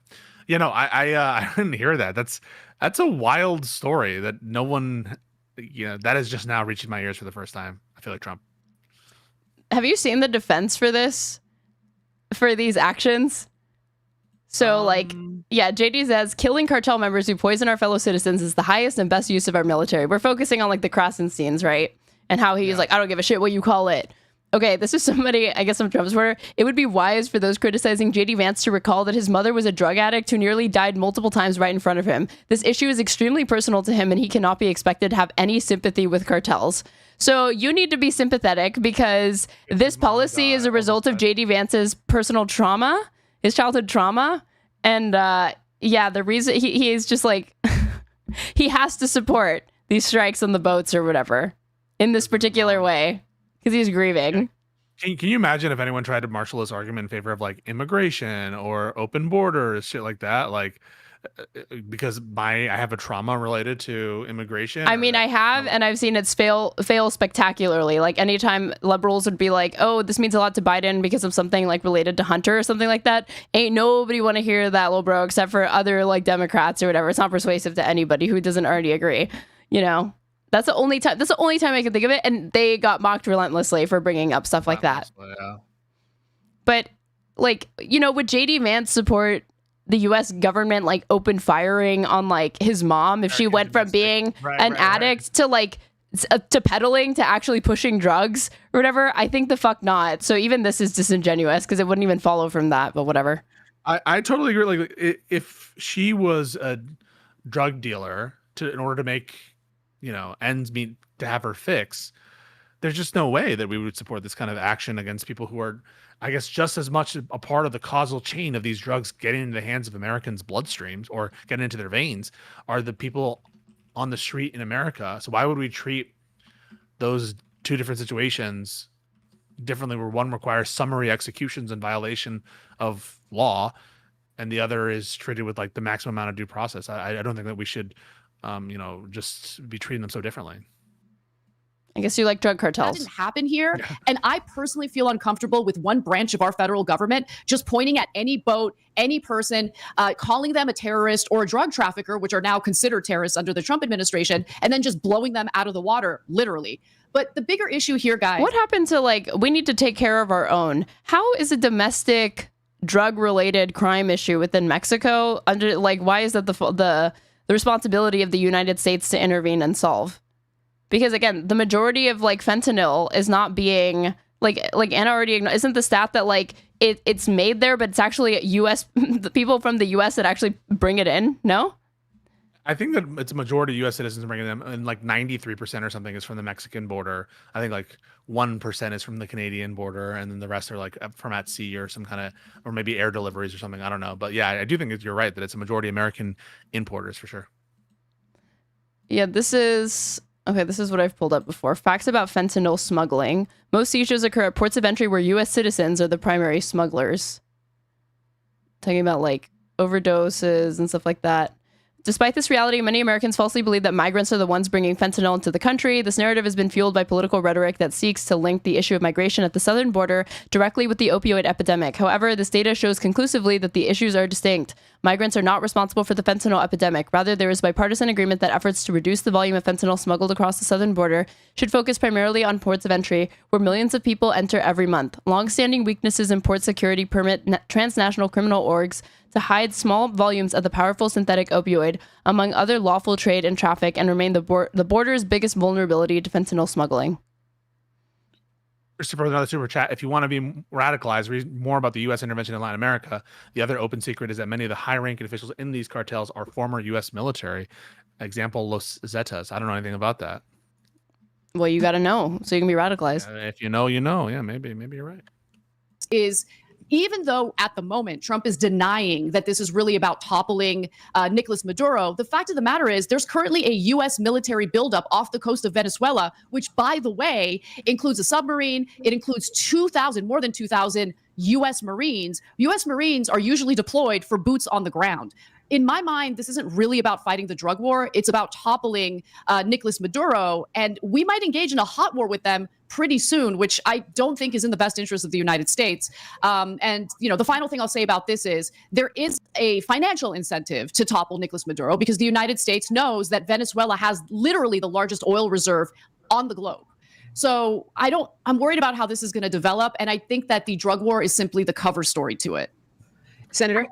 Really quick, this is the article that I was talking about. So Lindy is like, oh, the liberal New York Times has it in for Trump. They're trying to fucking gin up negative support by reporting facts or whatever. Trump directs military to target foreign drug cartels. So this was reported August 8th of this year. President Trump has secretly signed a directive to the Pentagon to begin using military force against certain Latin American drug cartels that his admin has deemed terrorist organizations, according to people familiar with the matter. The decision to bring the American military into the fight is the most aggressive step so far in the admin's escalating campaign against the cartels. It signals Mr. Trump's continued willingness to use military forces to carry out what has primarily been considered a law enforcement responsibility to curb the flow of fentanyl and other illegal drugs. The order provides an official basis for the possibility of direct military operations at sea and on foreign soil against cartels, which came to fruition. U.S. military officials have started drawing up options for how the military could go after the groups, the people familiar with the convo said, speaking on the condition of anonymity to discuss the sensitive internal deliberations. Again, internal deliberations meaning that the Trump administration was having these conversations. But directing the military to crack down on the illicit trade also raises legal issues, whether it would count as murder if U.S. forces acting outside of a congressionally authorized armed conflict were to kill civilians, even criminal suspects who pose no imminent threat. So this encounter, this idea that Lindy is trying to suggest that this is 100% not a legal gray zone. It's definitely within the purview of the United States and international law to be doing this shit. It is not, and it's not. Even the Trump administration is willing to acknowledge that. Supreme Court. How do you mean? That's a joke. It's because the Supreme Court has given them pretty wide permissions. But no, I totally agree with what you're saying here. That it doesn't seem at all clear to me that this is legal, regardless of whether the courts will be called upon to resolve whether it's legal. I don't think at all that it's acceptable or clarified that this kind of action is within the powers of the president. Yeah. So 3 points. Says Aaron loved being called on to read in class. Is that true? Yep. And someone says at least she can read. Have you seen the average streamer trying to read an article? What do you think of that? I haven't seen the average streamer, but I was in classrooms filled with over 30 different students, half of whom English was not their first language, so they were not the most fluent or the fastest readers, and it drove me fucking insane because it would take them 3 times the amount of time it would take me to get through the same amount of reading. And that's why you hated ESL people. Yep, correct. It was like, shut the fuck up. We don't have time for this. This is way too fucking slow. Sorry. If you I would rather have them read it in Spanish than try to read it in fucking English as slow as they were going. Historical reference. Thanks. Number one, the United States government has been doing this for years. The difference is the Trump administration said it out loud. In the past, it happened through Delta forces. Oh, shoot. Sorry. Or is simply the cover story to it. Senator? So 3 points. Historical reference. Number one, the United States government has been doing this for years. The difference is the Trump administration said it out loud. In the past, it happened through, Delta forces or SEAL Team 6 or under the CIA's cover, and we just kind of like didn't talk about it, that we were doing it. And so that's really the key difference here, is that in this instance, the president and vice president were like, yep, that was us, and we're not sorry about it. But if you go back and take a look at like modern American history, this is not unusual activity. It's just... She's like, no big deal. That's well, what yeah. she's saying. If anything, she's saying that this is good because at least they're being transparent. That's what she's saying. Yeah. She's saying they're being openly and flagrantly corrupt as opposed to those mischievous past administrations that at least tried to like pretend or something like that. It's usually covert. Okay, so that's point number one.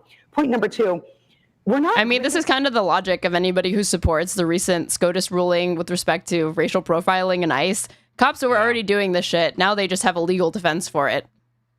I think that they do, yeah. Regime change, right? Like we've done it a lot and we usually F it up. And so that's something that I think many Americans have some concern and hesitancy about, is like, maybe this is about regime change and then we should be maybe nervous about that because we're really bad at regime change. And usually kind of the follow after effects are not great for us or for other countries. And then point number three, I do think that Americans have legitimate concerns around the drug trafficking that's happening globally, not just the fentanyl, which the precursors come from China. It's manufactured in Mexico. Is she doing a kind of Trump angle? Is she trying to do a little party switch from independent to Republican? So for those of you who don't know, Sinema was a Democratic senator.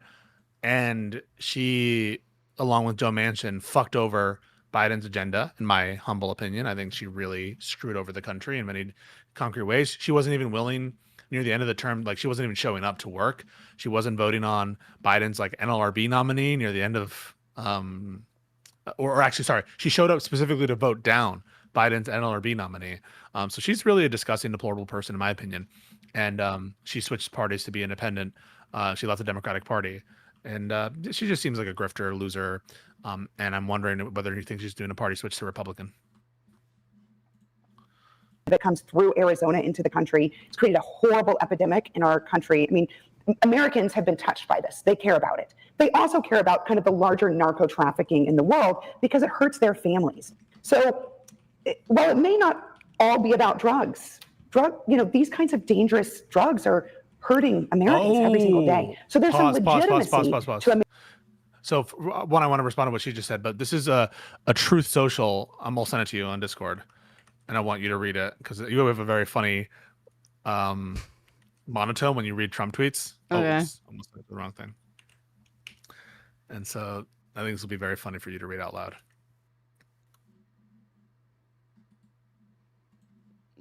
Okay, God. With regard to God. the first thing I brought up.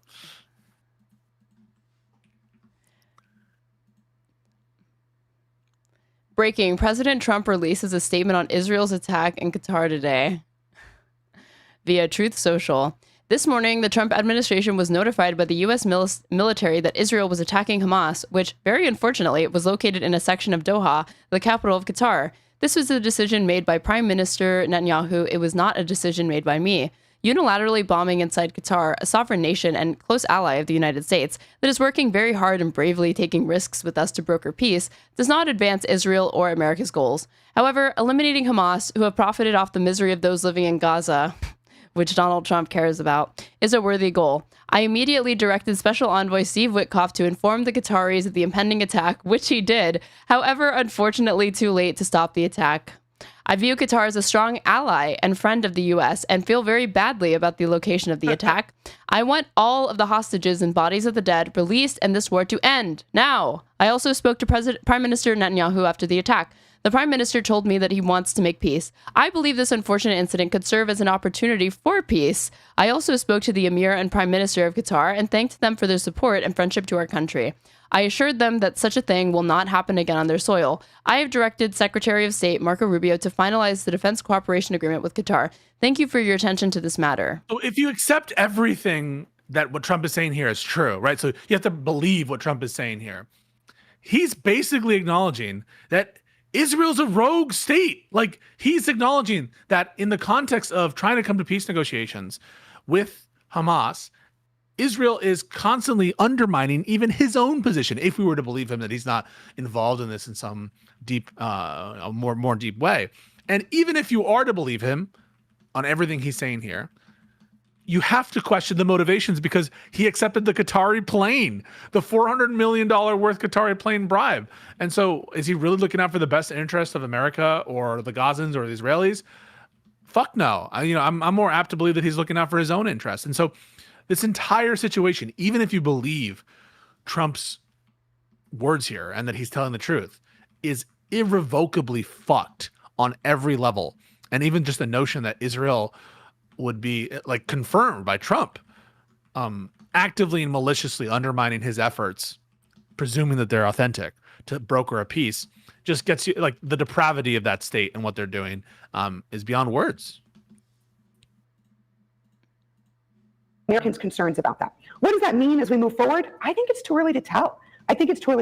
We might see kind of a legal avenue where there's maybe some kind of discussion in the courts around the action taken by the administration, the fact that it was overt rather than covert, could come up in the courts, could be settled. It also may not come up in the courts, and this just becomes a new norm for the government. It's unlikely that Congress takes any action to stop the administration from doing this because of the aforementioned gridlock, partisan gridlock in Congress. Oh, that's why.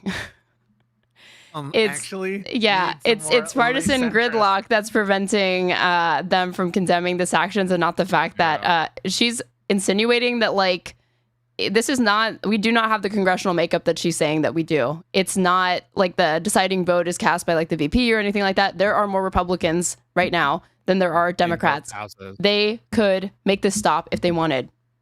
It's the Republicans' fault. Yes, it's the Republicans that are holding this up. They have I don't even doubt that there would be Democrats that might be unwilling to condemn it because they don't want to look weak on security or weak on the border or whatever. But there obviously would be Democrats that would throw enough support, with enough Republicans and some Democrats that would absolutely condemn this. They could work together on this. They would. Yeah. But I do think that you're going to continue to see some. She knows a thing or two about partisan gridlock. Yeah. Yeah, she knows a thing or two about this is her area of expertise. Functioning. Yeah, she's really a subject matter expert in stopping and doing good things. Both around global drug trafficking, but also concern around regime change. I don't believe there's an appetite with the American people for us to have a boots on the ground war. Americans. I do that 100%. I do want to say, though, just because we've been doing it for decades doesn't mean that we should keep on doing it. The status quo. I agree. The point I wanted to make was just the historical reality that this is. So you don't defend it, or you do, Lindy? Pick a fucking lane. Yeah, pick a lane. This is not novel or new. What is novel is the saying it out loud part. Right, because when I looked into the history of this, it has been going on for years and years and years, all different kinds of sanctions and actions against Venezuela, so on and so forth. I want to be the advocate here, just to think about and to throw it out to all of you. You brought up some great points, which is drug trafficking is a huge problem. The cartels are running our border like $1 billion business. Actually, a multi-billion dollar. I undersold that significantly. It is a huge problem. I want to give Trump credit for closing the border, lowering fentanyl deaths significantly. I do think we have to go after that. These Was guys. Kristen Sinema. Did you hear? Did you hear? She's like, absolutely. Yeah. I think that, wait, was that Lindy or Kirsten? Let's listen again. Let's see how racist you are. Sold that significantly. It is a huge problem. I want to give Trump credit for closing the border, lowering fentanyl deaths significantly. I do think I think that's Lindy. That's Lindy. It's not racist, actually. It's just sexism. Is that Lindy or Kirsten Sinema? I think it's Lindy. Go after these guys. They're exceptional bad actors. And as we've spoken about before, it's not just drugs. It's also human trafficking in particular. I would say he's trying to control energy. That was a note that I have here is, all right, you brought it up, Anna. Yeah, this is about oil for sure. And you know what? Yeah. You're right, and I get it. But is there any part of you that would say, all right, maybe we need to grab control of that, given all the things we've already talked about? So you could either we need to grab control engage in a regime change war. So we should take over their entire oil economy and just profit from the natural resources of a fellow country, a member of the United Nations and Latin American country. We should do that. Why would we do that? Why would we have that kind of? You're just confirming and saying what you want to happen is the kind of economic imperialism that you were accused of, that the country was accused of in the Middle East. war to essentially take control of Venezuela's resources. And I not only find that immoral, I think that, as Kirsten Sinema just mentioned, usually we F it up, and I don't want to risk American soldiers. I don't want boots on the ground for that, because there are other possibilities. So with Venezuela, I would rather not destabilize them, create another, mass migrant crisis issue that will affect the United States, that will affect the globe. Is there a way that we can approach this diplomatically? I mean, Trump likes to talk about how he's a big deal maker and how he's a man of peace. How about, instead of trying to topple Maduro and install some weird puppet, leader like Juan Guaido, which is what he tried to do in his first term, is there a way that Trump can make an economic deal, a diplomatic deal with Nicolas Maduro? I understand his disdain for Maduro. I understand how he disagrees with Maduro ideology. Didn't this already occur? Weren't there sanctions put in place, and then supported them? I think. Yeah, I think the sanctions were put in place even under Biden, and then the condition of easing them had to do with democratic reforms or transparency surrounding elections, something like that. They didn't even comply with that, and we ended up lifting the restrictions anyway, or lifting the sanctions anyway. Mm-hmm. Ideologically. But the fact of the matter is the United States disagrees ideologically with many of our trade partners. So if we're going to be part of this global economy and engage in a way that mitigates or minimizes war, death, destabilization, mass migrant issues, I think pursuing diplomacy is far better. Amen. And Hannah, just to back you up a little bit, you said we usually F it up. We don't usually F it up. We always F it up, to be very clear. And remember what happened? Wait, Jillian, I have to say this. I know you're upset. I love them talking over each other. Love this crosstalk. Disagreeing. I'm not upset. I'm trying to present both sides of it. I said at the top that I'm actually sympathetic to Trump's targeted war on drugs. I just do have some concerns about the delivery. We literally did this before. We don't have to wonder what happens when we go into a regime. We aim for regime change in order to acquire the oil reserves. We did this in 2003. You know where? In Iraq.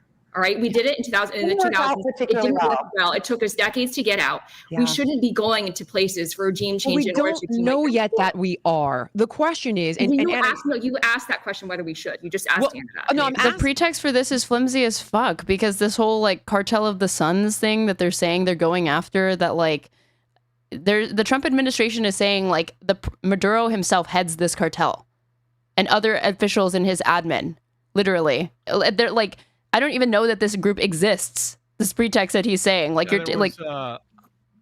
ahead. No, they're saying that this is the, or if it does, then again, that's just a regime change by another step, because you're saying you're not toppling the regime, you're toppling the drug cartels that all of the government happens to be a part of and runs, right? Okay, so you're toppling the government. You're trying to destabilize it. They reinvent what it means to do regime change, reinvent what it means to have an invasion, reinvent what it means to have a rebellion or an emergency. So they just, the damage they're doing to our language is a whole separate issue. But yeah, no, I haven't heard of the cartel of the Suns. Is this something? This is the whole basis for it. The cartel of the Suns is an alleged Venezuelan crime and terrorist org headed by, which again, it was only designated as that this year or whatever. I'd never heard of this. MS-13, we all know fucking MS-13. Had anybody heard of the cartel of the fucking Suns? You think Republicans wouldn't have been whining about this if they felt that there was an in here for the last several years? Organization headed by high-ranking members of the armed forces of Venezuela who were involved in international drug trade. According to a journalist and author of a book on this, of narco trafficking in the military, the phenomenon began when Colombian drugs began to enter into Venezuela from corrupt border units, and the rot moved its way up in the ranks. However, the existence of the cartel has been disputed, which claims that its allegations. Oh my God, they wrote this wrong. Its allegations of its existence are a form of propaganda to delegitimize the Venezuelan government. This shit might not even be real. I'm going to look into this. This is why, hold on. Yeah, they mentioned that in this article. When he returned to office in January, Trump signed an order directing the State Department to start labeling drug cartels as foreign terrorist orgs. We knew that. In February, the State Department designated Tren de Aragua. How do you say it? Aragua. Yeah. Yeah, you got it. And then MS-13 and several other groups as foreign terrorist orgs, saying that they constituted a national security threat beyond that posed by traditional organized crime. 2 weeks ago, the Trump admin added the Venezuelan Cartel de los Soles, or Cartel of the Suns, to a list of specially designated global terrorist groups, asserting that it is headed by President Nicolas Maduro of Venezuela and other high-ranking officials in the admin. That's insane. There's no proof of this. It's far as I know. I'd like to read the Wikipedia article. I will at some point, not right now, but I will at some point. I want to make sure that I'm well read. You get it $50 million if you have info that leads to the arrest of Maduro. That's part of their signal that there might actually be military action on the horizon. The fact that they've signaled this to their little influencer class and everyone's talking about it, the media and shit, and they're doing these kind of military moves, suggests to me that there might be something on the books, and there might be something that they're planning to do.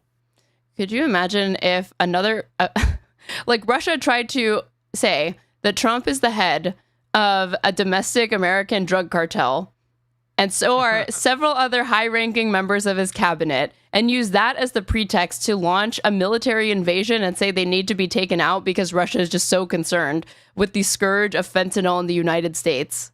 And that it's not regime change, it's them actually intervening to help a global interest that we all have, which is taking action on like an issue, like a domestic crime issue. I think that places like North Korea kind of make these bombastic statements of I don't know if it's the same degree, but they call the U.S. president typically like criminal, et cetera, et cetera. But we all kind of laugh at that notion. And obviously, unless there's verified proof or some reason to believe that Maduro is at the head of this organization, and even if it were true, to be honest with you, I'm not so sure that the importation of drugs by a foreign country would constitute a sufficient basis to like invade that country. Just in terms of like, would we really do a regime change war because they're selling drugs, even illegally? Wouldn't that kind of regime change war, haven't we learned the lessons? I mean, no, it's kind of cliche at this point for them to bring up Iraq and whatever, but I am glad that they're talking about it and the failures of the past. So, kudos to them, I guess. Just say global pedophile ring for Trump and it's true. Actions of some sort to try to gain control of this region. And I appreciate that we all want diplomacy, but on the other hand, you also have to kind of speak softly, but carry your big stick. Is the big stick a warning? Is it a shot across the bow? Is it these, as you mentioned, Senator, we've been doing this for a really long time. Now we're just being transparent about doing it. I don't disagree with you with everybody here that we've failed in these regime changes and it's a mess. But is there some sort of like, hey, we're going to club you over the head if you don't get in line? And I do think we're kind of conflating two things. And one is the war on cartels and drugs, and the other one is regime change. Lisandro Peña. A lot of quick pause. So none of us are talking up Maduro, right? Like, this is the problem. The ignorance of these two talking about countries who they have no clue without understanding the suffering Venezuelans have gone through because of Maduro. Oh my God. We are not like co-signing the Maduro regime. Yeah, Pisco's a huge fan of Maduro. Yeah, exactly. Yeah. That's the conclusion that you should extrapolate from our comments here. Very big brain chatter. Good job. He's very low IQ. He's a persistent guy, and we keep him around because he's a funny little. He's a funny little. Does he also believe that Russia is invading Ukraine to denazify them? He'll believe anything the government says. He basically is a government bootlicking shill. He'll just believe whatever the government says. And he says similar things about like, Sakata is not a torture dungeon. Sakata is just a place where they send all the bad people. And so he very much is just believing whatever the government tells him. It's very easy if you're a bootlicking shill and your only god is the almighty state. Well, if that were the case, then wouldn't he believe that Venezuela is like benevolent and good? Because I'm sure they don't say that they torture their citizens. No, whatever the Trump administration says. Oh, like that. Okay, gotcha. Of us are for going after these bad guys, and I appreciate you want more due process there. I think you're being naive. I think we know who these guys are. I didn't say I need them to go on trial and convict them before there are consequences. They didn't even identify they killed 11 people. We don't know if they're members of the identify them though. They absolutely confirmed.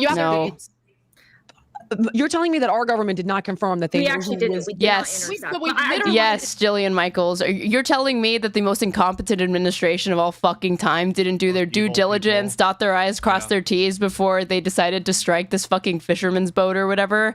Yeah, I am telling you that. You should fucking believe it, bitch. Why would you ever think that they have the justification for this? Or that they know what they're doing? Diverge a little bit here. Okay, so right. We didn't what? We didn't stop confirm to verify the identities. We didn't do that. That's actually part of the. Did we stop Osama bin Laden when we broke in his house and shot him? Oh my God! Are you Osama bin Laden? Yeah, Osama bin Laden. We identified Osama. we had intel that he was there. And by the way, if in that situation we had more we did more careful shit there, right? This was a foreign country that we actually had a strike team to go in and grab him or attempt to apprehend him, or at least apprehend or kill Osama. We didn't just like bomb that area and just leave it at that. Well, there were issues with how we did that, but it's not the same with it's not the same at all. Yeah, Why would you even like I don't think it's the same at all. And it's like we could spend like how long gathering intelligence for that? Like there was no shortage. Like months and months and months. Like yeah, and it was a manhunt. And also, by the way, Osama was engaged in a war against the United States. He was. You can try to change words as much as you want. Drug trade is not military invasion. Drug trade is not a war, right? Drug trade has never been considered war. And you can try to change the definition of the word of invasion, of war, but you're just having a futile fight against the English language. That's not what it means. Even if you were making a prescriptive argument, I would like never say that it ought to include that. No, it just doesn't, right? It's just like and also it ought not be like we should not consider, I would say, the drug. No, like I'm saying that like the current definition of like how we understand what ought to fall under the purview of the military and like war like doesn't need to be expanded to include this at all. Yeah, it shouldn't be expanded and isn't. Or do we have some confidence? You're telling me you have no confidence in the CIA? No, wait, I'm actually with you, Julian. Wow. Are you telling me you don't just take Trump's CIA at their word? Wow. Real team player, Lindy. Can't believe you're doing this right now. Can I make this one? I'm actually with you. Let me finish this. Okay. The danger of intercepting, though, is it endangers Americans. Like if we were to get on that ship, on that vessel, that would have endangered American lives. That is a hag's head argument. I'm actually. She makes it sound like American civilians, and she's actually talking about like military personnel who are doing a thing they do not need to be doing. Being a police officer, being law enforcement entails some amount of risk, right? There is no right for police officers or for law enforcement generally to have a risk-free job such that they can use like lethal force in every single instance, because I suppose every single instance entails some minimal amount of risk. And that's just not the case. And oh wow, so you expected those Uvalde police officers to actually go in where the school shooter was, Pisco?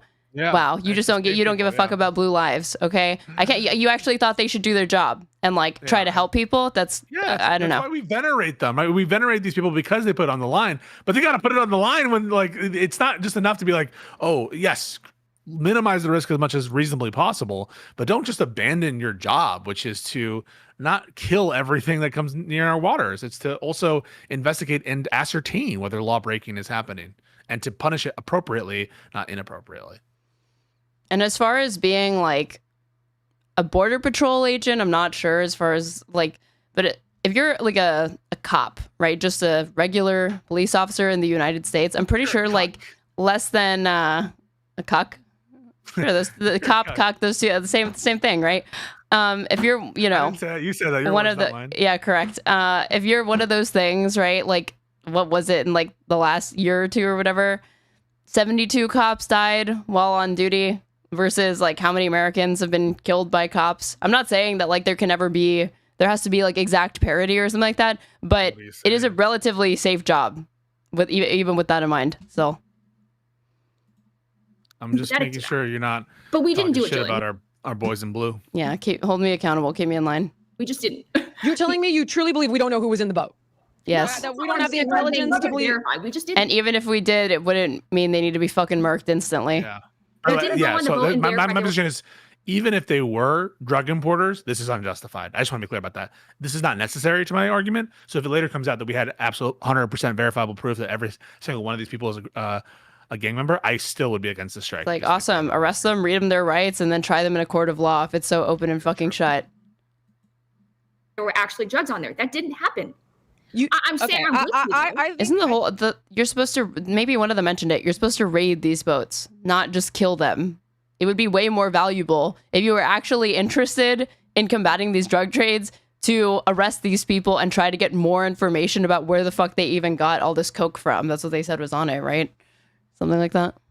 Yeah, something like that. I think that you guys are greatly underestimating our intelligence agencies. And I'm just telling you. We knew who was on the boat. This is bigot. Yeah, you're doing bigotry of low expectations against the CIA, she said. You're being rude to our intelligence. No, we're being rude to the leaders who are authorizing these strikes. I mean, maybe there's some drug dealer there, but we don't know everyone on there. And if we do, then you should still use appropriate measures to apprehend and detain them. And we don't just let you kill everyone that you don't like who's breaking the law. Those were drug dealers, traffickers. Well, typically that's happened, a few times in U.S. history, but usually don't try to roll it out to the American public and pitch it as like a totally legal thing that happens all the time.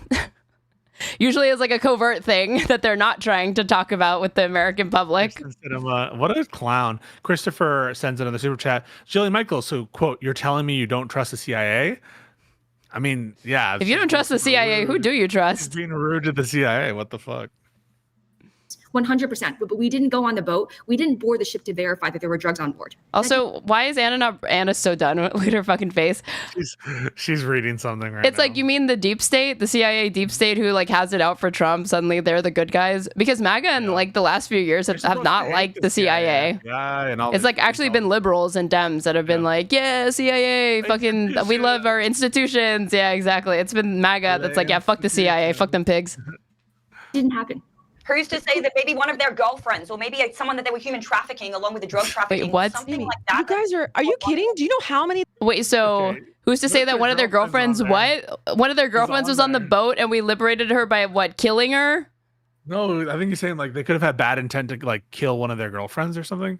I actually don't know what the fuck she's talking about. Wait, go back. Let's see if I'm. These drones. Those were drug dealers, traffickers. What if- 100%. But we didn't. Go on the boat. I know what she's We saying. didn't No, board she's the ship. smart. What if one of the girlfriends of the traffickers on the boat?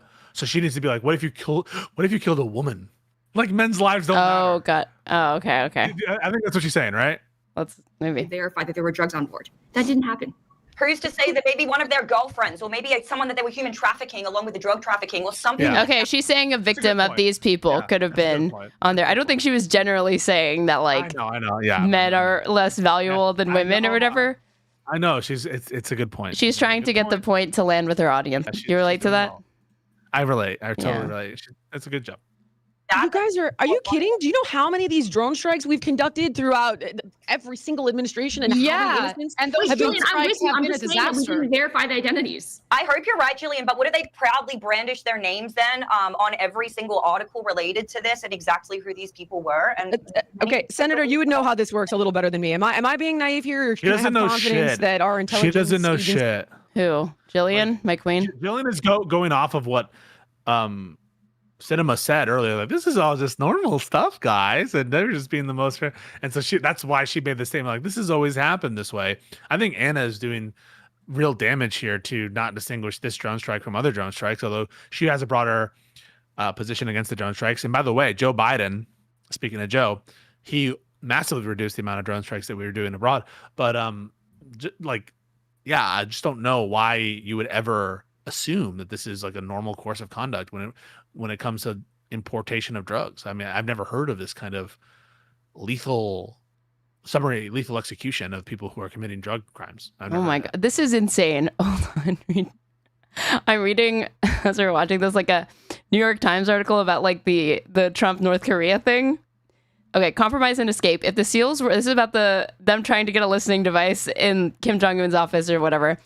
If the SEALs were unsure whether the mission had been compromised before they fired, they had no doubt afterward. The plan required the SEALs to abort immediately if they encountered anyone. North Korean security forces could be coming. There was no time to plant the device. The shore team swam to the boat to make sure that all of the North Koreans were dead. They found no guns or uniforms. Evidence suggested that the crew, which people briefed on the mission, said numbered 2 or 3 people, had been civilians diving for shellfish. All were dead, including the man in the water. Okay, this is the most disturbing part. Officials familiar with the mission said the SEALs pulled the bodies into the water to hide them from the North Korean authorities. One added that the SEALs punctured the boat crew's lungs with knives to make sure their bodies would sink. That is disturbing. It's All U.S. military personnel escaped unharmed. Well, so just mission accomplished, boys. Stab their lungs and They made it home. The most important thing. Jesus Christ. Super chat. Civilians. Supports what's convenient and consolidates power. They don't have the same principles in the same way that we do. I think that's probably true. Like, again, given that mission authorized by Donald Trump in his first term, when he was slightly less crazy, I guess. I hesitate to even grant that. But like the slightly less insane Trump term, this one is clearly more insane. that was the type of shit that they were up to when they were doing like covert operations. And Jillian's like, do you seriously doubt the competency and direction of President Trump when it comes to, directing SEAL Team 6 or like his military? Like, are you serious, Lindy? Are you really doing this? They're doing anything they can to like distract from the. It's been such a incompetent disaster. This entire presidency is everything we expected it to be and worse. And they're now like trying to give any argument to give some weight to what the administration is doing and say that they're doing important stuff. And so they're back to like, I guess venerated the sacred cows that I thought that they had abandoned, years ago. Eugene Green and YouTube chat, Google says it was international waters. You can't just kill people in international waters and do whatever the fuck you want. That's not actually an argument, right? Please tell me you know that. It's international waters, so you can do whatever you want. So therefore, fuck it. Fuck it, we ball. These people be like, we're in international waters. We can do it. We can smoke pot. We have international waters. No, guys, international waters doesn't mean anarchy. We're not. And U.S. law can still. Sorry, I keep doing this too. U.S. law can still apply internationally. Heads up. I agree with you. What I'm saying is that we didn't get on the boat to verify that 100%. All right, I think you guys are being naive. I have confidence that we knew who was on the boat. Maybe we didn't. Maybe I'm wrong. I agree with you. You don't know shit, Jillian. Okay, you literally don't know shit. She's just going off of faith of the Trump administration. There's no evidence that she has. And she's like desperate to try to bring in cinema here but like, if you're not confident, why are you so smug and talking shit to like, you guys are being naive. You don't know jack shit. Jillian pisses me off. She always starts off saying she's radiant, she's glowing, she's this and that. But over the course of the conversation, she really is insufferable. I think that you're just intimidated by her and the fact that she knew a stat that you didn't, which is less than 2% of white people even own slaves. And ever since then, I just think that you've been really showing your hand that you are worried about being intellectually outpaced by this woman. Yeah, she does outpace me. Could I offer what you just said, Jillian, is that doesn't matter. And so move along. Let's move on. Jesus Christ, man. That is the most unhinged shit I've ever heard in my life. That was like rude as fuck from cinema. What? Anna Kasparian, that is the most unhinged shit I've ever heard in my life. Oh, yeah. Finally. Support Anna. Find a fucking backbone. Go after this insane senator, Kristen Sinema, former senator, former Democrat. Move along. Let's move on. Jesus Christ, man. That is the most unhinged shit I've ever heard in my life. It doesn't matter. Let's move on. Let's move on. It doesn't matter that 5 women on a podcast are debating whether or not you're on the show. Okay, we're Americans and we're engaged in political policy in a democracy, Kirsten Sinema. It does matter. It matters what the American people think. Whether the girls are fighting. As Americans, we have the right to discuss it, and it fucking matters. Don't say it doesn't matter. If you don't think it matters, get off the show. Why are you talking to me? I love you because it's ridiculous. It's so ridiculous. This is probably why you were such a disaster in the Senate. Talk about this. Do you know how beautiful that is? Most people around the world can't have these discussions. Bro, shut the fuck. Lindy just yapping away after Anna just completely fucking demolished cinema. Go off. Now it's unhinged. She always just like loses her cool, but fuck, that felt good. That felt so good. Cinema is a disaster. She was a disaster, and Anna is speaking truth to power. So, hats off to Anna. Way to fucking be locked in. Yeah. And now you're just tossing away that privilege like it doesn't even matter. Why are you here today? All right, let's be respectful of the guests. We're allowed to disagree on all of these I'll things. Be respectful to guests that are respectful to us. I'll just say that. Oh no! Okay, that's now uncomfortable. And I hear you guys, and I understand what you're saying, but at the same time, I think the point that the senator is trying to make. Doesn't Cinema love this? So she loves being a villain. She loves being the one that's like screamed at. Yeah, why? Like, does she have some kind of like kink to like be hated? I don't understand. Like, what is her angle? What is she trying to? Is she so delusional that she thinks that the country's buying what she's selling? And she's like, let's move on. Let's not talk about this. Anna's completely right in that respect. Now, I think I wouldn't do this. I wouldn't do it in the way that she's doing. I think that she's being a little bit cringe in the second follow-up comment there. But in general, I agree with the sentiment here. Like, what the fuck? Well, like, why are you here? We're here to talk and disagree. And you're just and to have a former Democratic senator not say anything about this like lawless action by the administration, I think it shows how much she lacks principles and how vacuous her whole like outlook is. Like, what does she stand for? What does Cinnamon stand for other than herself? Getting donor money, social media clout, being a girl boss. I don't know. is that these are the realities of the world we're living in. And yes, and I see what you're saying. Like, we need to discuss it. People need to know who they're voting for. We need to advocate for certain policies.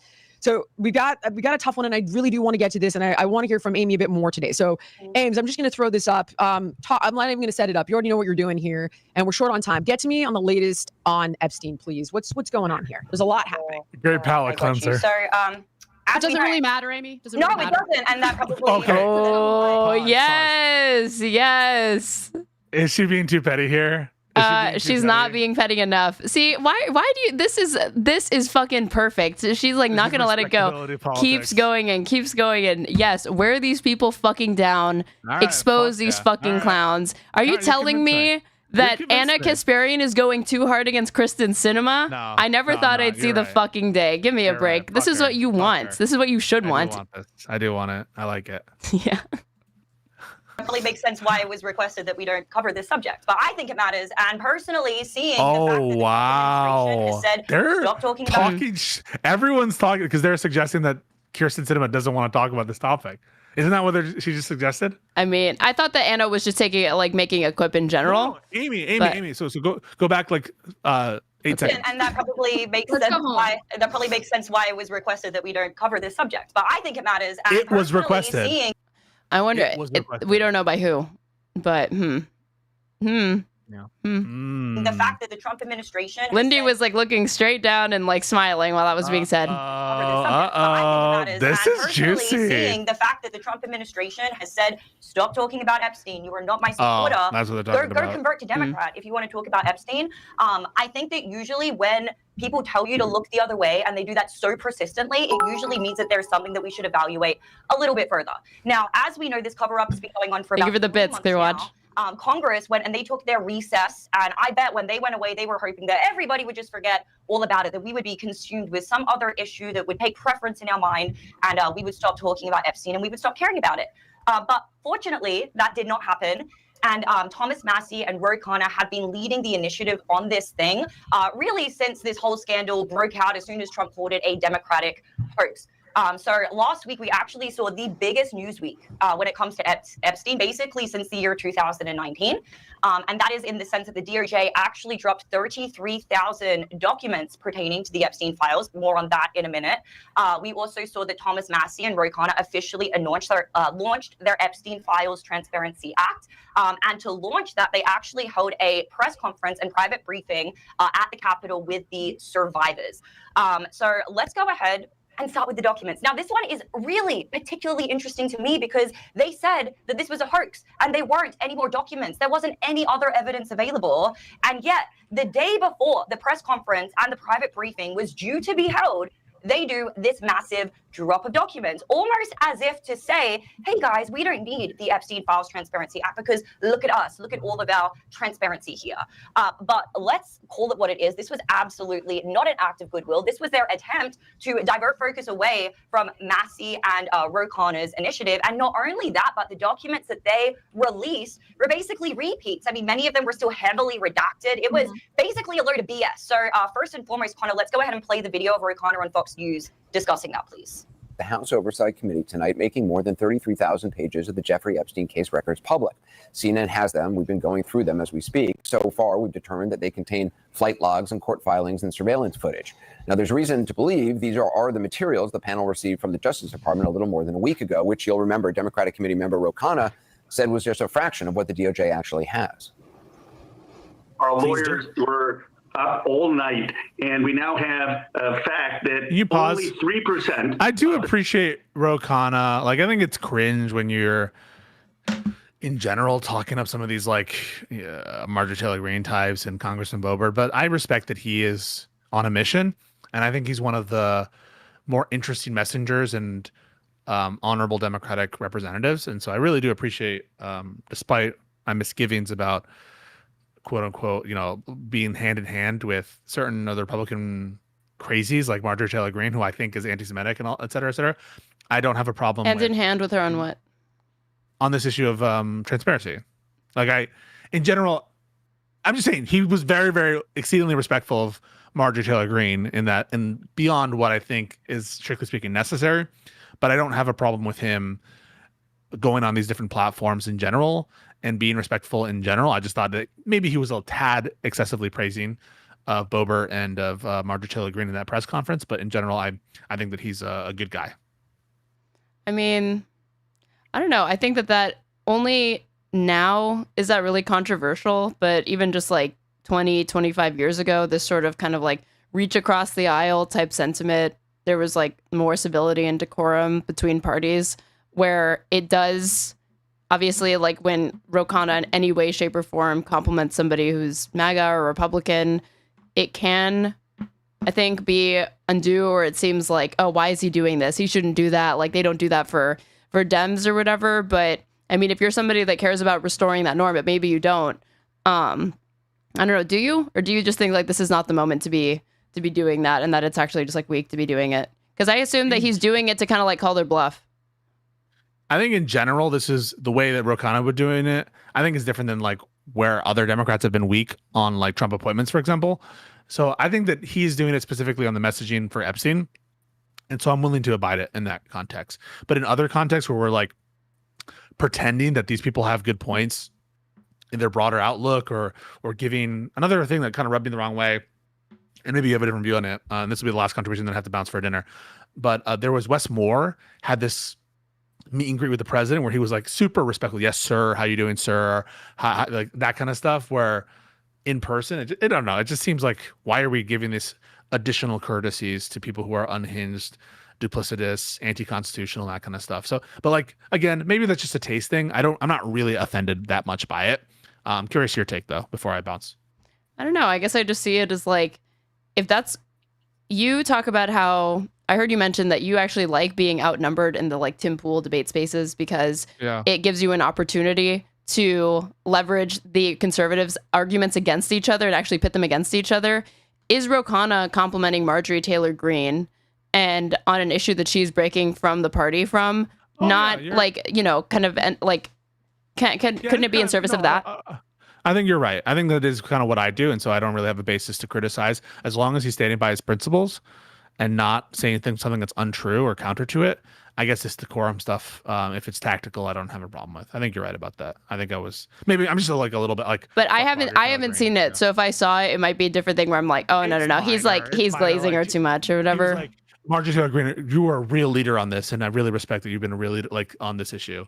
And he does limit it to the issue. So I guess, I don't know. I just hate Marjorie Taylor Greene, and so maybe that's why. And also because Cenk Uygur has been like upplaying her. Yeah, Cenk having her on the show or whatever. I don't think you need to be doing that. It's like, you know, I support them. I support her not arming Israel or whatever. Great, but like she cannot help. Like, there's not going to be like she can only pressure other Republicans to do that. She has no purchase with liberals and vice versa. Like AOC or whatever, like if Marjorie Taylor Greene was like trying to do that with AOC, I'd be like, AOC has no purchase with your constituents. Like there's no point in you guys like coming together on this except having the same vote. That's it. Yeah. Okay, folks, I got to go get ready for our dinner. I'm ready to prepare. Everyone, please, I have to prepare for the dinner. The everything shower. Wish him luck. Give Aaron a follow, a sub on YouTube, all that good stuff. But thank you so much. It was a spirited conversation before, but I really did appreciate it, and I always appreciate your insights, Aaron. Of course. All right, so I'm ready to. Just give me a second. I'm talking through it. Underscore on Twitch, by the way. I got the underscore.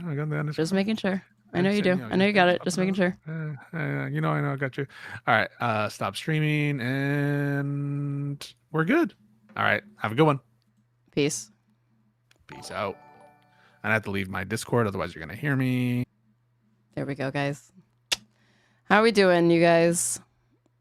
Let's see if he actually... Pisco actually rating. He actually did it on Twitch. Welcome, you guys. Welcome. Leaving Riverside as well. Let's see if he did it on YouTube. Let's see. Yep. Okay. Quick shell. If you're watching on Twitch and you're not following me yet, please go ahead and do so. That way you can know when I go live. And if you're watching on YouTube, please subscribe to me and hit the bell. That way you can see whenever I go live on YouTube. You can also catch up my past VODs, which are usually timestamped, not the last couple ones, but they typically are. I try to timestamp my VODs after, so it can be easy to go past them or like skip around to whatever segment that you want. If you want to support me, you can sub to me on Twitch. You can give subs throughout the chat to other people so they can have an ad-free experience as well as cute emotes. Or you can follow the donation links pinned in my Twitch chat or YouTube description box. My Streamlabs tip link is there. You can tip me at a message. I'll read it out. It would be awesome if you did that. I'm at Straighterade _ on everything. And yeah, I'm gonna continue this fucking cancer. Can't imagine how cathartic it felt to scream at cinema. I am actually glad that oops, wrong one. There we go. I was wondering, because we skipped a lot of this to get ahead to just the point where they're talking about the drug boat strikes. I was like, I really, really hope Anna had like laid into her, because there's no way Anna could be a fan of like Kristen Sinema, even with her pivot. Documents that were given to us were new. 97% were already in the public domain. And less than 1% of the Epstein files have actually been released. There you go. So this is exactly why Massey and Ro Khanna filed for the Epstein Files Transparency Act, because it's essentially going to order the declassification of every single government record pertaining to Jeffrey Epstein, aside from those that would implicate the victims' identities. So that's documents ranging from the CIA, the DOJ, the FBI, and the State Department.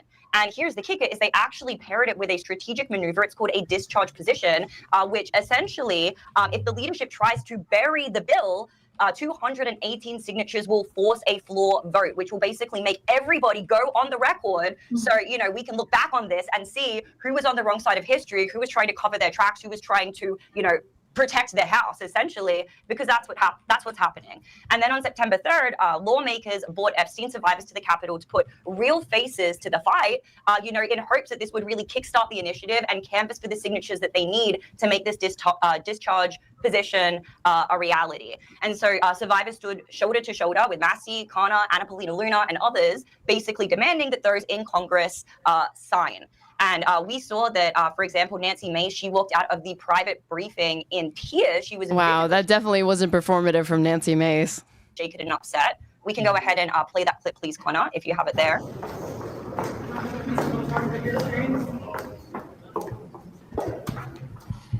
I mean, that moment says a lot, and obviously the stories were... All it says is that she's a fucking massive hypocrite because, again, Trump is implicated in those fucking files. So if Nancy Mace is really disturbed by what she's seeing, she would either resign, vacate her seat, or switch party affiliation entirely in protest.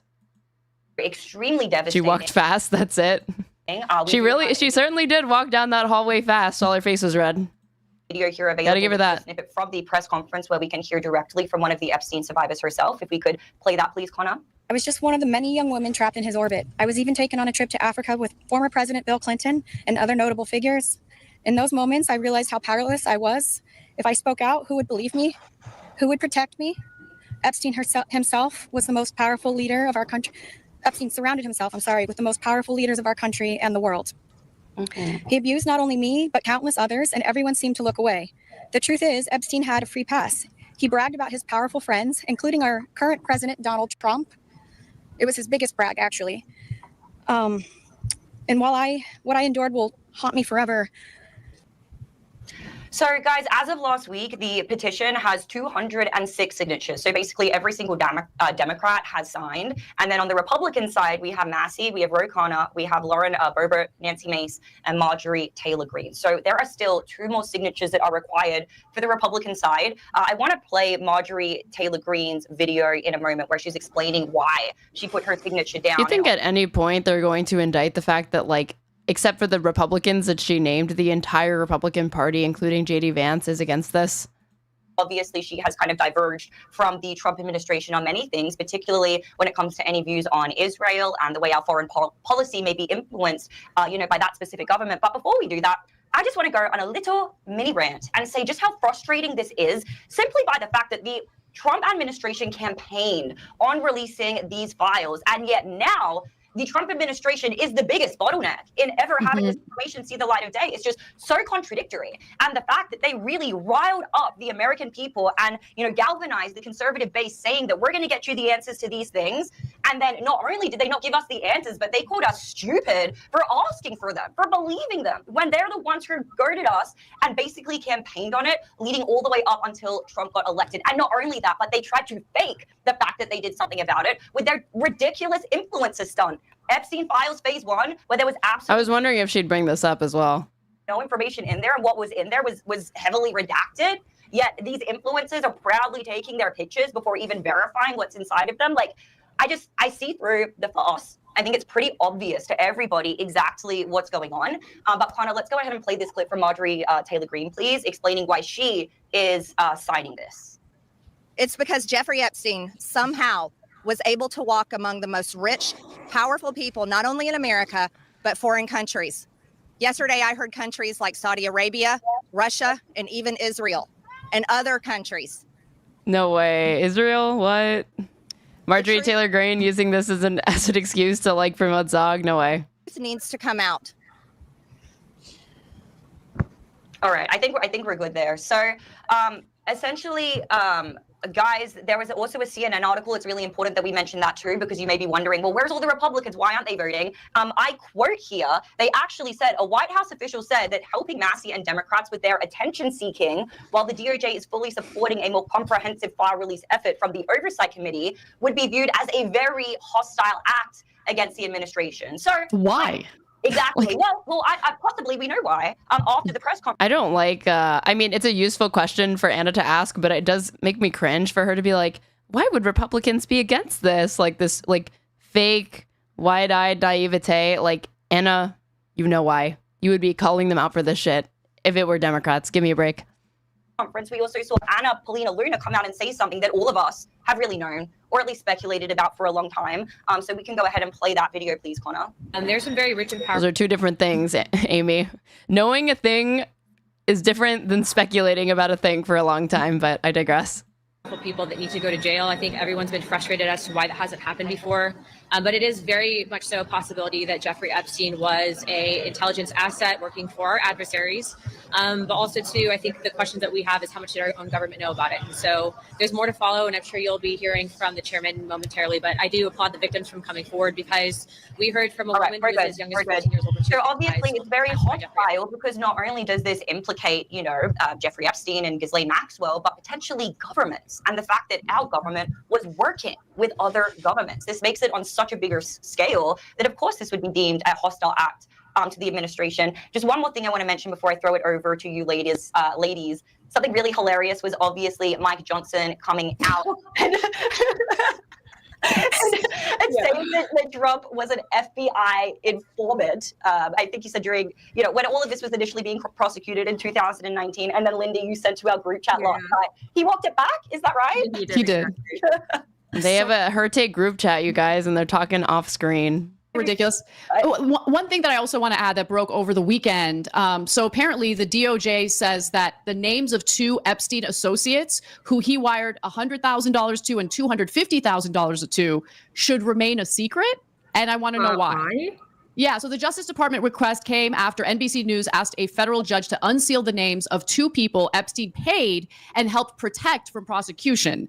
So again, those two people, one of them, it was an associate of his who received $100,000, and then the second associate received $250,000, both in 2018, days after the Miami Herald began publishing a series of investigative stories where victims criticized a plea deal he received in Florida in 2008.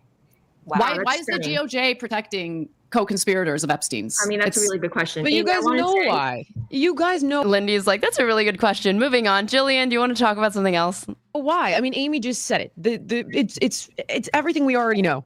The guy was intelligence, and no one's going to tell us that, oh yeah, our government and other governments use children as sex slaves to leverage power. No one's going to tell us that, guys. And I think when people push back, why do you want to know? Thank you for the follow. Oh, why do you care? Why does it matter? Move on. Well, that's one, justice for the victims, but two, because whatever the hell is going on with this, it is pure evil. And one would hope that sunlight would disinfect this and prevent it from ever happening again. But I think that is the reason we're never going to know. And last thought on this, and I didn't mean to hijack this, I apologize, but the last thought is what you said, Amy, when it's like, well, why did they just— Jillian, you're the host. Release the 3 minutes of video? I thought it didn't exist. How come we just got 30,000 more documents? What happened when Bongino and Patel sat there and like, nothing to see? no, killed himself. We're good. We've released everything. Everything's good here. Well, then why'd you hold back this stuff? It just, none of this makes any sense. And I think the reason it doesn't make sense is because it is a huge lever of power for intelligence agencies, a variety of different countries around the world. That's what is just so gross, in my opinion. Amy, I just want to say that a variety of different countries around the world. I think everyone's involved, really. So well done. Incredibly impressed. That was extremely comprehensive. And I want to. It's like, again, if you're alleging that the conspiracy doesn't just go, it's not just between like the United States and Israel, that it like implicates all of these different governments or whatever. Like, where are the whistleblowers or what? You did something. Have they been killed off? Again, you did that so well. But did you see the clip of the press conference and the fighter jets were flying across as a women were trying to talk and name names? Did you see that? Yeah. Like they couldn't even get the word out because the fighter jets were so loud. I mean, it was perfectly timed. So that's something to look into. And something else that Anna brought up this weekend with a group. Anna, do you want to talk about the quote? I think one of the ladies said that people who are implicated are in the cabinet. Oh, that's right. That's right. You said that, I don't have it in front of me though. I want to read the exact quote. Do you have it by any chance? I do. It was we've been texting a lot. I thought it was Anna had the good sense to send this. This was in the Ghislaine Maxwell transcript with Todd Blanche. Yes. She said verbatim, "If you met Epstein, there is no way that this cast of characters, of which is extraordinary, and some are in your cabinet, who you value as your coworkers." Bear in mind that she's talking with the second highest ranking official at the Department of Justice, after which she was moved to a lower security prison, actually with Elizabeth Holmes. So a lot of victims are now very upset that she is receiving preferential treatment after her interview with Todd. Well, go ahead. I just a couple very quick points. One. Wow, Anna cucking out to Kristen Sinema, saying go ahead, letting her talk. Backtracking. A discharge petition is really, really hard to get 218 signatures on in the House. Very hard, because it requires not only bipartisan cooperation, but it, as you noted articulately, it requires kind of going against leadership. But Democrats are willing to sign on to it and not Republicans. In whichever party is. So Republicans are actually the ones holding this up. I served in the House for 6 years, and never once during my time in those 6 years did a discharge petition make it to the floor. So the fact that they are within 2 or 3 signatures of getting this discharge petition done is a big, big deal. So I want to say, big props to Massey in particular for getting that far. It's very difficult to do. Number two, once the discharge petition does get 218, it's not like the vote's going to happen right away. There's still a lot that leadership can do in terms of like stretching out when the vote's going to happen. It's like the first Tuesday of a month, and it's so it can still take a long time to get this to a vote. So I think that's important for people to know that once they hit the 218, it doesn't mean it's important for people to know all the different ways that even if they were able to secure the signatures for this, that Republicans would probably still find some procedural bullshit to invoke to delay its release. Going to happen right away. There's still she's not wrong. It is important for people to realize that. A lot of kind of bureaucracy and tools that leadership can use. But what she leaves out is that it would be Republicans at every point that would be the ones preventing there being transparency on this issue, even though they're the ones that obsessed about it and campaigned on it. The vote. And then number three, I would say, there's kind of 2 schools of thought that are happening in the House right now. There's the Sunshine is Disinfectant group, right? So that's like the Thomas Massey group. And then there's the group that says, well, we should disclose what the judiciary says or what the DOJ says is appropriate to disclose. Those are 2 very different political perspectives and positions. And so it'll be interesting to see what actually happens. Is that all they are, Kristen Sinema? Is it just ideological disagreement? There's no personal motivations to protect Donald Trump being implicated and the public realizing that? It's just a matter of perspective. Some people think that, they're of the opinion that we need to follow procedures and norms. Republicans famous for wanting to do that, especially MAGA Republicans. And then other Democrats and other Republicans, she wasn't even talking about Democrats, other Republicans are like, yeah, we should probably, follow through on the commitments, on the things that we ran on. I tend to come. She's not still in office, no. The more Tulsi Gabbard philosophy here, which is like sunshine is the disinfectant. Just get it all out there. Let people see what it is. Senator, can you game out for me the other perspective of like, let's just release what what is the logic there other than to hide really evil shit? What am I missing? So first, let me just say national security concerns. That's the only thing I can imagine that she's going to cite as something that might land with people. I think that most members of Congress who hold that perspective, what I would call the more kind of conservative, I don't mean that with a big C. I mean like, traditional conservative perspective, like don't disclose everything. Those aren't all bad people, right? Like members are good people, just like all. Wrong. No, if you're a Republican, you are not a good person. No. If you're a Republican in office, you are not only not a good person, you are probably a fucking sociopath. Boss. But if they're being told by the administration or by leadership to not disclose everything for undisclosed reasons, many people are going to say yes to that, because that is how authority and leadership works in our country. You know, one of the reasons that that I was known for being me was that I just wasn't good at saying yes to what leadership told me to do. I was known for being me. I was known for being me. Authority and leadership works in our country. You know, one of the reasons that that I was known for being me was that I just wasn't. Say it, Anna. You mean known for being a fucking obstructionist? Good at saying yes to what leadership told me to do. And so, you know, that's unusual. That's an unusual trait. Wow. And it doesn't. You're such a girl boss, hijacking and holding up Democrats' agenda by being doing you. Doesn't last for longevity, right? So many people just trust their leadership. And again, I don't want to be disrespectful in any way to those individuals, because these are people I care about and my friends. But they're probably being told, my guess, that there are national security reasons or there are other reasons. Called it. For which you don't want to have complete and total disclosure. And again, I would say the corollary, I would kind of reflect you. If you really believed that they're being told that there are national security issues that pertain to this, why are you of the opinion of the Tulsi Gabbard opinion that like sunlight is the best disinfectant? Just air it all out there. If you're acknowledging or you're trying to claim that the reason why there's hesitancy from some conservatives and Republicans is because of national security concerns. Towards is what Tulsi is doing as the director of national intelligence. Full disclosure, Tulsi and I came into Congress together. We're very good friends. What she's doing in terms of like declassifying information, showing the history of stuff, that is very controversial to do as a member of the cabinet. But what she's doing is, I think, what the American people want and deserve. And so, again, going back to like your points around kind of the differing perspectives, it's really like sunshine is disinfectant, or, you know, leadership has reasons that are not disclosed that they don't want this shown. I mean, and also look at Thomas Massie. Look at the war that has been waged on Thomas. Well, she is implying in tone, at least, that it's bullshit. No, I'm not going to grant her that, especially when just a few minutes earlier she was like, we don't actually think that these people are evil, right? We think that everybody's just acting according to their own moral compass and everybody's just doing what they think is right, like trying to suggest that like there's good faith reasons to oppose this. And then if she's trying to suggest that like, oh, but the national security concerns are, then say it with your chest. Why are you even floating that as like a valid reason? Make it clear that like they say that, but I think that's bullshit. Thomas Massie, one of the only, if not the only, genuine, not bought and paid for Republican members serving in Congress right now. Libertarian. Yeah, they're launching the full force of AIPAC, of, you know, everything against this man. And it's kind of like a warning shot to everybody else in the Republican Party, all the other members of Congress, that, hey, you want to step out of line? Like you said, it could be a dangerous thing to do. You don't stick around very long when you oppose leadership. What is the point of being a politician if you're not going to serve your constituents? If the point is to just perpetuate the amount of years and terms that you serve, but you're not actually able to accomplish what you said you would, then you should step aside. No? Exactly. You know that firsthand. And so don't you think like these aren't just things that they're made to contend with. These are things that Republicans went around getting people's votes by saying that they were going to do something about them. They were going to be transparent with all of these Epstein files. This is not a thing that like, oh, this is such a burden that they're being, you know, saddled with. It's not fair. They never thought they'd have to deal with this. They're being threatened by leadership. I don't like what? They did that to themselves. No one made them campaign on these things.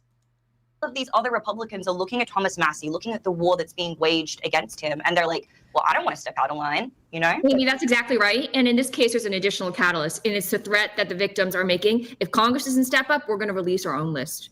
No, according to leadership, which she's implying led them astray. Yeah, she's doing the, like, they're just helpless little babies. You can't say anything negative about them because everybody's just acting in accordance with what they believe their moral philosophy is. But by that, if you're just doing, if you really think that that's a salient point to bring up in every conversation, then what you're really saying is that nobody should ever be criticized for anything ever because everybody's just doing their best. I love that. That is very cool. Incredibly powerful. It hasn't been vocalized before, and honestly, I hope they do.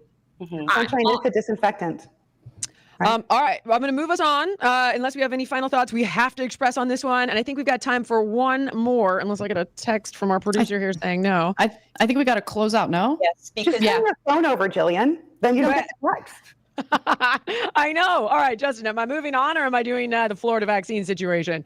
Let's see what I get back. Am I closing? Hold on. We should be closing soon. Wait, gotta wrap. All right, we gotta wrap. That's a bummer. Senator. No, I really wanted to hear what Jillian Michaels had to say about the Florida getting rid of their fucking vaccine mandate. Thank you so much for joining us today. Where can we get more from you? Well, I'm sorry that we didn't get onto the conversation, the last one, because I really want to spend some time talking about Commissioner McCarry, the new FDA commissioner. He is phenomenal, and I could talk for a long time about some of the work he's doing. Again, sunshine is disinfectant, but also the work he's doing to really help us think more clearly around health and medicine in our country, which I would love to spend more time talking about. I guess the last thing I'll say, since we have to wrap up, is this. If you haven't read Commissioner McCarry's book, Blind Spots, go do so. I would love to spend some time talking about the work that's happening at HHS and FDA around the MAHA movement, around health, around changing the way that we think about medicine. I'd love to talk about psychedelic medicine. I'd love to talk about... Oh my God. So by changing the way that we think about medicine, that's to say undermining the public's trust in conventional medicine and championing pseudoscience. Farming. I mean, there's so much more I want to talk about. I know. So, Yeah. We always get into the political stuff here, and we never get into the MAHA stuff. You and I can have a sidebar conversation we'll on my sidebar show, about it. and we can dig in on kind of I tend to lean into that stuff a bit more, but the girls have so much to share that's political and topical and current. So maybe you and I could dig into it. I would love it. I would love it. Sidebar later date. So before we close, I guess what I'll say is it's just been a real honor and a privilege to be with you, and I appreciate the conversation, and I do respect all of the voices that are here today, despite the fact that we disagree on some issues. I know that I'm a little unusual, but I will say this. She's just so quirky, you guys. She's just so fucking random and epic. Appreciate a diversity of opinions. It is what makes our country great and is what we need in order to maintain a vibrant democracy. So thank you. Anna, where can we get more? You can ask me questions over at Manect, and you can find me over at youtube.com/theyoungturks. Lynn? I'm Lindy Lee on Manect and everywhere else. Thanks, guys. Ames? I'm Amy Dangerfield on Manect and everything else. And you guys can also check out my show, Dangerous Conversations, on YouTube. All right, guys. Thank you so much for joining us today. Please like, comment, share, click, subscribe, bell notification, all. Do I want to go back to hearing them talk about the tariffs on this? Do I really want to put myself through that? Let's see. We didn't do the episode before this. I'm actually kind of curious about it. What they had to say. Oh wait, but I did want to see what PPD had to say about the vaccine mandate. Okay, hold on. Freedom for families. That's what they call it. Freedom for families. Vaccine mandates ended by Florida Surgeon General. This was 3 days ago. Let's see. If you're living in Florida and you want to be able to have the choice of what vaccines to give to your kids, you officially have it. Wow. Florida Surgeon General announces plan to end vaccine mandates in schools. And I want you to hear the applause and how long it'll... So actually, this is not actually empowering parents. The only thing that you're doing is taking away rights from kids, everybody who's a fan of humanity, pretty much, to be free from illnesses that we had effectively eradicated. And you are just granting the freedom for people to spread disease needlessly. Last, when he announces that this is what's happening in the state of Florida. If you don't recognize him, he was the guy during COVID, while everybody else was being aggressive and all this other stuff. They're like, no, we're going to keep it open. And it was kept open. They took a lot of different positions, and they got a lot of heat, and they ended up being right. I'll play the clip. But what I'm most excited about is an announcement that we're making now, which is that the Florida Department of Health, in partnership with the governor, is going to be working to end all vaccine mandates in Florida law. All of them. All of them. For how long? All of them. Every last one of them. I'm not kidding. I live in Florida. Lycan and I live in Florida. We weren't even talking about this. He turns to me and he was like, we were talking about something that was tangentially related to national politics. And he says, oh yeah, I don't know if we can have kids here. And he didn't even need to say, because of the vaccine mandate being lifted. I knew exactly what he was referring to. And he's not wrong. We might actually have to fucking move. Yeah. Look how long you're clapping. I'm clapping. Who's the audience? Floridians. They're all standing up. How many See the people shadows? think are dead? Every last How one. many people 200, think are 200, all of them. Maybe a little less. Wow, they're not stopping. No, they're not stopping. Look at the reflection. They're all standing up. Too. Yeah, so Florida announces that. By the way, DeSantis, Rob, I don't know if you have the clip You're up. Floridian. I see you differently now. I was trapped in Texas, and then took me away to this fucking hellhole. DeSantis during the joint press conference. There's a clip of him as well. If you have it, you could find it. If not, I'll just read it. He added, Joseph added, every last one of them is wrong and drips with disdain and slavery. Who am I as a government or anyone else to tell you what you should put in your body? I don't have that right. Your body's a gift from God.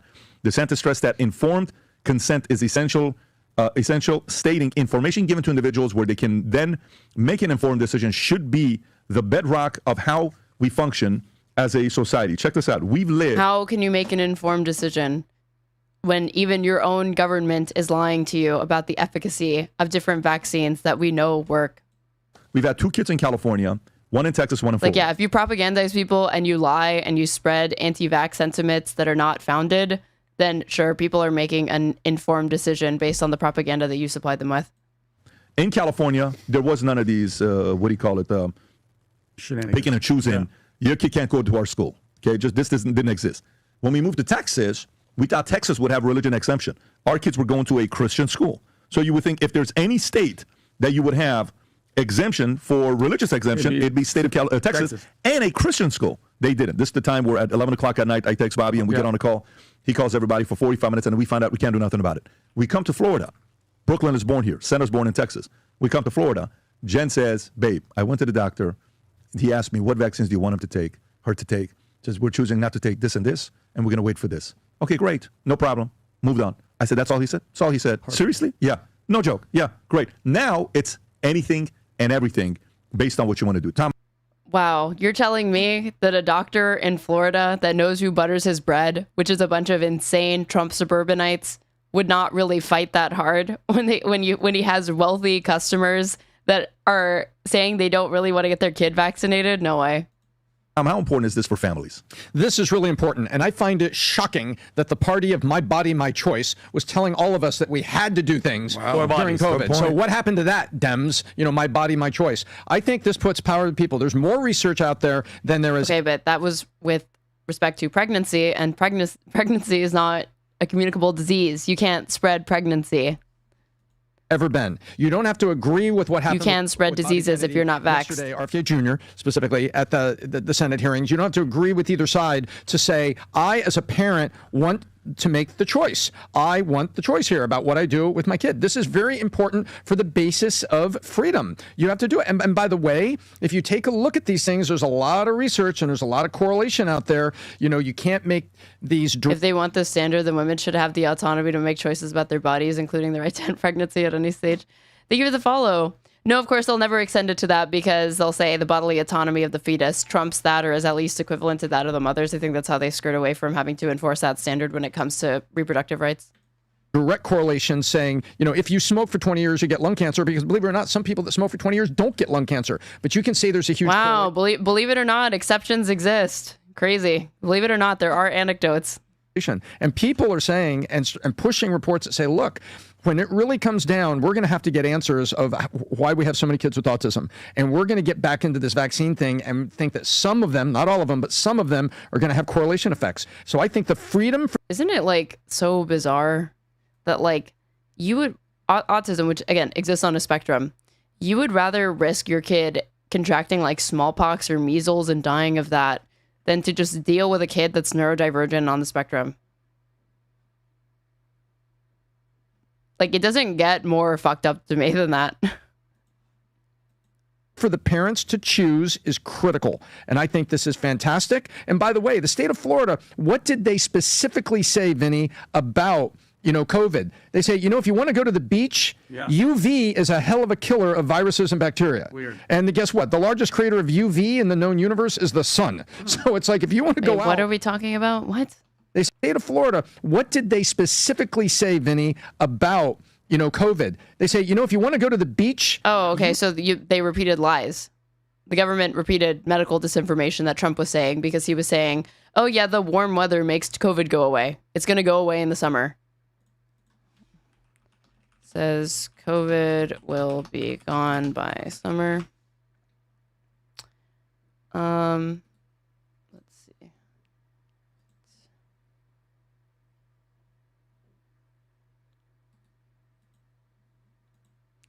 It's going to disappear. Timeline of Trump's claims that COVID will vanish. Let's see. Yeah, the first thing that comes in, February 10th, 2020. You know, a lot of people think that goes away in April with the heat. That it goes away in April with the heat. As the heat comes in, typically that will go away in April. Thank you, Tom. Very cool. UV is a hell of a killer of viruses and bacteria. Weird. And guess what? The largest creator of UV. I mean, even if that were true, you would get skin cancer. Like, okay, cool. You would cure yourself of COVID only to get skin cancer. In the known universe is the sun. So it's like if you want to go out on the beach, you know, you don't need to get together in a mob and party. But if you're going out there by yourself with your family or whatever, and a little bit of spacing, good grief, the sun was good for you. It turns out they were correct. So I think this is the state of Florida, in the name of freedom and choice, is doing the right thing. And I love the fact that it's the, basically the Surgeon General of Florida basically coming up and saying, hey, we're going to give you the freedom and we're not doing it. I mean, this is more leadership from Ron DeSantis, who I think is a great governor. I think when you close the books on Ron DeSantis, I hope that there's not too much emphasis on the way he went through the presidential. Yeah, but you'd have skin cancer and freedom. I forgot that part. Election last year. There's got to be a chapter on it, Pat. But you look at all the other ways that he has led, from during COVID to the natural disasters to the people that are on the team up there to this decision here. I'm really happy to be in a state where he's governor. Yeah, there's no question about it. I mean, I call him the best governor out of all the 50 states. I don't even think anybody comes close to it. He's a guy that gets done. Not Newsom? No, I glaze him more than any other governor. For you. Okay, but yeah, for that's my guy. We're talking solving disasters, not creating them. DeSantis is truly the best governor we have in America.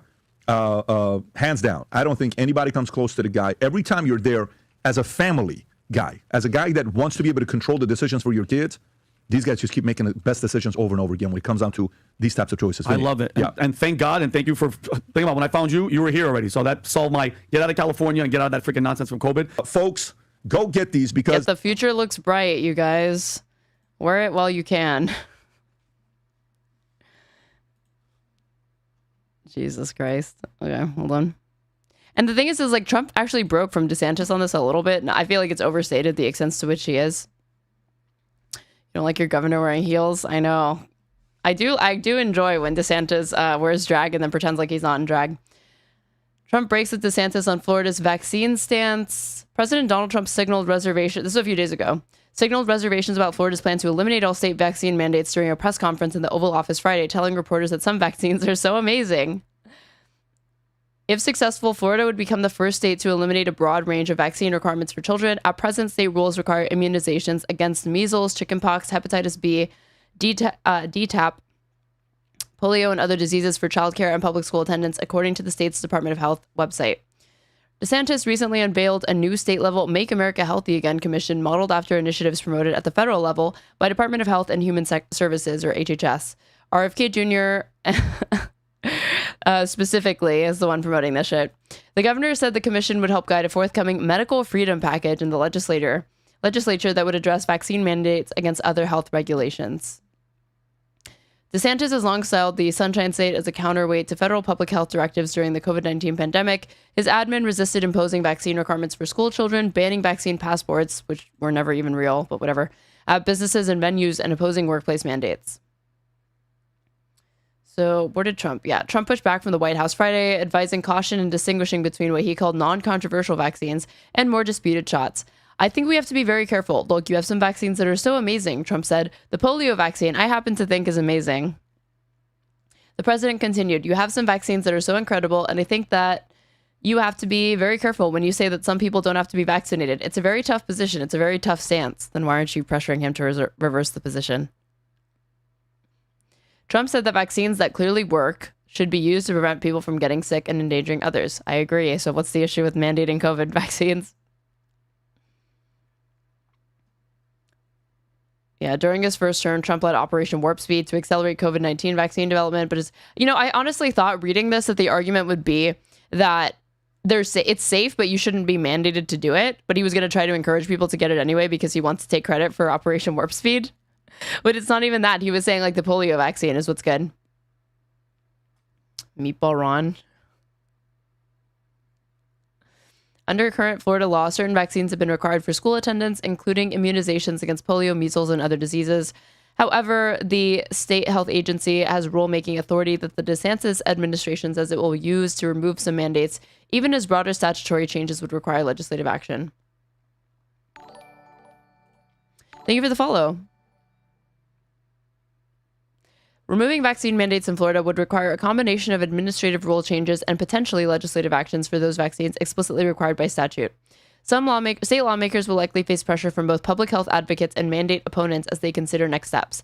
At the federal level, the controversy is likely to increase scrutiny of the HHS and could prompt further congressional oversight, including additional hearings on vaccine guidance and federal public health authority.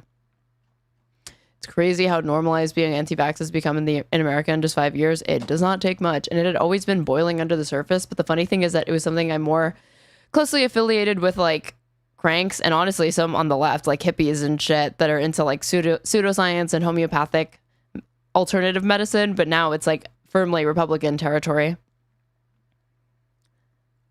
But let's see. Okay, her take. Let's see. Her take, fuck it. We'll do... I can't take them talking about Modi, man. I'll do them talking about the Trump tariffs, though. We live. Well, some would argue that what Trump is engaging in with his tariffs... In today's world, a financial attack, a financial takeover is just as serious and just as dangerous as a physical attack, right? I mean, that's different than it was 100 years ago. But that is the reality in which we live. Well, some would argue that what Trump is engaging in with his tariffs is, you know, a financial attack. And it is interesting to see how those tariffs are kind of playing into the geopolitical makeup, the different, alliances and all that. And we could talk about tariffs now if you're ready, Jillian. Or I have I was about the China thing. One last thing. I just don't think it's a good idea for us to come out, like Peter Navarro said, and just basically slam India as Putin's laundromat. I don't think that's conducive to... What? Just basically slam India as Putin's laundromat. Oh, gotcha. Okay. I guess Peter Navarro, who's the insane guy behind Trump's he's the inspiration for Trump having the tariff policy, because Jared Kushner in the first term was asked to get a list, like a short list of economic advisors for Donald Trump. Went on Amazon and found a book by Peter Navarro. It was called like The War Against China or something. He never actually read the book. He just thought it sounded cool. And then Navarro, who's like a huge proponent of tariffs, ended up being an advisor to Trump on this, specifically in the first term. And it turned out that a lot of his work, he created an alias and he just cites himself. And I guess Peter Navarro has weighed in on this, and he said that India is just used as for Putin to launder money into. That's conducive to our foreign policy, especially because we so badly need India as a buffer for China. And he just doubled down today. Isn't the woman speaking a supposed Democratic strategist who says she went Republican out of frustration and she never had clout with the Dems? Onyx Squared. I know you're not new here, but I guess this is the first time you're catching her take. Yeah, this is Lindy Lee, who's a notorious grifter who went from being very, very partisan, pro-Dem to MAGA shill. He called India's money blood money. I just don't think that's a rhetoric that we need right now. We need India on our side as an ally against China. Right, but Lindy, the thing to remember is that Trump was going to Trump, right? This is Peter Navarro, by the way. I mean, as we move into tariffs, I think I'll just remind everyone what I've been saying this for years. Trump is going to Trump. Trump. I know that, but the Supreme Court's going to Supreme Court. So we'll see what happens right now. Okay, so we're going to jump to that. But what I would simply say is you got to have some policy that makes them hesitant. It can't be all, hey, look how attractive we are. That's her. I didn't think she was getting traction. Well, I mean, she's at the welfare institution that is Valuetainment, that is providing her a check, I guess, to participate in this show regularly. But other than that, I don't know how else she gets paid. But the money must be good enough because she keeps doing it. It can't, there's got to be something in there that's ally against China, just against China in general. Says don't do it. Surely there has to be deterrence. And speaking of deterrence, so we're going to move on, as Anna suggested, to Trump's tariff policies, which have, thank you, Lindy, now landed in the Supreme Court after lower courts struck down parts of his trade agenda for exceeding presidential authority under emergency power. So the administration is asking the justices to overturn those rulings, which of course sets up a high stakes fight over who really controls U.S. trade policies. Is it the president or is it Congress? So Anna, take us through this. Yes. So, there have been some legal challenges to Trump being able to unilaterally engage in this like widespread, trade war with various countries, including our longtime trade partners. So it has worked its way through the federal courts, and a federal appeals court did just strike down Trump's tariff policies. So this is from Politico, an excerpt. They write that, call it Chicken Little defense. If the courts do not sign off on the administration's tariffs, it would be a total disaster for the country and would literally destroy the United States of America, Trump said on Friday. The Chicken Little defense. After the U.S. Court of Appeals for the Federal Circuit ruled that the bulk of the president's tariffs are illegal. But he doubled down on those claims on Tuesday while tacking on the transparently ridiculous assertion that the U.S. is taking in $17 trillion because of tariffs. Okay, so he's going to take this fight to the Supreme Court, but I just want to briefly address his claims that the tariffs have brought in $17 trillion. I don't even know why he's going to bother taking the fight to the Supreme Court, because regardless of what the outcome is, he's going to do whatever he wants, right? As Cinema said, Trump's going to Trump, right? I mean, he's ignored his own Supreme Court in many different ways already since the second term began. So I don't see why this would be any different. In revenue for the federal government. First of all, I seriously wish that were true, because our federal debt is a complete and utter disaster. We talk about it on the show all the time. Yeah, the whole thing, like the Chicken Little thing is like the sky is falling. But it is absurd to claim that China's entire GDP is $18.7 trillion. The entire global GDP for 2024 was $110 trillion. And then days prior to that, Trump had pulled a completely different number out of his ass, which was $8 trillion. So we don't know the exact amount based on what Trump is saying, because he says different things on different days. And look, it isn't just libs that are shooting down this unilateral trade policy by Trump. The conservative Manhattan Institute's Jessica Riedel basically called Trump out on his inconsistencies, saying today alone, the White House claimed $8 trillion in new tariff revenue, $4 trillion in net deficit reduction, $4 trillion in new business investment, hundreds of thousands of jobs from these investments, record low gas prices. Each claim is completely 100% made up. Again, that's not from a liberal. That's from a conservative, from the conservative Manhattan Institute. And look, the lower courts haven't bought Trump's narratives on tariffs either. So a 3-judge panel on the U.S. Court of International Trade unanimously ruled that Trump's tariffs under the International Emergency Economic Powers were illegal. Then the federal appeals court in D.C. also struck down his tariffs. The court found in a 7-4 ruling last Friday that Trump overstepped his presidential powers when he invoked. And I mean, even if they reverse these, though, even if, like, let's say that they reverse course on the tariffs, and they even go so far as to refund what they've collected, citing the tariffs being the reason why they need to collect it, it still is not, like, we're not going to be able to reverse the damage that it's done to the value of the dollar. That's already done. A 1977 law designed to address national emergencies to justify the reciprocal tariffs. And so now, it really will remain up to the Supreme Court whether or not Trump can implement these tariffs. But one thing that I'll say is, if the Supreme Court agrees with the lower courts that what Trump is doing is illegal, that really does kind of throw in the air and I haven't read it yet specifically, but it's like, isn't what they're saying is illegal is not even like the tariffs. It's like him trying to manufacture and like he's trying to declare crises and emergencies that don't exist and leverage that as the basis for him launching, effectively legislating, which he's not supposed to do as the president. And that's why it's illegal. Question of what happens to the already all of MAGA, Congress has the majorities. If he wanted to pass this via legislation, he could. Negotiated trade deals with countries like Vietnam, for instance. Like, they have finished their trade deal. They have come to a conclusion. Does that conclusion get rolled back to what it was prior to Liberation Day? I don't know. And that could cause a bit of a mess. Senator, honestly, first question, I think, after listening to Anna lay this out for us, is who actually is supposed to be in control of our trade policy? Is it Congress or is it the president? Yeah. What does the law say? So historically, it's been, Congress makes these decisions with the, assent or guidance and cooperation of the president. Dude, I cannot believe Jillian Michaels hosts this show and does not already know the answer to that fucking question. Holy shit. But Congress has ceded its... That's like Civics 101 shit. ...authority in not only this area, but many other areas for decades. We've all seen this, right? And no, I don't get the sense that she's just asking for the audience so they can know. It seemed like she genuinely doesn't get it. that Congress just chooses not to do some of the stuff it's supposed to do. Congress is supposed to have war powers and declare war, but Congress doesn't really do that anymore. And so presidents have done it for the last, 30 plus years. Congress is supposed to set policy for lots of areas, but because they are often, engaged in partisan friction, and they just are frozen and they choose not to take action. And nature abhors a vacuum.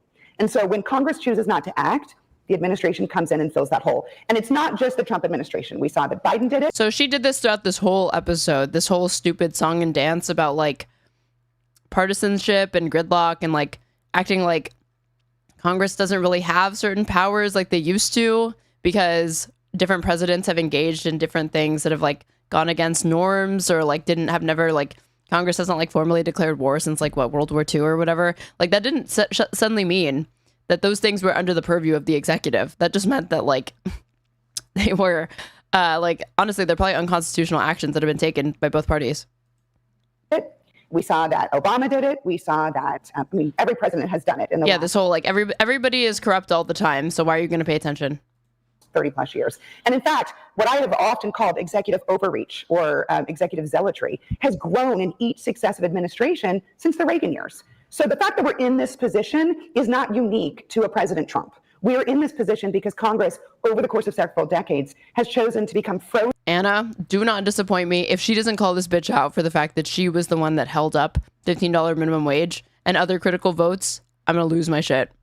She calls her out later. We know that. But how could you let her say this and not bring up like, well, you were an obstructionist, right? Frozen in its partisanship. Which like bro, Google Jillian wedding pics. It's insane. I don't want to be mean to Jillian on that in those ways. Tell me what I'll find if I do that. Okay. Needs authority and leaves this vacuum for the administration. Now, to your point, sorry to interrupt you, but to your point, you're absolutely right about, more power being concentrated in the executive branch as a result of Congress ceding power. Yes. And so the lower court's rulings were very... This is disgusting to me. Anna, absolutely fucking pathetic that she didn't use that to bring it up, to indict her for her fucking record. Specific, because there's literally no excuse. There are instances in which the executive, it actually makes her like getting mad at her what she did later a little bit performative.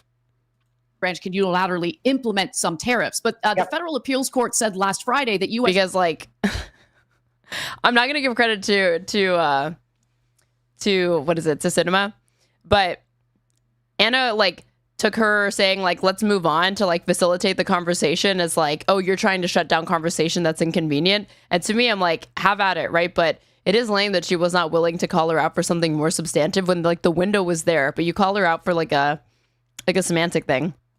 U.S. law bestows significant authority on the president to undertake a number of actions in response to a declared national emergency, but none of these actions explicitly include the power to impose tariffs, duties, or the like. So the argument is what Trump is citing. Okay, but the argument's going to be, does the Constitution say that he can't do that? No, then he can.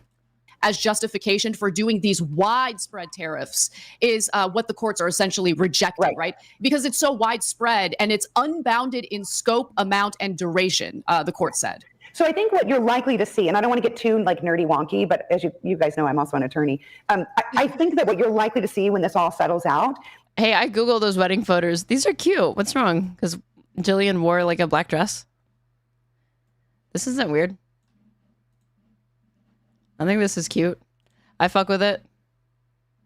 I like it. I like to see it. I was expecting it to be something like really cringe. Is that the president will have authority to engage in bilateral negotiations, country by country, and maybe there will need to be some kind of assent or approval from Congress. So like NAFTA type agreements, et cetera, right? Where you've got an agreement with one country, an agreement with a couple of countries, negotiated by the administration, and then maybe Congress says, yep, we approve, or maybe Congress says, no, we don't approve. And so I think that's where you're likely to see this kind of shake out. But what I don't think you'll see is a court that's like this bitch complaining about the fucking gridlock in Congress is like the we're all trying to find the guy who did this meme. Breaks down the negotiated agreements that have already occurred. I don't think that that's likely to occur. Senator, I love what you just said because you cite NAFTA, and it's so ironic to me because Trump has actively warred against NAFTA and in order any sort of multilateral trade agreement for decades at this point. So if he ironically establishes one, that would be deeply ironic.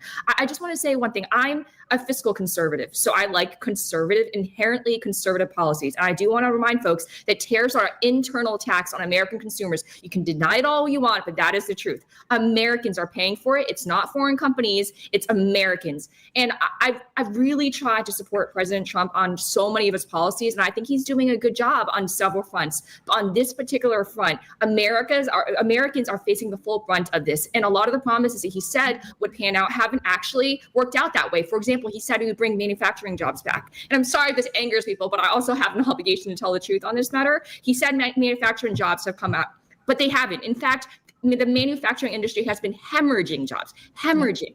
Well, wait, Lindy, we do have a 17.8% reshoring compared to 2.5%. It's so funny what issues like Lindy will and will not lie about.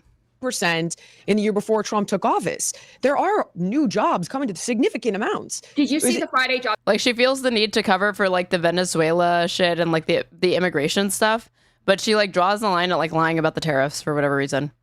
Support 22,000, and in fact it was so bad that the June jobs revision was down to negative 13,000. We are hemorrhaging jobs right now. It hasn't been so bad since the pandemic. So but we have to be very careful. The American economy is extremely fragile right now. Not only that, Trump told us that we would have that working men would gain more jobs. We are not gaining more jobs. In fact, by many economic indicators, we are now already in a recession. And if we are, but Lindy, remember, if we are, Jillian, where are they getting these numbers that are not favorable to the president?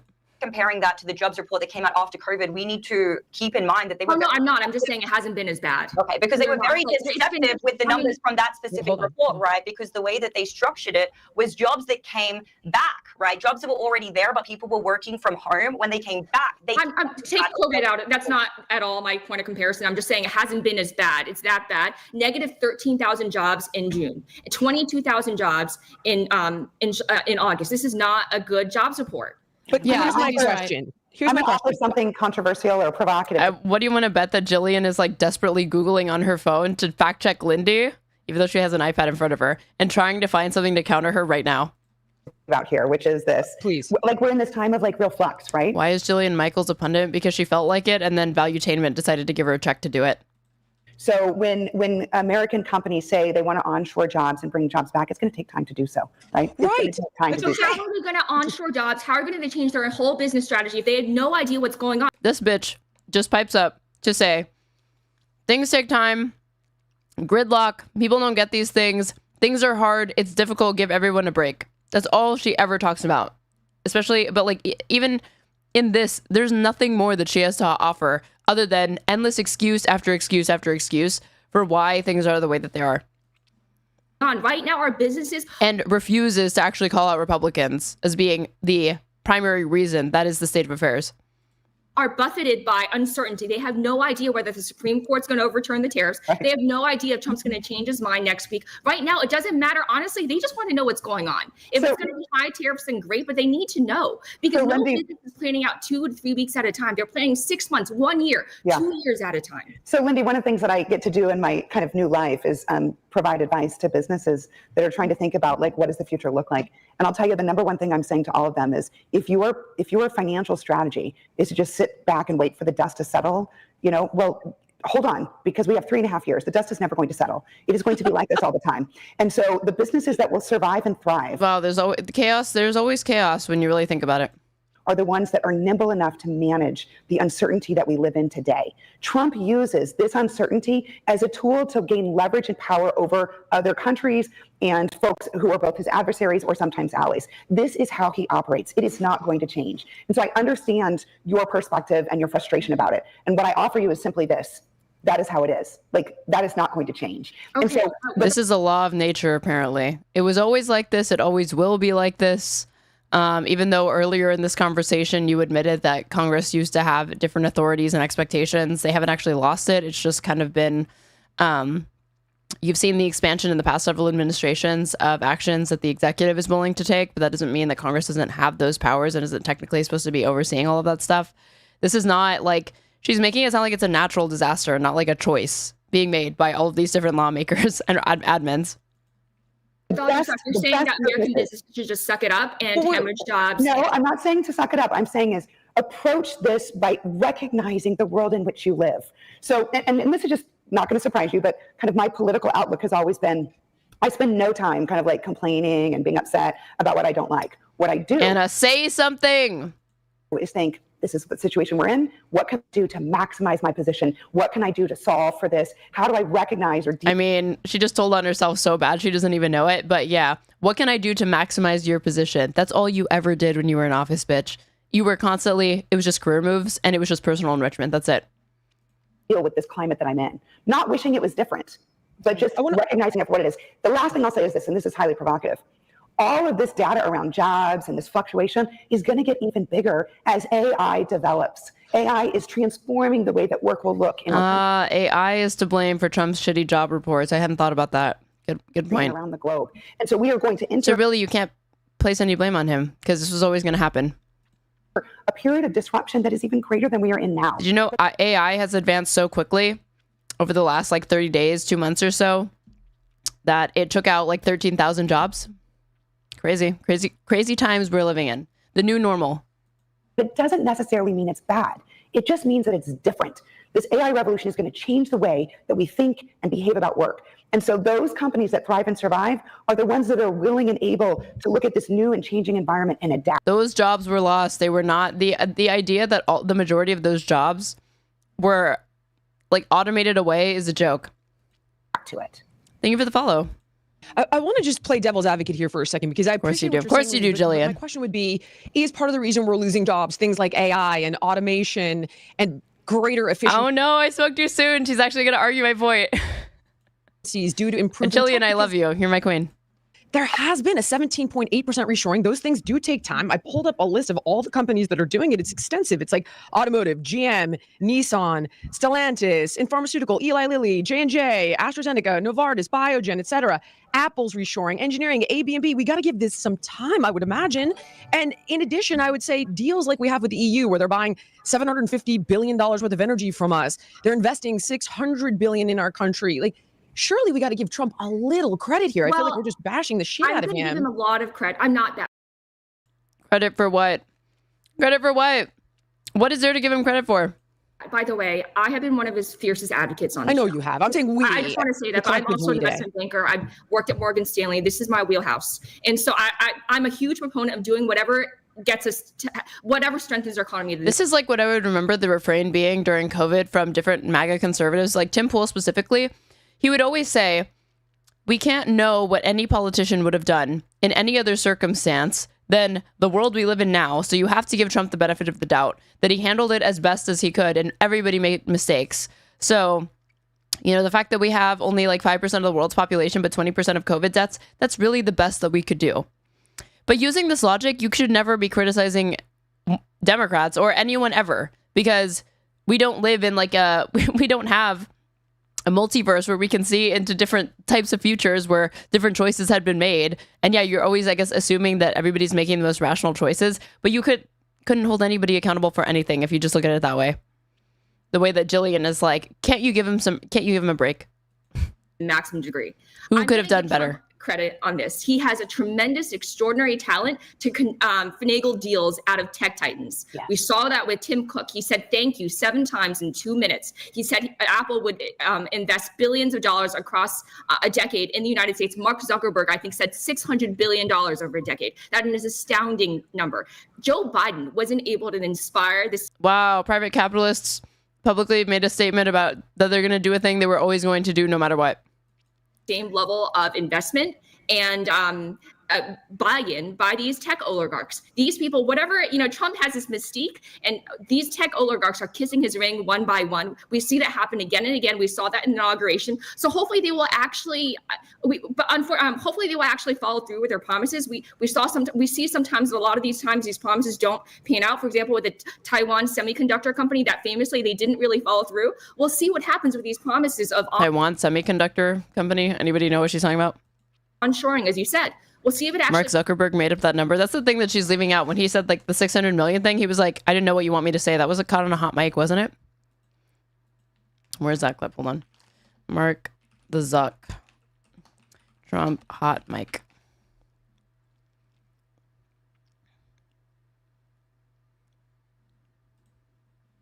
Oh, wait. Here's a video.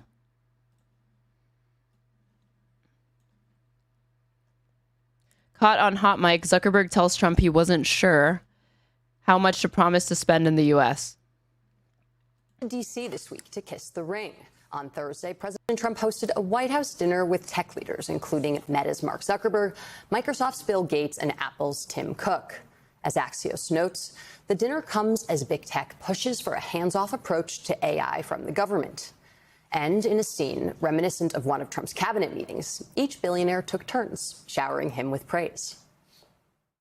Well, thanks for hosting us. I mean, this is quite a group to get together. And, I think, all of the companies here are building, just making huge investments in the country. Thank you for incredible leadership, including getting this group together. I want to thank you for including me this evening.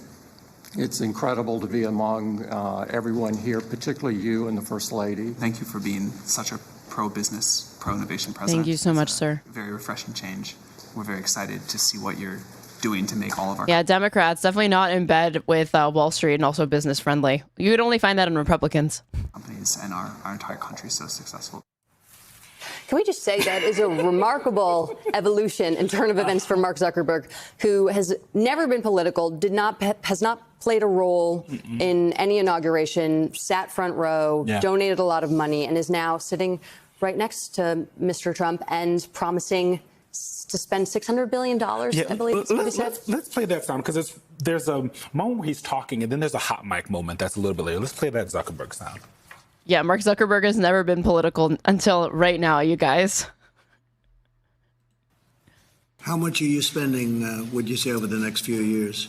Oh, gosh. I think it's probably going to be something like, I don't know, at least $600 billion through 28 in the U.S. Yeah. Yeah. No, it's significant. Sorry, I wasn't ready to do for announcement. He said I wasn't sure what number you wanted to go with. Well, he said. Yeah, 1 gazillion. These people are such fucking cucks, man. What does he say? You wanted to go with. It's like, these men are not in business together. They're not supposed to be. The president has his hands so much in how some of these folks are operating. Also, Tim Cook of Apple also pledged to invest $600 billion in the U.S. It's not bad.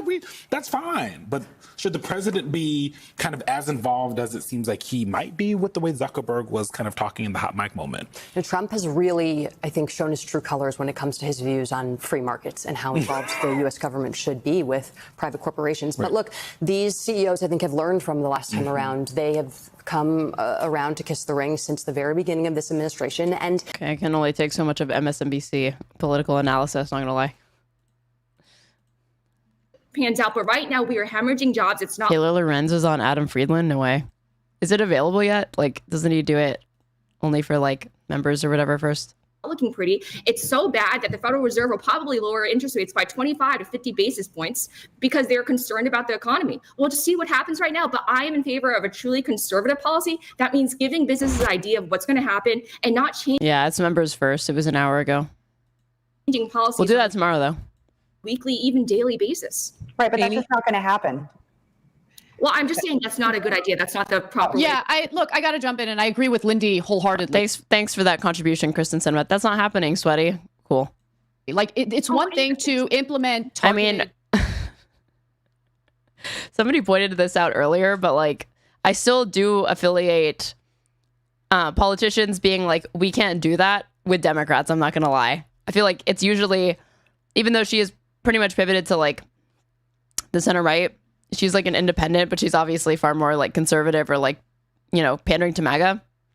The impulse to explain to voters and people like why they can't do the things that they say they really, really desperately want to do is one that I almost exclusively affiliate with Democrats. And the things and what I associate with Republicans is them like over promising things that they can't deliver on.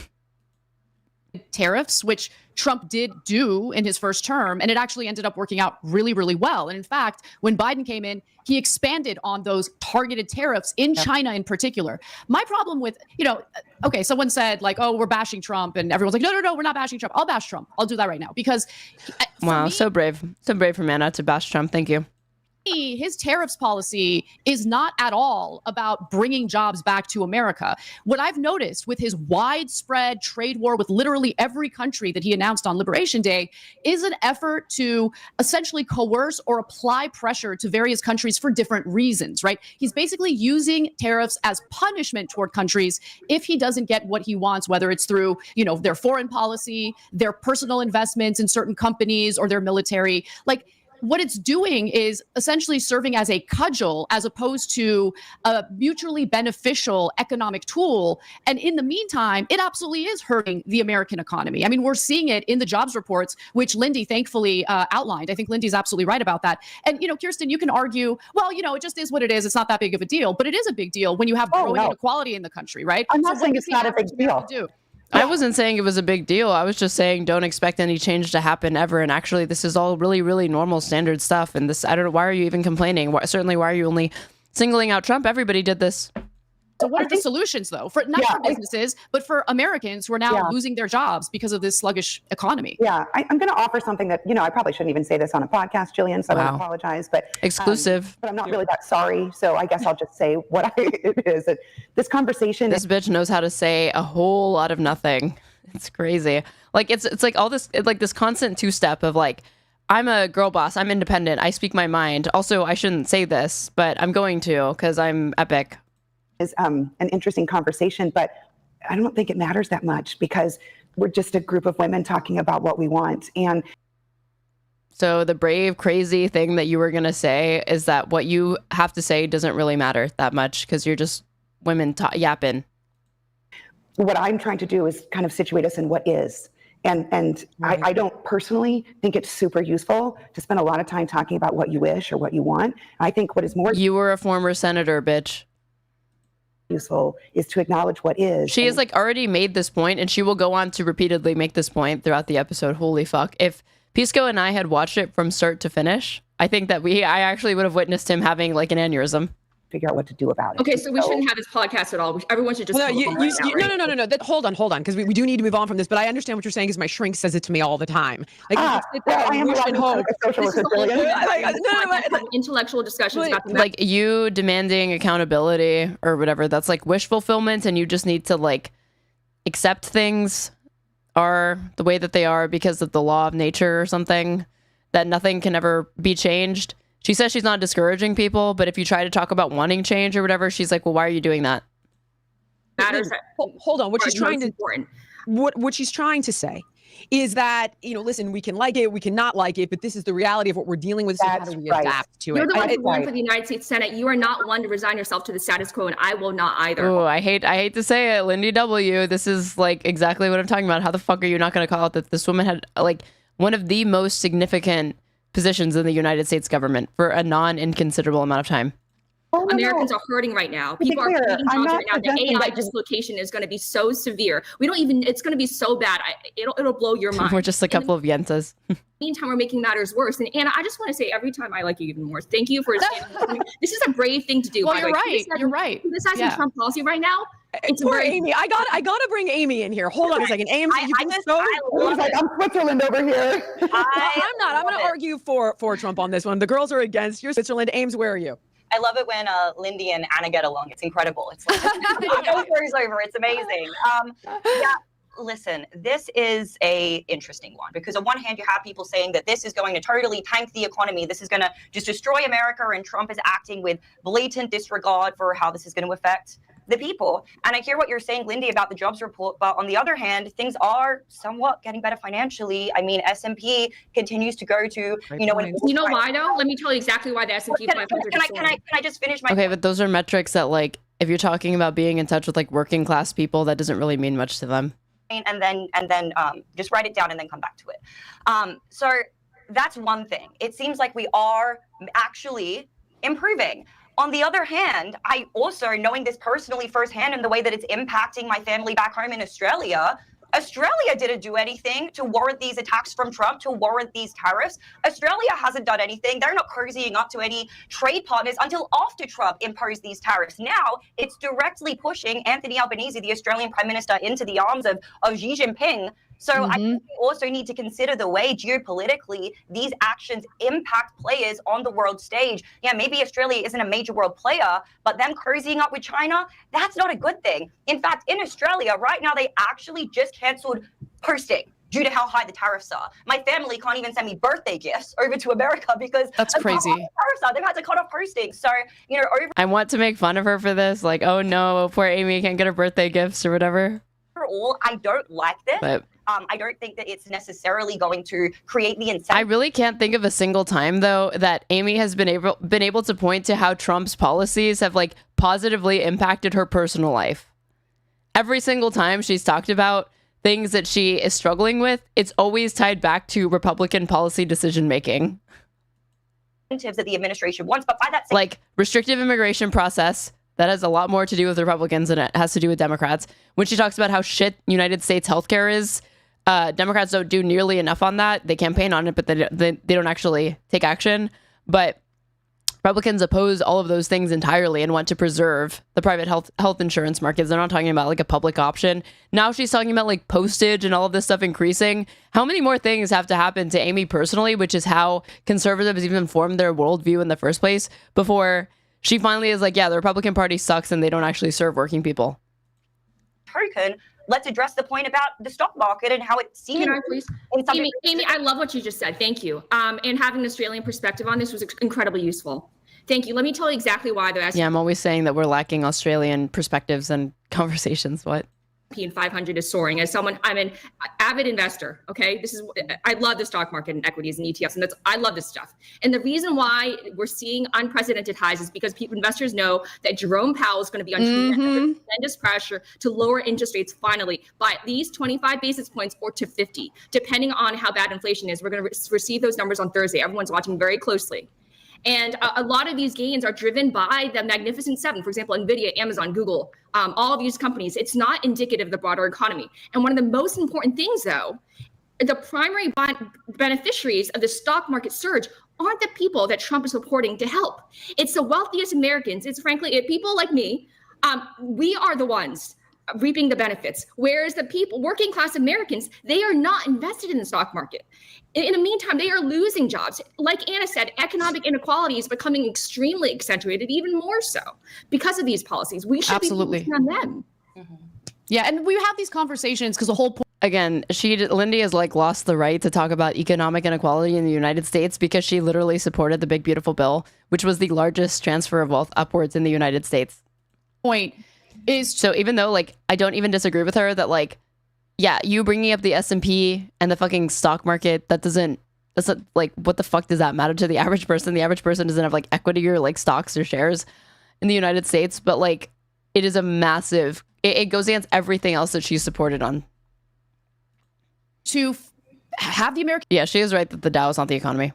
Can people figure out like what kind of leadership do we want in this country? Like that's the whole point of having these types of dialogues. But Jillian, I'm curious what your defense is. Here's where I stand on it. I think that, you know, and we've talked about this before, we have trade asymmetries. Those should be resolved. Whether you appreciate his strategy or not, why would we have these economic imbalances and inefficiencies? Why don't other countries take trade imbalances on their end then if they're so fantastic? Then I would say, you know, we've talked about national security issues, like with drugs, for example, pharmaceutical companies, energy independence, all of these different things we've talked about. I think you've seen he's done quite a few deals already. I mean, he's got phase. But Jillian, you know, he tends to exempt the pharmaceutical drugs that are being manufactured in other countries. In fact, his 50% tariff against India specifically exempt. Oh, but Anna, don't you know that he passed an executive order saying, hey, all you countries need to stop being mean to the United States with respect to drug prices, and that was supposed to magically bring down drug prices? Pharmaceutical drugs. It's on energy. It's on energy to keep them from empowering Russia to continue. But it's on all of their imports with the exception of pharmaceutical drugs, and I think maybe phones, if I'm not mistaken. I thought in particular that the 50% increase was all about them buying oil from Russia. That's what spurred the punishing 50% tariff. But the 50% tariff will be applied on all Indian imports to the United States with the exception of pharmaceutical drugs. But I want to tie it back to what Anna just very ably said at the beginning of the segment. Okay. SCO summit. You know why China is having such tremendous success on the global stage right now, and why so many countries are flocking in their corner? It's because they're not doing this shit.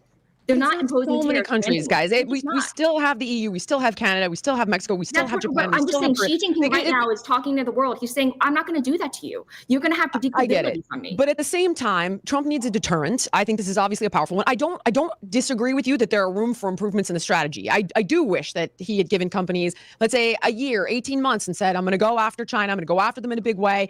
Get your a deterrent for what? What are you talking about? Shit sorted out. Or he took on one territory at a time. I don't disagree that there could definitely be room for improvements with the strategy. I'm simply saying I think he needs to utilize tariffs for the reasons we discussed, national security issue, for the reasons that we discussed, which are, again, the things that he says, the nominal reasons that he claims they have to do the tariffs.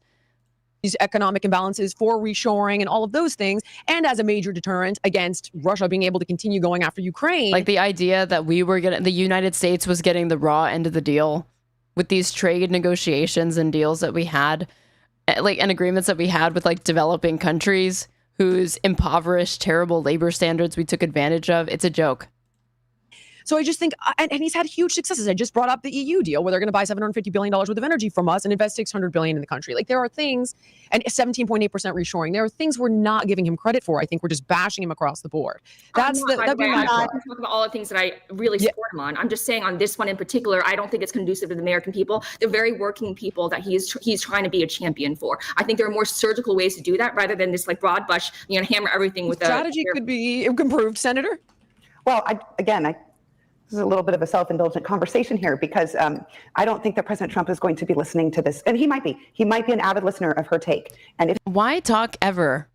Literally, just why not walk into the ocean peacefully in a video game if this is your perspective on the world? Like, if you're just going to go on shows to be like, nothing that we say matters, who cares? He's not literally watching this. We can't actually affect it. Like, why talk about anything? I don't understand. Why accept invitations to these podcasts? If he is, that's awesome. But I suspect that maybe he's not. And so I guess, I tend to spend my time in the world, again, like I keep saying, of what is. And in the world of what is, I think what would be useful to do right now is think, what is it that we as Americans... Who the fuck are you? Like, she's just literally saying to any American that will listen to her, who the fuck do you think you are? Even asking for scraps, questioning the status quo, asking who it works for and who it doesn't. Is it at the expense of anybody? Is it at the expense of me? Who are you? You need to work on accepting things as they are and not question, and do less questioning, do less demanding. Who are involved in commerce or involved in kind of work with major companies. What do we do in this situation? How do we adapt? How do we manage and be nimble in this environment in which we live? To me, that is a more useful discussion than a discussion of like what you like. So laying down and dying. It's more useful to accept that you're under a boot and lay down and just die. Cool. And what you don't like. What are your solutions? You need to thoroughly assess the situation, right? You need to discuss the issues at hand. You need to discuss. So according to your logic, we shouldn't have this podcast at all. We shouldn't be. No. That's not what you're saying. Not But what are the solutions? I can relate to this. Go Listen, ahead. The floor is yours. What are the solutions? I've dealt with it personally. Let me just say this. So for all the companies that... I really wish that fucking Jillian would shut the fuck up and make her answer that question. Like, you got any solutions, lady? No? Is it just going to be more of like, accept. Learn to adapt. Giancarlo and I, my business partner and I, are either in business with or invest in. We've experienced it firsthand, whether it's a supplement company that gets collagen from Brazil or whether it's a treadmill company. That doesn't sound sketchy as fuck. That manufactures in China. I mean, we've experienced it across the board, and we are having to buy a ton of inventory in advance. We are having to, relocate manufacturing to Vietnam, for example. You're having to be nimble. It's a bit of a pain in the ass, without question, but we don't sit here and bitch about it all day long. We are acting independently and aggressively to safeguard our companies in some of the ways that I mentioned, but Senator, what do you recommend to the people that you're working with? Well, again, as I mentioned earlier, one of the first things I recommend is to just get used to this. Like, this is how it is going to be. It is not going to change. It's not going to settle down. You can't wait 6 months and be like, oh, things will go back to normal. This is the new normal. Okay, so that's number one, is like wrapping your head around it. And then number two is thinking about how you can build in resiliency within your own business and your industry. So Jillian, I love the examples that you gave around the kind of the nimbleness of your own production, your own supply chains. Like, what are you doing to build in that resilience? One of the challenges I think that we have of this kind of global world that we live in right now is that we've become so heavily dependent at various elements of the supply chain on companies who don't share our core values or share our vision for what a world could or should look like. And so the exercise, though painful at the moment, the exercise of reconsidering how to deal with these supply chains and become more resilient is actually a really important exercise. This is something, Jillian, I'm actually working on in other areas. I think you know a little bit about the work we're starting to do on regenerative farming, which is a whole other issue I hope we get to talk a little bit about. But one of the things that we saw in COVID was the incredible fragility of our food supply chain, right? Like when COVID hit, meat factories in Iowa, we didn't have meat in the entire country. So we had to adapt. There's only 4 places where you get it from. And that fragility that became so evident to us during COVID still exists today. And so, Jillian, when you were talking about you and your business partner making those adjustments, that's not just in relation to tariffs or rapidly shifting public policy marketplace. It's also about kind of the larger issue of globalization and the fragility of our supply chains. What is it that we can do as individuals and as companies to create that resiliency so that we are less dependent on outside volatile sources? So I would love to go on a deep dive around like food and MAHA and regenerative farming as an example of how to address this, but it's true in manufacturing. When you talk about— Okay, so the only change and solution that she has, funnily enough, you shouldn't ask for any change that might bring about a positive outcome or bring you closer to a future that you want to live in. The only types of change that are acceptable are ones that are adapting to the abject, the horrible circumstances you've been put in, where you make yourself more amenable and smaller for corporate interests. That's the kind of change that she's okay with. About your collagen supplements. But changes to bring about like improvements or whatever, you should shut the fuck up and be grateful and just adapt. Why are we getting our collagen from? Why can't we instead adapt in a system where workers have rights and unions? No. You need to accept. That's the time for you to accept. The only time for you to adapt is when like a corporation has some interests or whatever. It's never on the corporations to look around and adapt. For some reason, it's only on you as the individual. Olivia? Brazil. We get it from Brazil because we don't get it from China. But this person probably thinks corporations are people.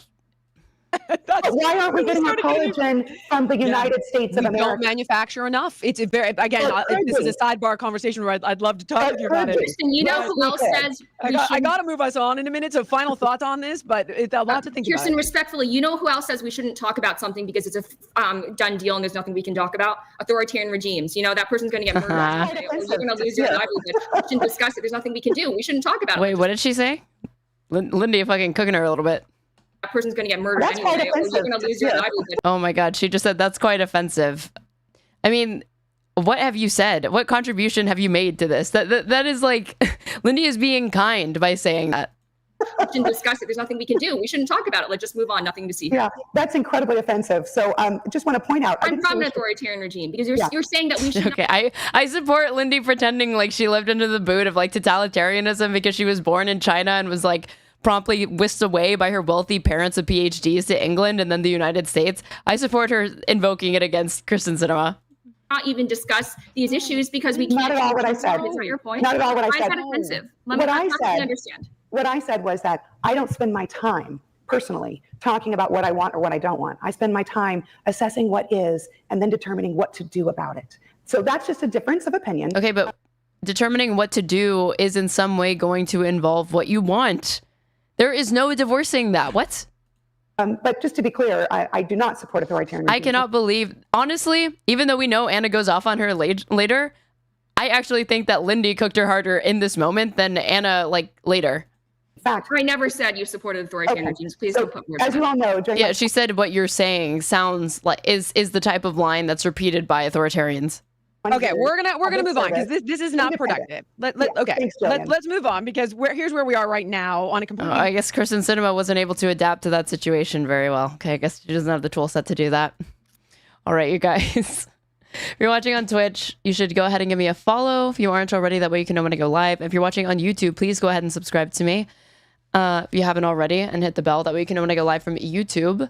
And like the stream, it really, really helps, and it pushes it out to other people. If you want to support me, you can sub to me on Twitch or give subs throughout the chat. You can also follow my Streamlabs tip link, which is pinned in my Twitch chat or in my YouTube description box. I'm at Straighterade _ on everything. And I'm going to be sending you guys, because Lycan is like begging me to come off stream and take medication for this eye injury. So I'm going to be done because it's probably going to hurt. Where am I sending you guys? Who's live? Who's live? Oh, YouTube is going to Left Reckoning because they're live with Matt Lech. And Twitch, you guys are gonna go to who is live on Twitch? I think Cinemarxism, maybe? Let's see. Let's go to... Actually, I'll send you guys both to Left Reckoning, because they're also live on Twitch. So hell yeah. All right. I will see you guys tomorrow, probably with the glasses. You already know what it is. We'll probably watch the Taylor Lorenz, Adam Friedland thing. So thank you for hanging out with me. Bye. Say hi to Lycan for you. I will. All right. Peace.